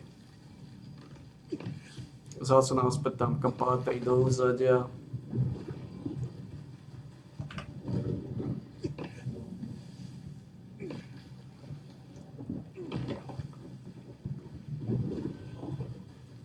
Do úzadia. Do úzadia poslal nahnitý trhol.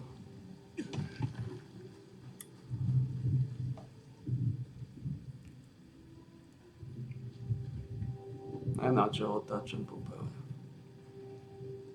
To je to katastrofálne biede.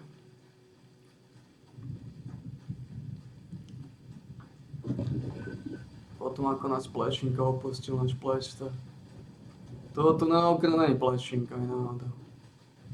Plešinka už nie je medzi nami.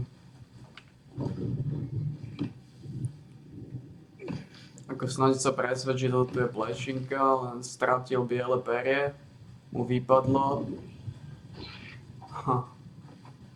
Neviem. Či som schopný to. A už sa nechá vytlačiť do svojho rohu. No ne, to ani Plešinka. Ani Plešinka. Ale aj šedivka ma trtí, že šedivka takto skončila. A šedivka zmizla. Plešinka zmizol, šedivka zmizla. To je strašné. To je strašné. To je strašné.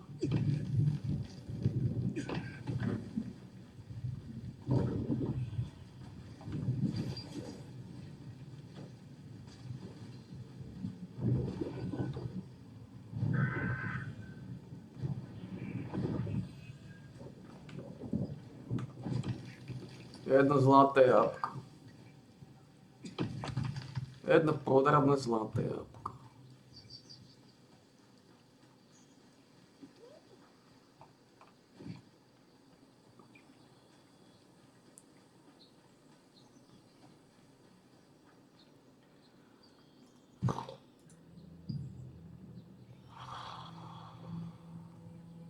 A to pičný mantikus, to pičes jak děloboch.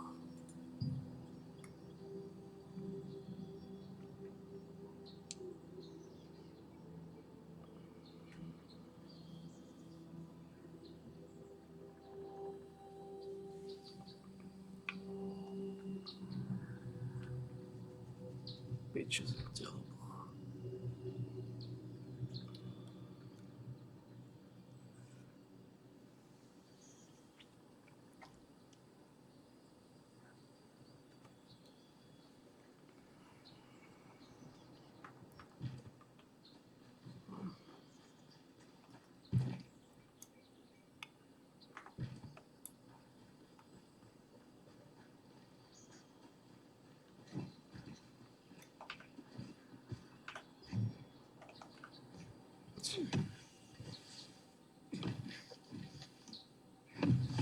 Caritas.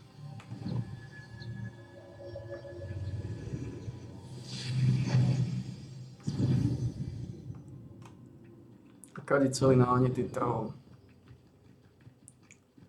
Petolízecká aktivita.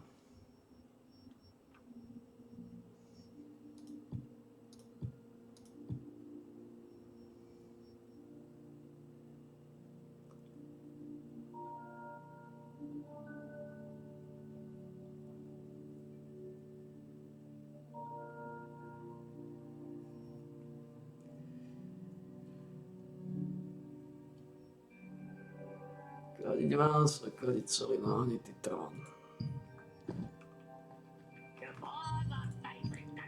Ako myslím, že sme dali dosť. No.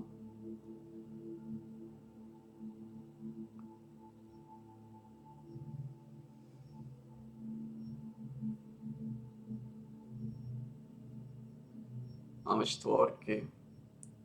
Na 5 sa mi nechce ísť.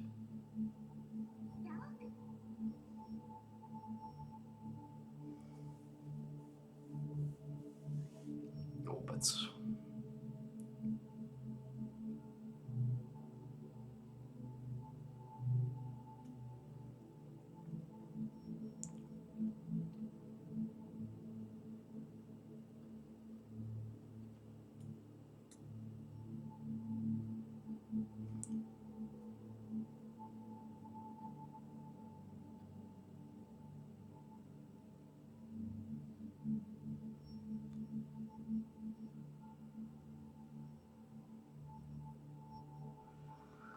Vôbec sa mi nechce odsypať tento nízový vertách.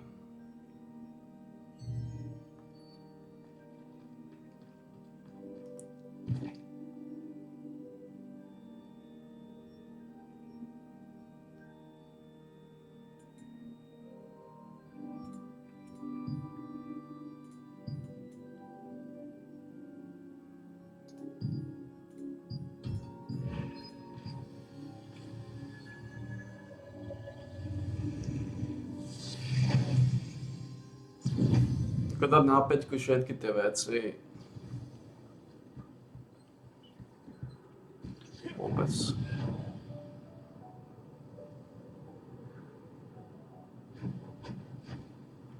Všetko presujúvaj, tak som zvýšil levely na 10 a to na 6.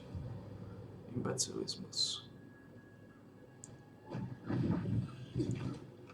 Vôbec ma nebavia títo piči lízeči.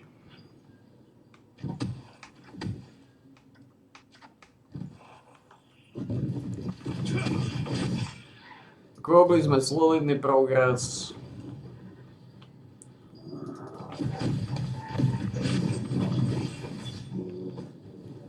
Ale myslím, že sme mali zaboliť nahnitý trón.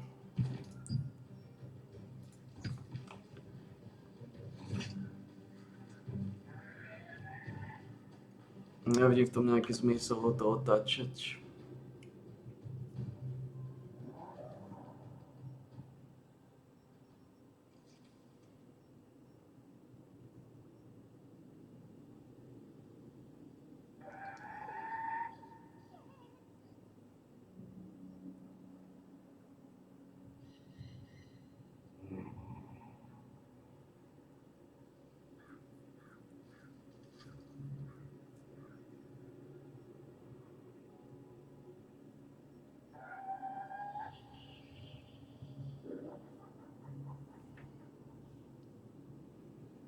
Perception, damage redukcia, magic evasion.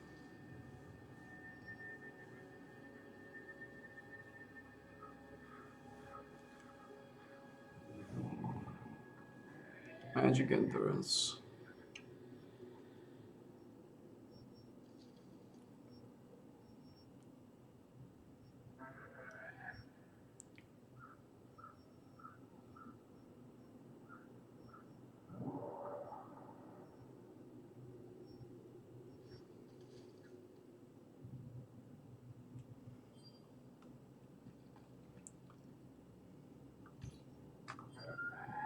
Čo mi svieti to?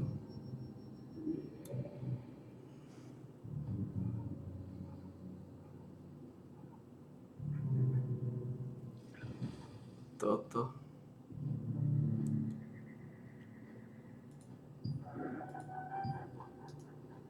Ako sa tohto zbaviť?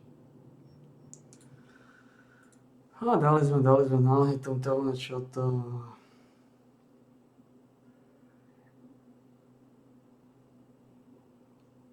Neverwinter.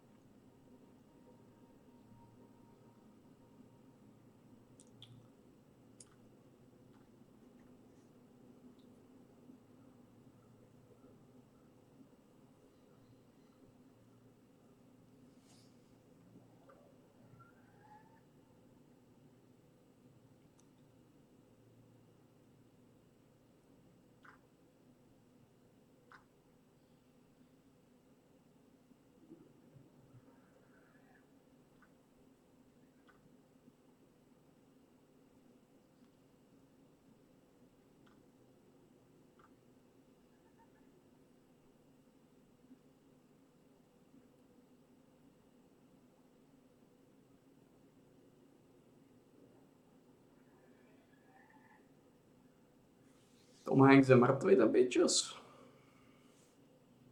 Si robíte sráčku.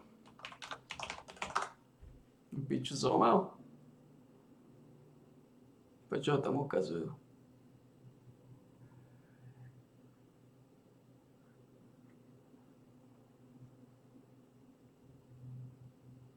Žije stále človek, kokotiny.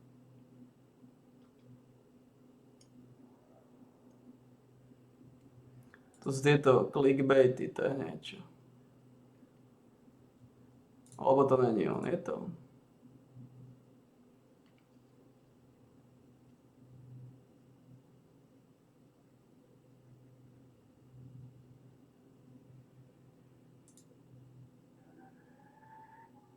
Alebo to není on.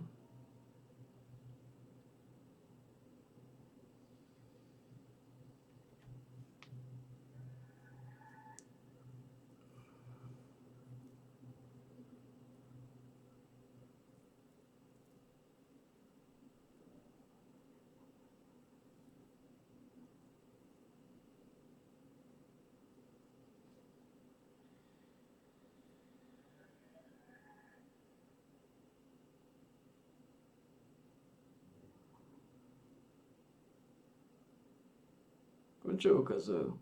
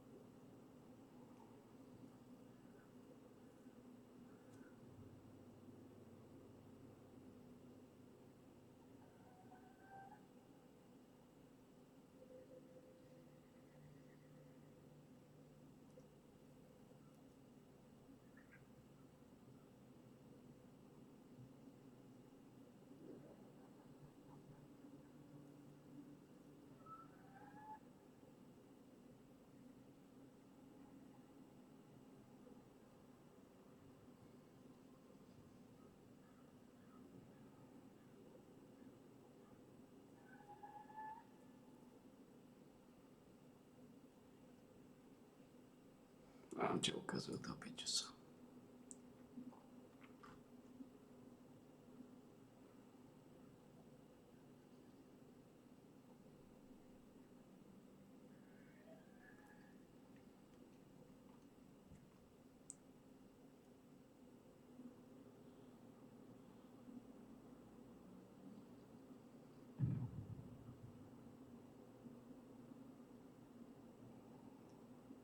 Humble cabin in the woods.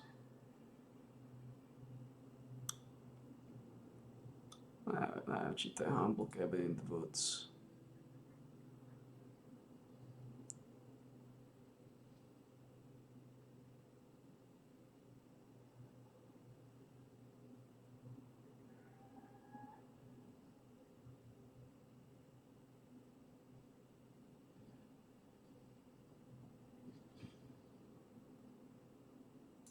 What the fuck?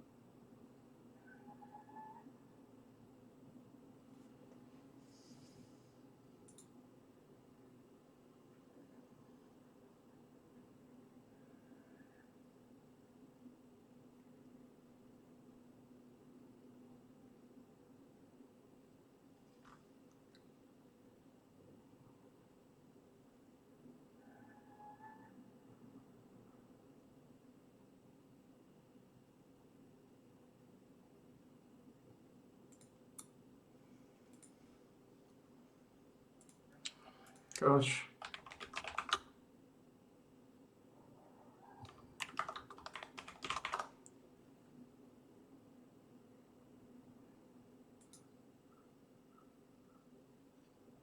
Moblin has never been a show to play its cards slow. It began with a bang and never looked back, from betrayals buried under bloodstains to...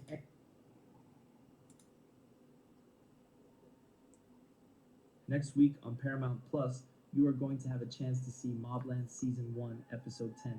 Are you ready for the finale? First and foremost, The Beast in Me is the title for this episode, and this is where a lot of the big stories from the seas are going.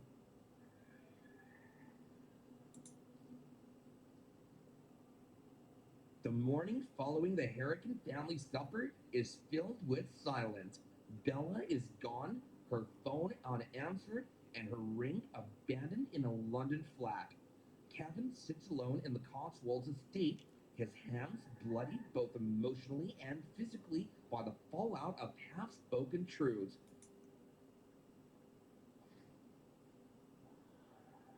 Oni sú retardovaní.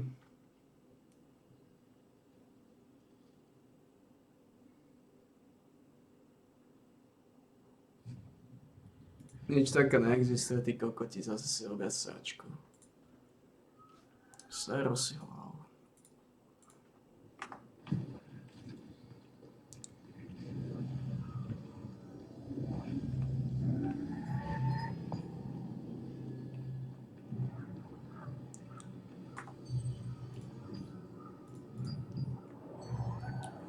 A prečo odsypam tento pičný trón?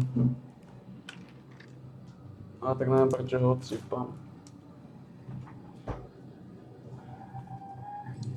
A prečo ho odsypam.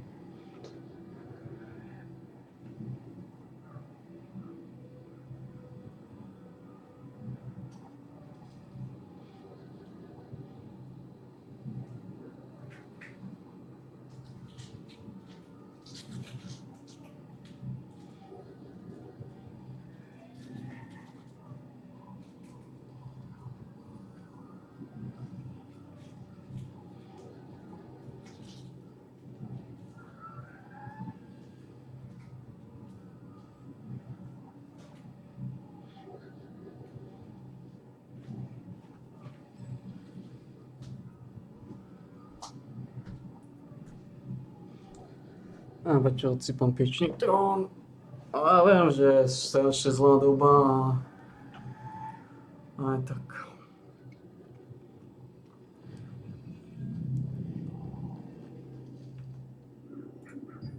Odsypať pičný trón.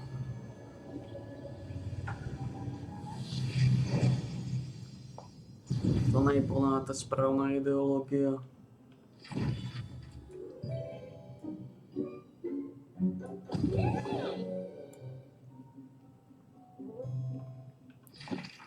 Zachlujeme ťažiť sol tu. Black Anvil Forge.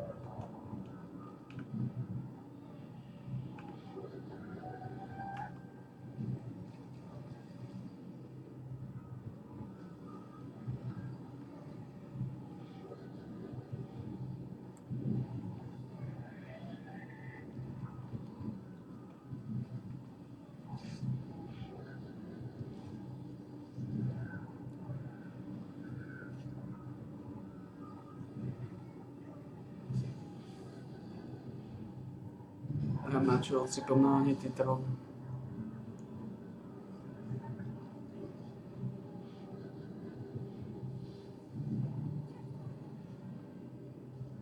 Časť sú extrémne zlé, keď sa zapínam nahnitý trón.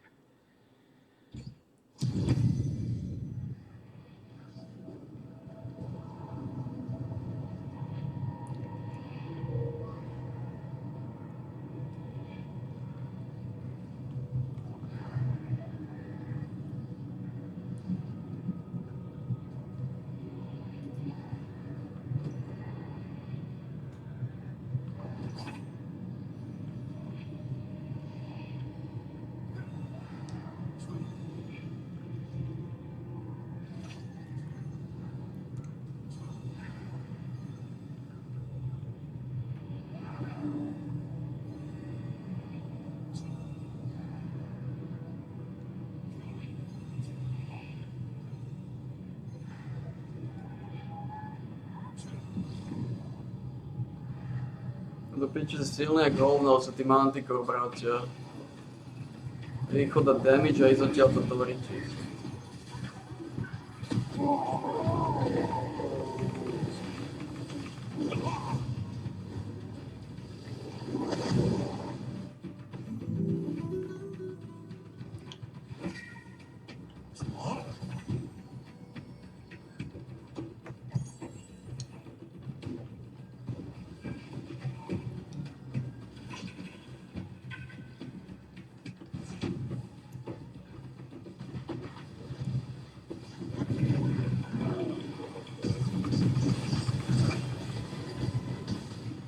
Odchádzam.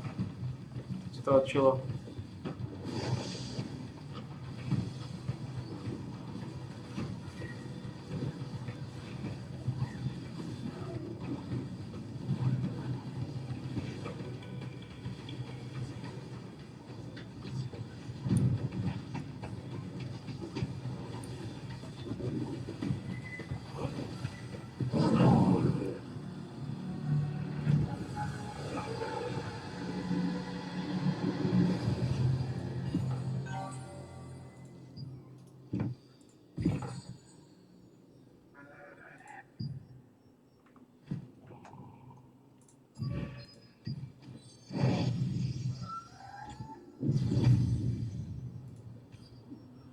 Sáčka file.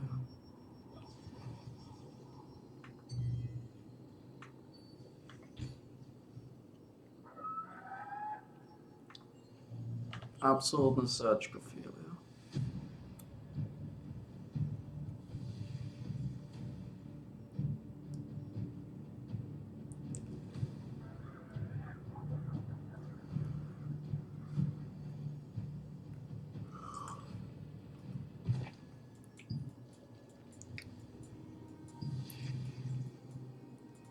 Aj to si pustím basketbal, aj to sa mi nechce.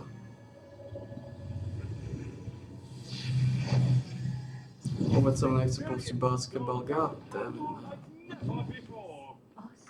Sorry, old friend. You won't see this merchandise anywhere else. Hi. Welcome.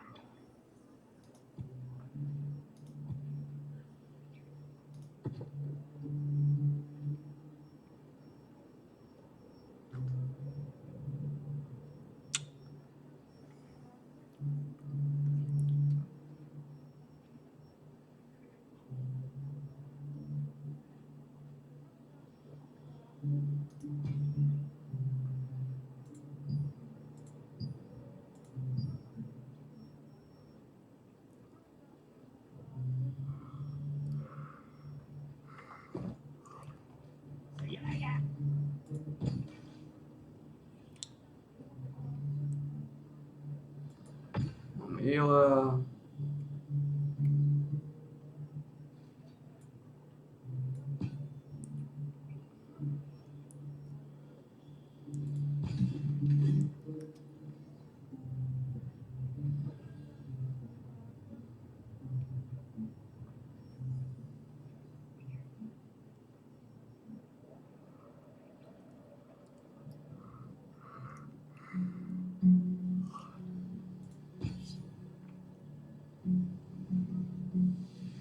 O ničom celé.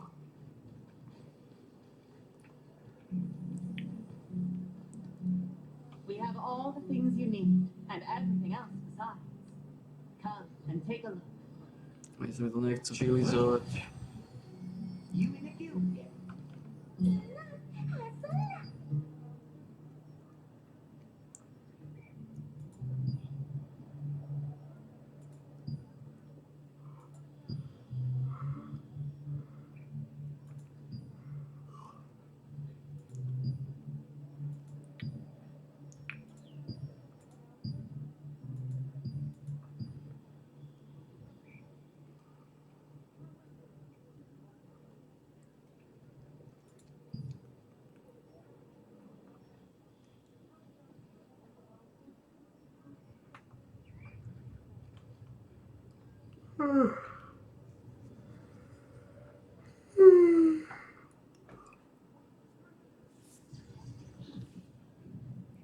Vôbec sa mi to nechce vylizovať.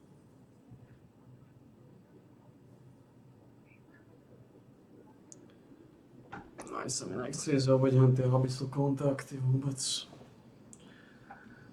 Ako môžem dať si pol hodinu na to, dáme si to s klasickým jedlom.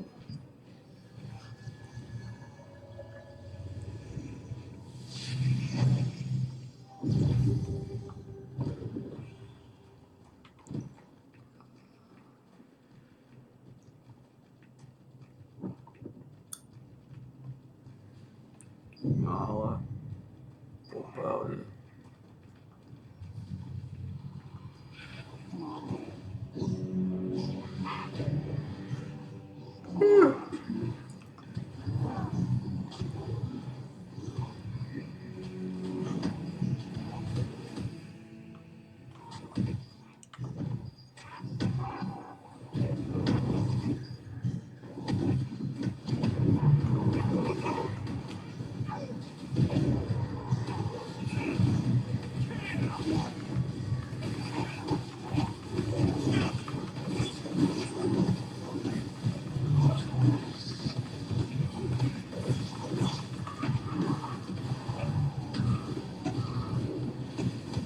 Poďte sem. Ste jak nové.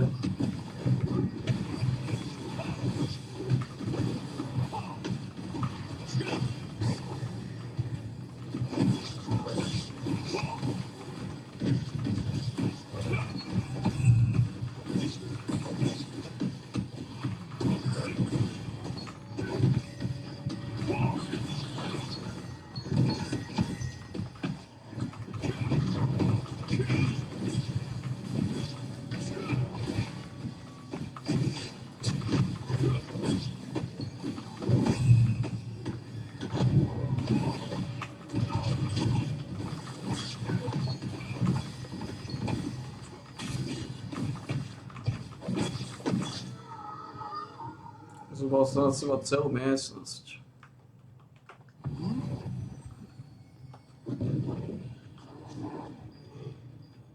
Ani sa tu.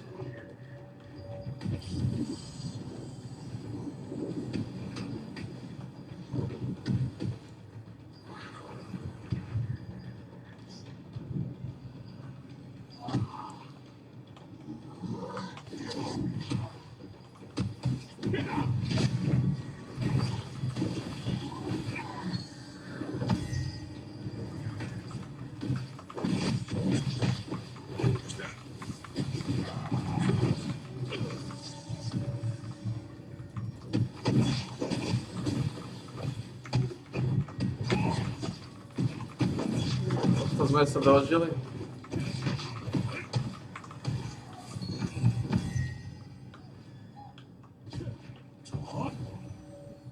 Je to megalománia.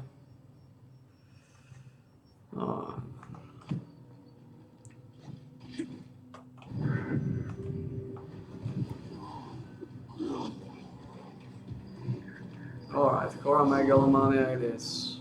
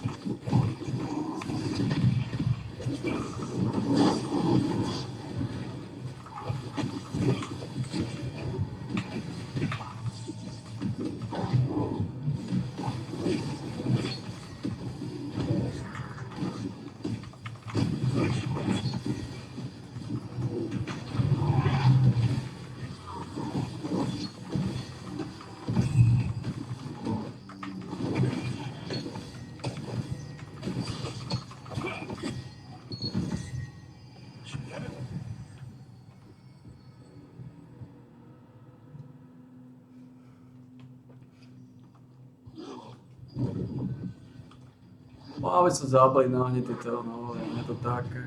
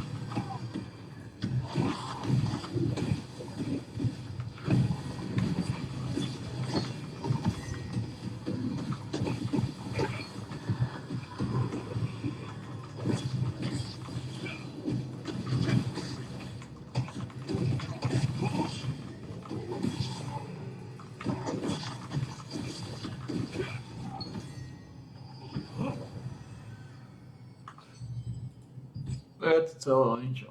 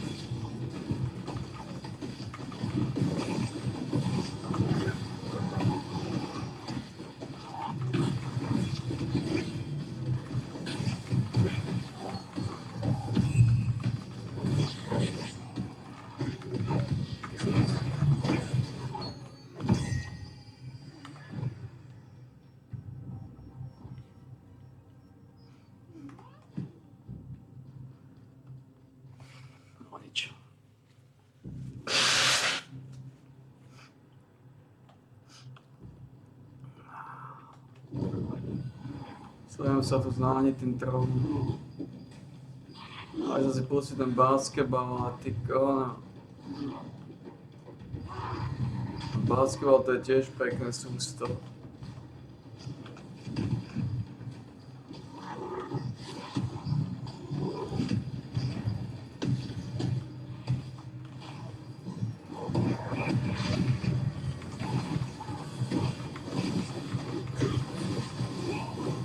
Hlavne potom, čo nás opustil Plešník, náš kľúčový maklér.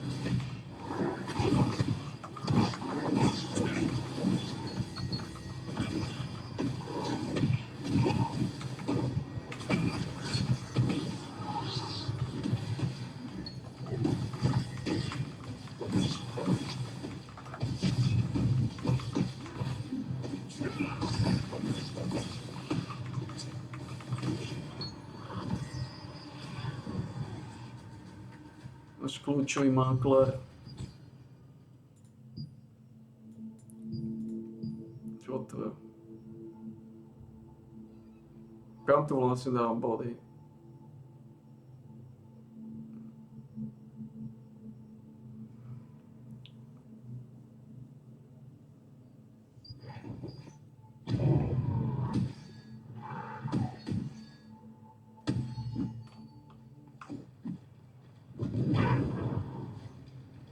Neviem, kam dám body, nikam.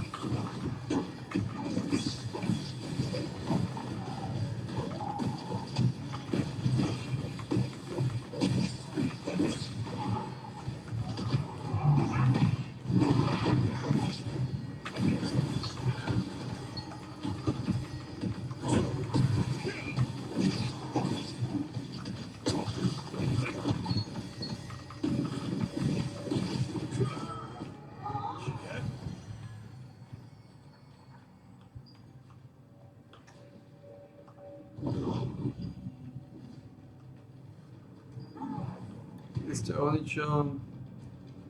Tu je relatívne. Tu je dosť. To není do varianta.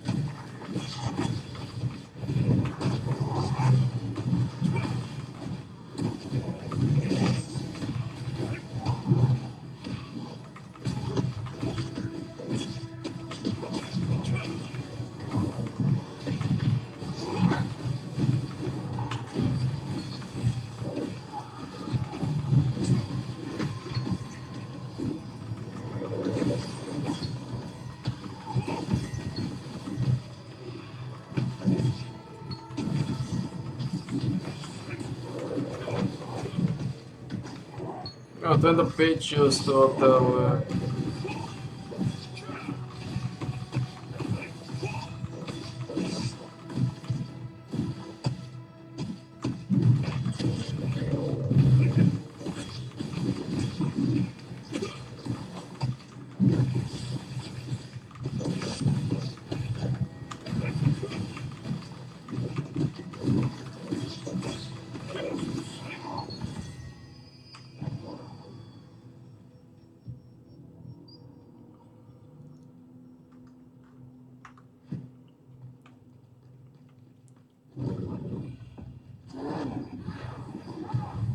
To sa dá ísť za ten oný. To môže ísť za tú stodolu. Tu sa oplatí chodiť za tú stodolu.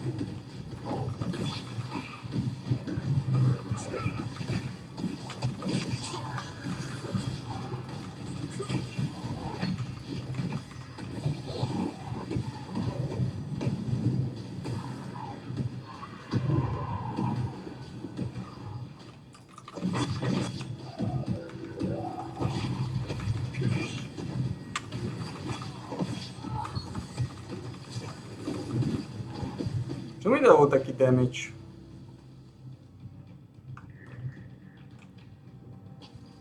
Čo mi dalo taký damage?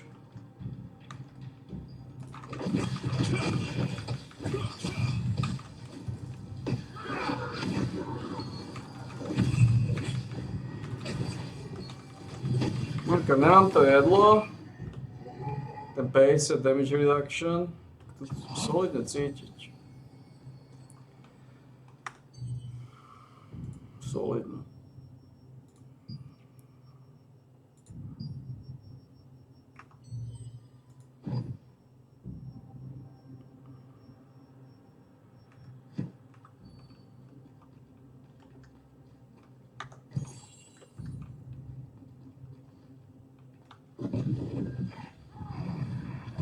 Bolo ich tam dosť veľa mágov, ale aj tak.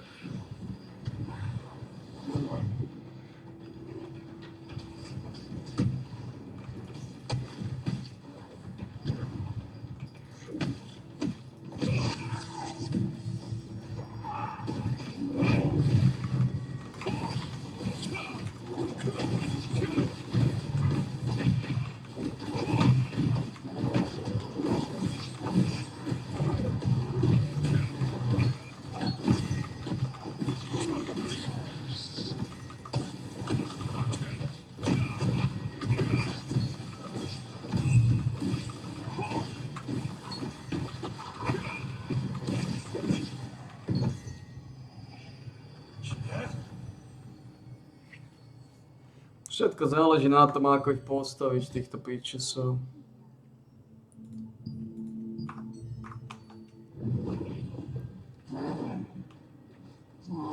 Musím sa dojsť dozadu, do tejto miesto, kde ma úplne zničili. Ale to všetko záleží od toho, ako ich postavíš.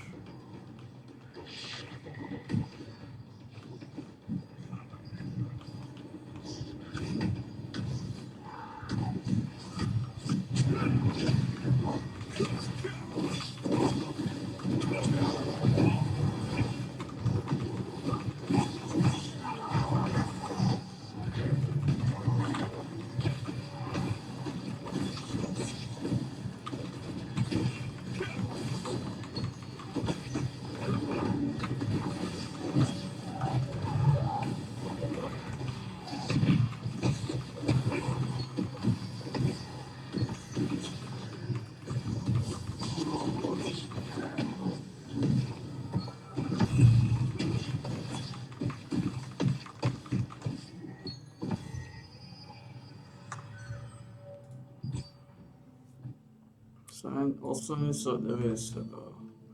Ja neviem, kam dať ďalší bod v tom hovne. Vôbec. Netuším.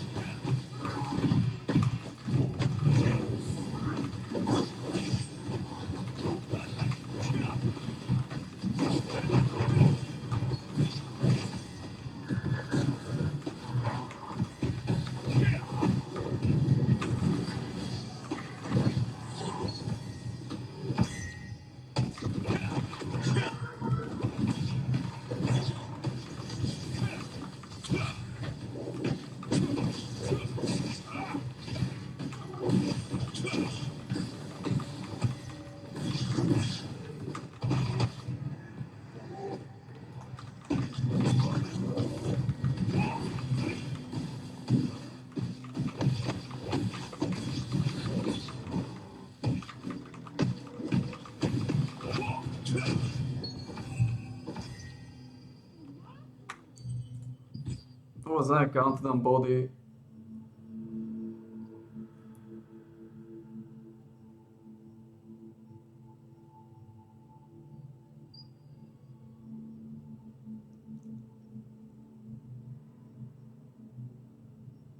Vôbec netuším.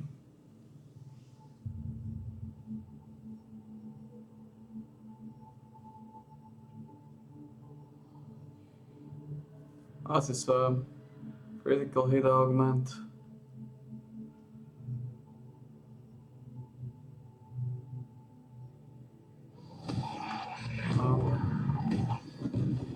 A podám nič lepšie.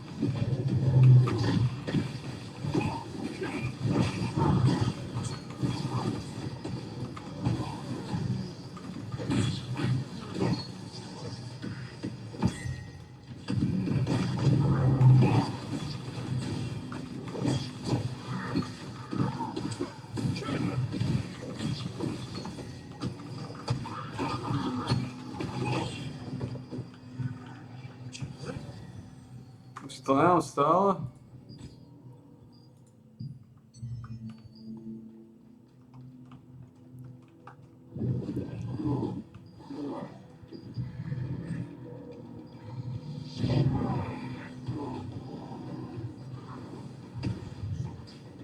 så...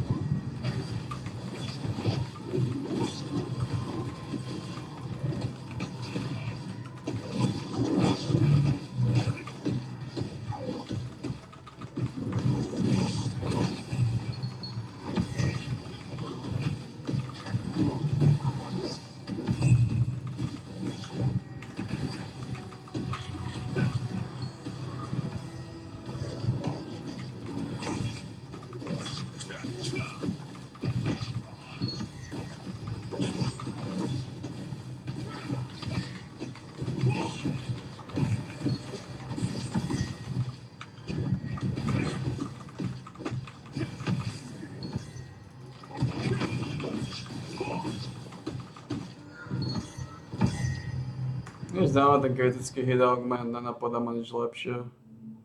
Počka, nedáme to, a ne, to sú iba ty.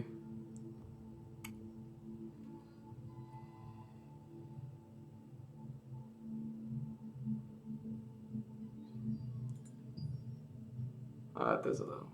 A toto.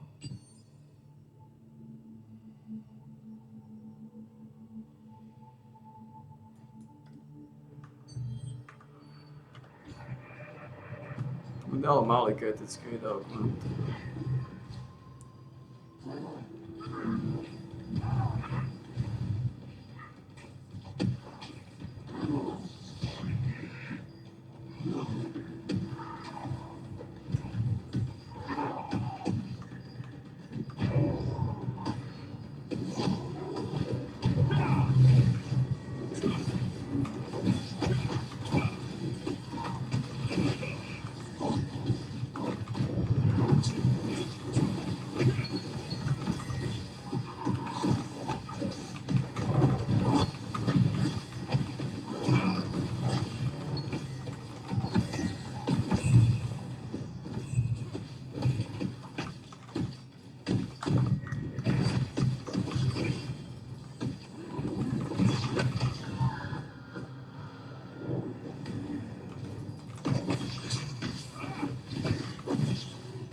Do meča dáme čo?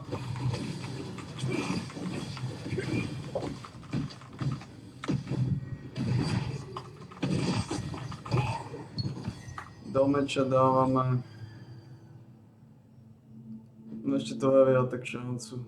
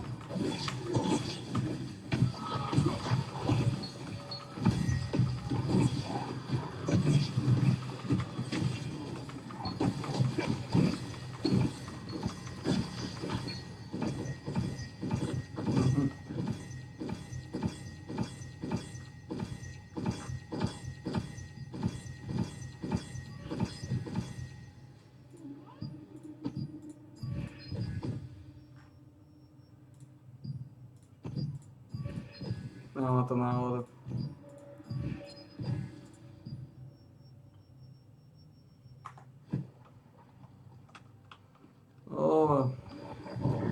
Toto je tá drsná časť.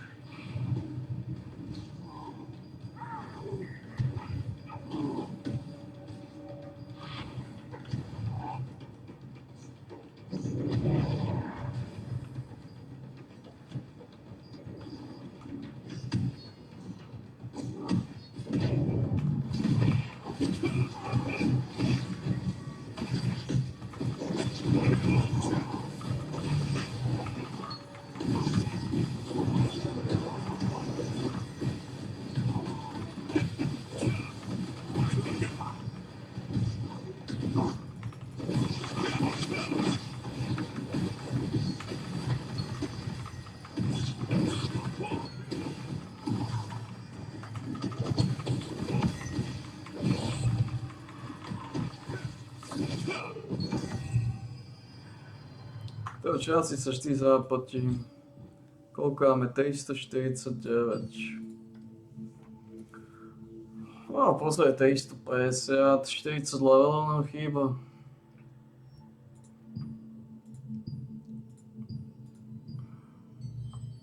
Jedna. 390.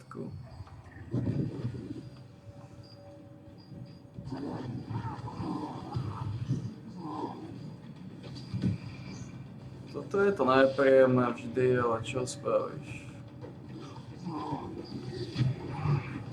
Treba zobrať to, čo ide.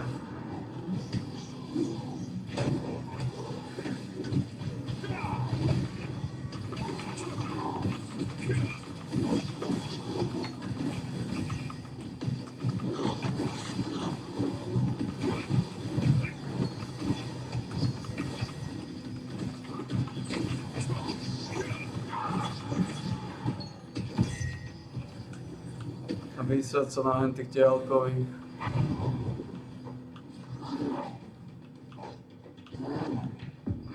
Tu tiež zobrať to, čo ide.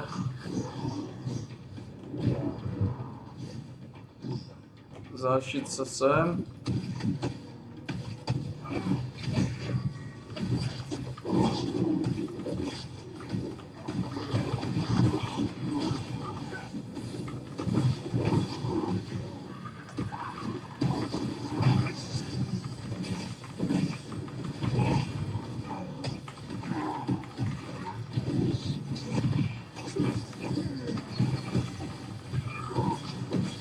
Smotiť za plešinko.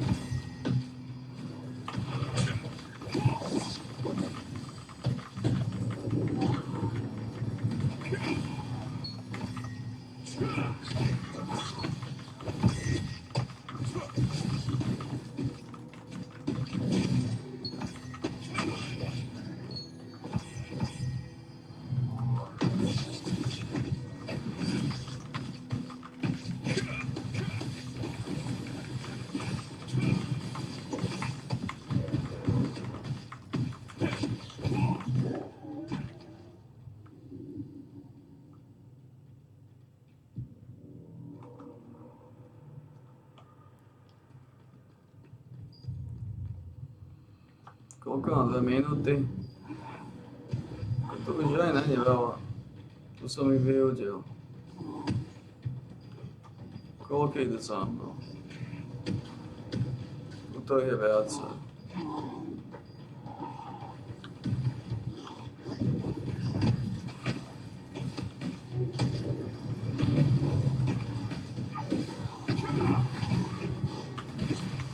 V podstate vyhodíš to, čo ide.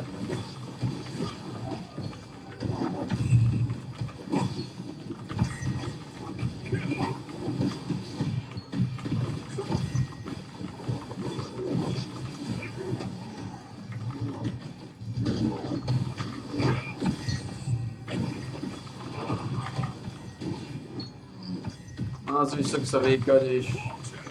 Alebo to dáš šéf, to je.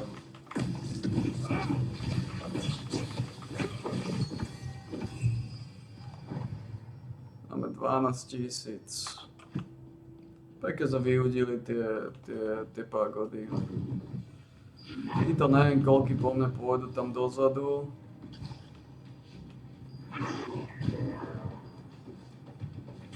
Ale títo pôjdu všetci.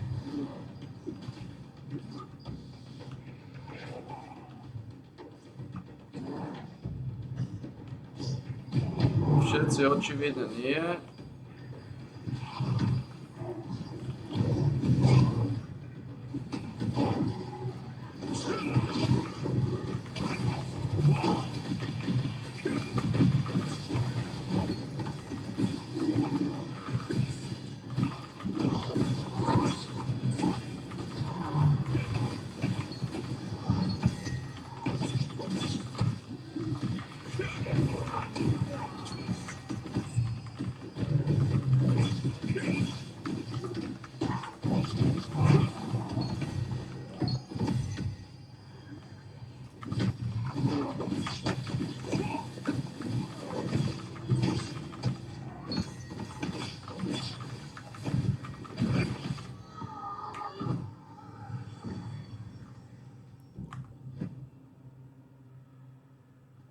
1900.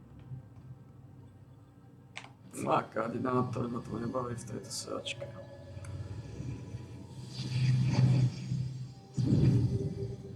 Celkovo by som nemal zarazovať túto. Mal by som sa na to vykadiť.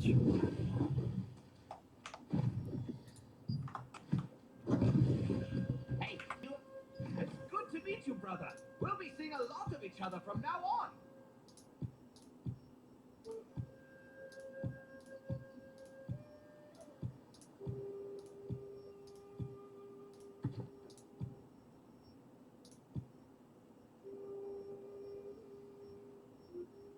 Možno sa vykadiť na nahnitý trón.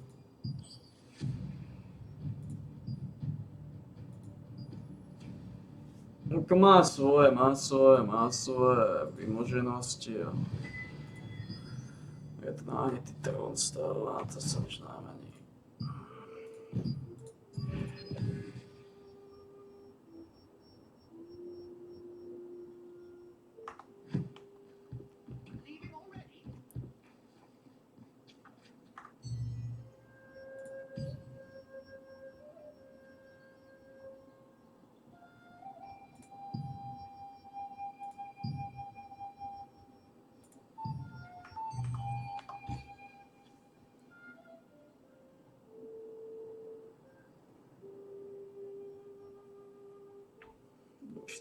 To má 42.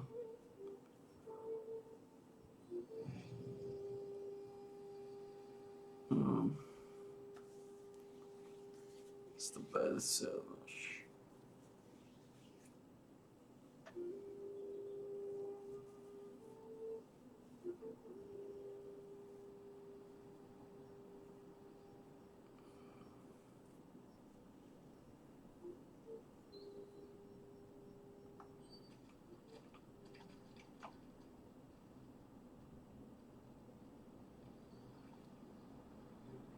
Viete, čo to je, to trón.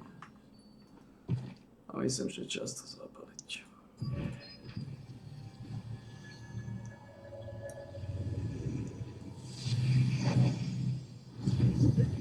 Zabalíme nahnitý trón. Like never before.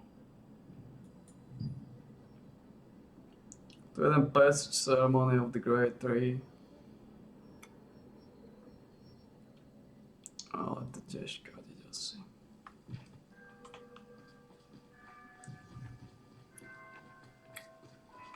Where are you off to in such a hurry in the rain? Look around. Reliability is so... Prším, aby som zbieral zlaté jabka, nebudeme otrokom nahnitého trónu. Môžem osrať nahnitý trón vypínať. Aj tak už sa stám zase otrokom nahnitého trónu.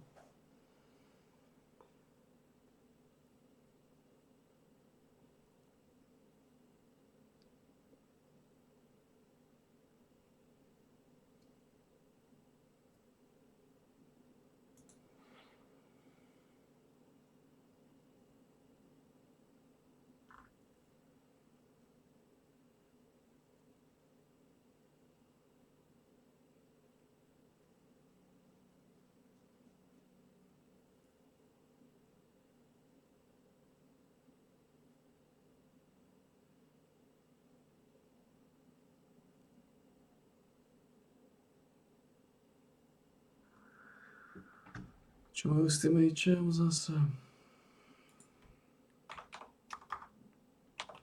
Ako slušne sme dali zase. Niečo sa potiahli.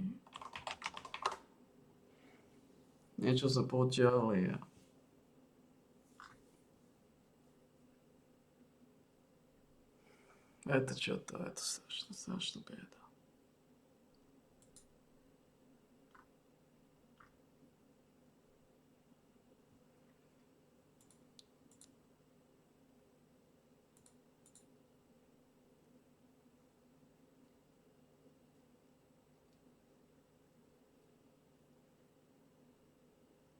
Mal by som tu jeden basketbal.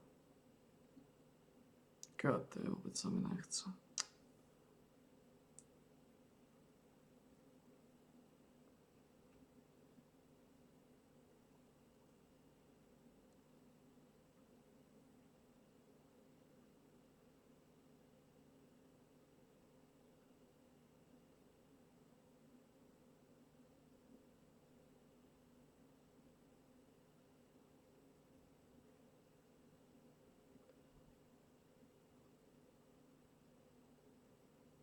Teď se mi nechce.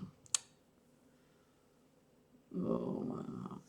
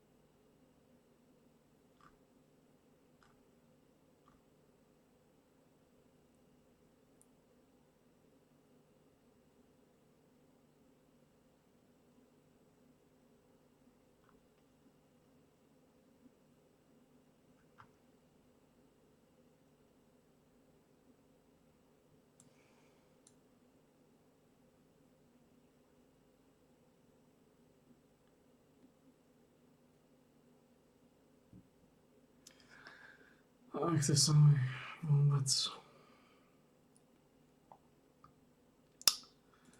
To jsem zavolal kolikám času na to. Teď se mi nechce spustit to.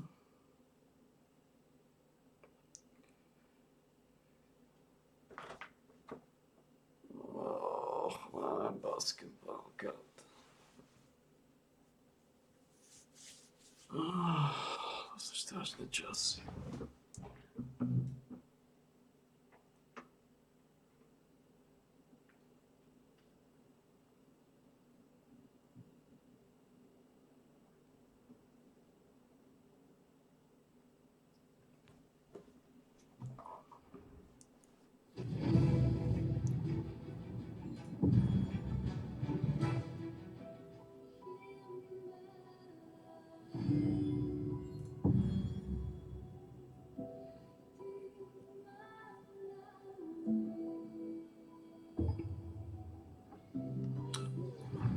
Ďalšie časy sa blížia ako zlé. Ja mám 9 minút. O celé to.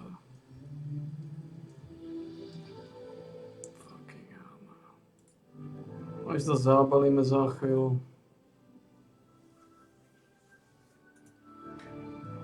Zvládam tú biedu. Mám 9 minút. Oh man.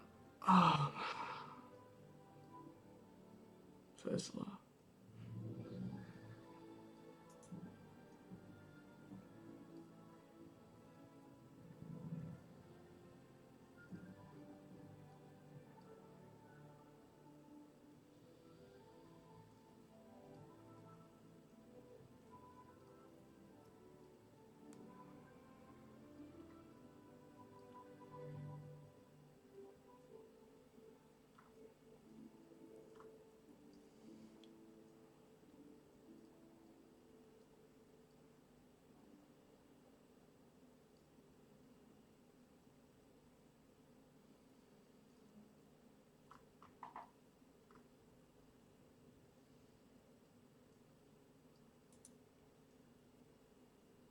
Nie, priatelia, nejdu kontrolovať tie 100 000-tisícové dotácie pre Šimečkovú rodinu a ani tie miliardové kšefty Lénovej s Pfizerom, pretože to je predsa všetko v najlepšom progresívnom poriadku.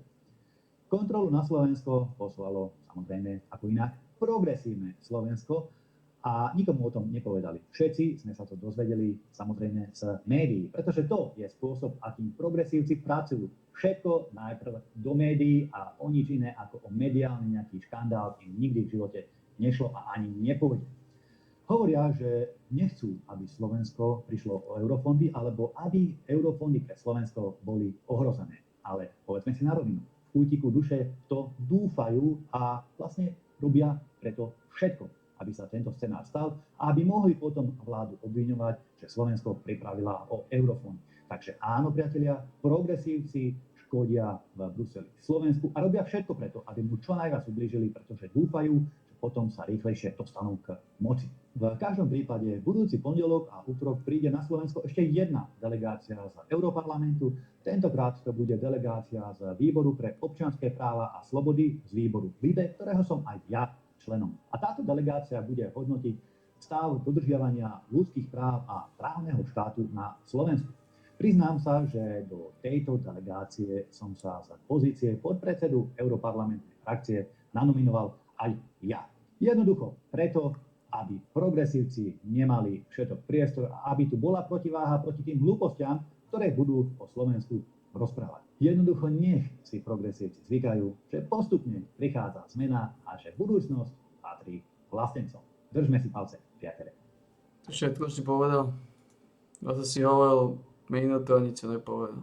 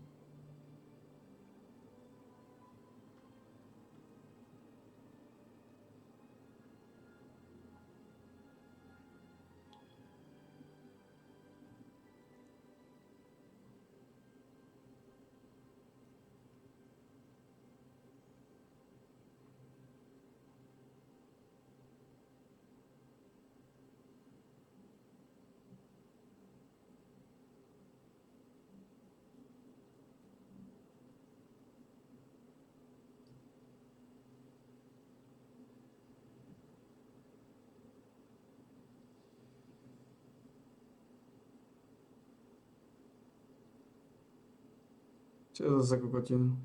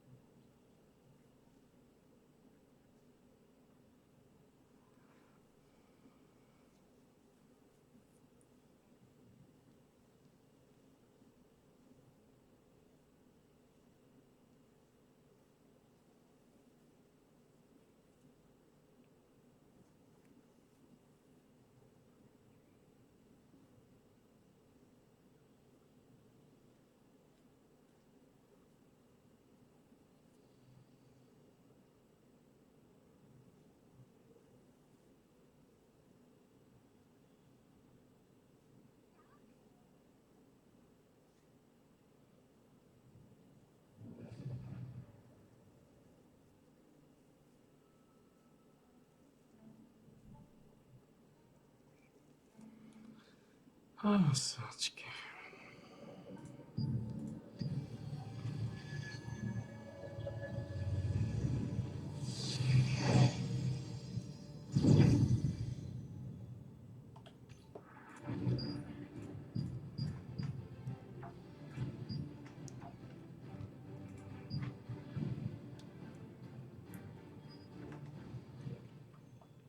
Už nechýba veľa do ďalšieho levelu.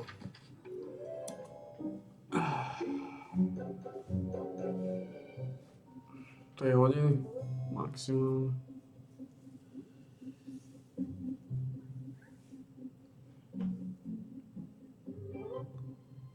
Dve hodiny. 8 hodinovka pôjde už na Sol, Black Anvil. A to je tak jedno. Je to nový šnicler, ale potom ako Plešing nás opustil. Tu máme nového šniclera.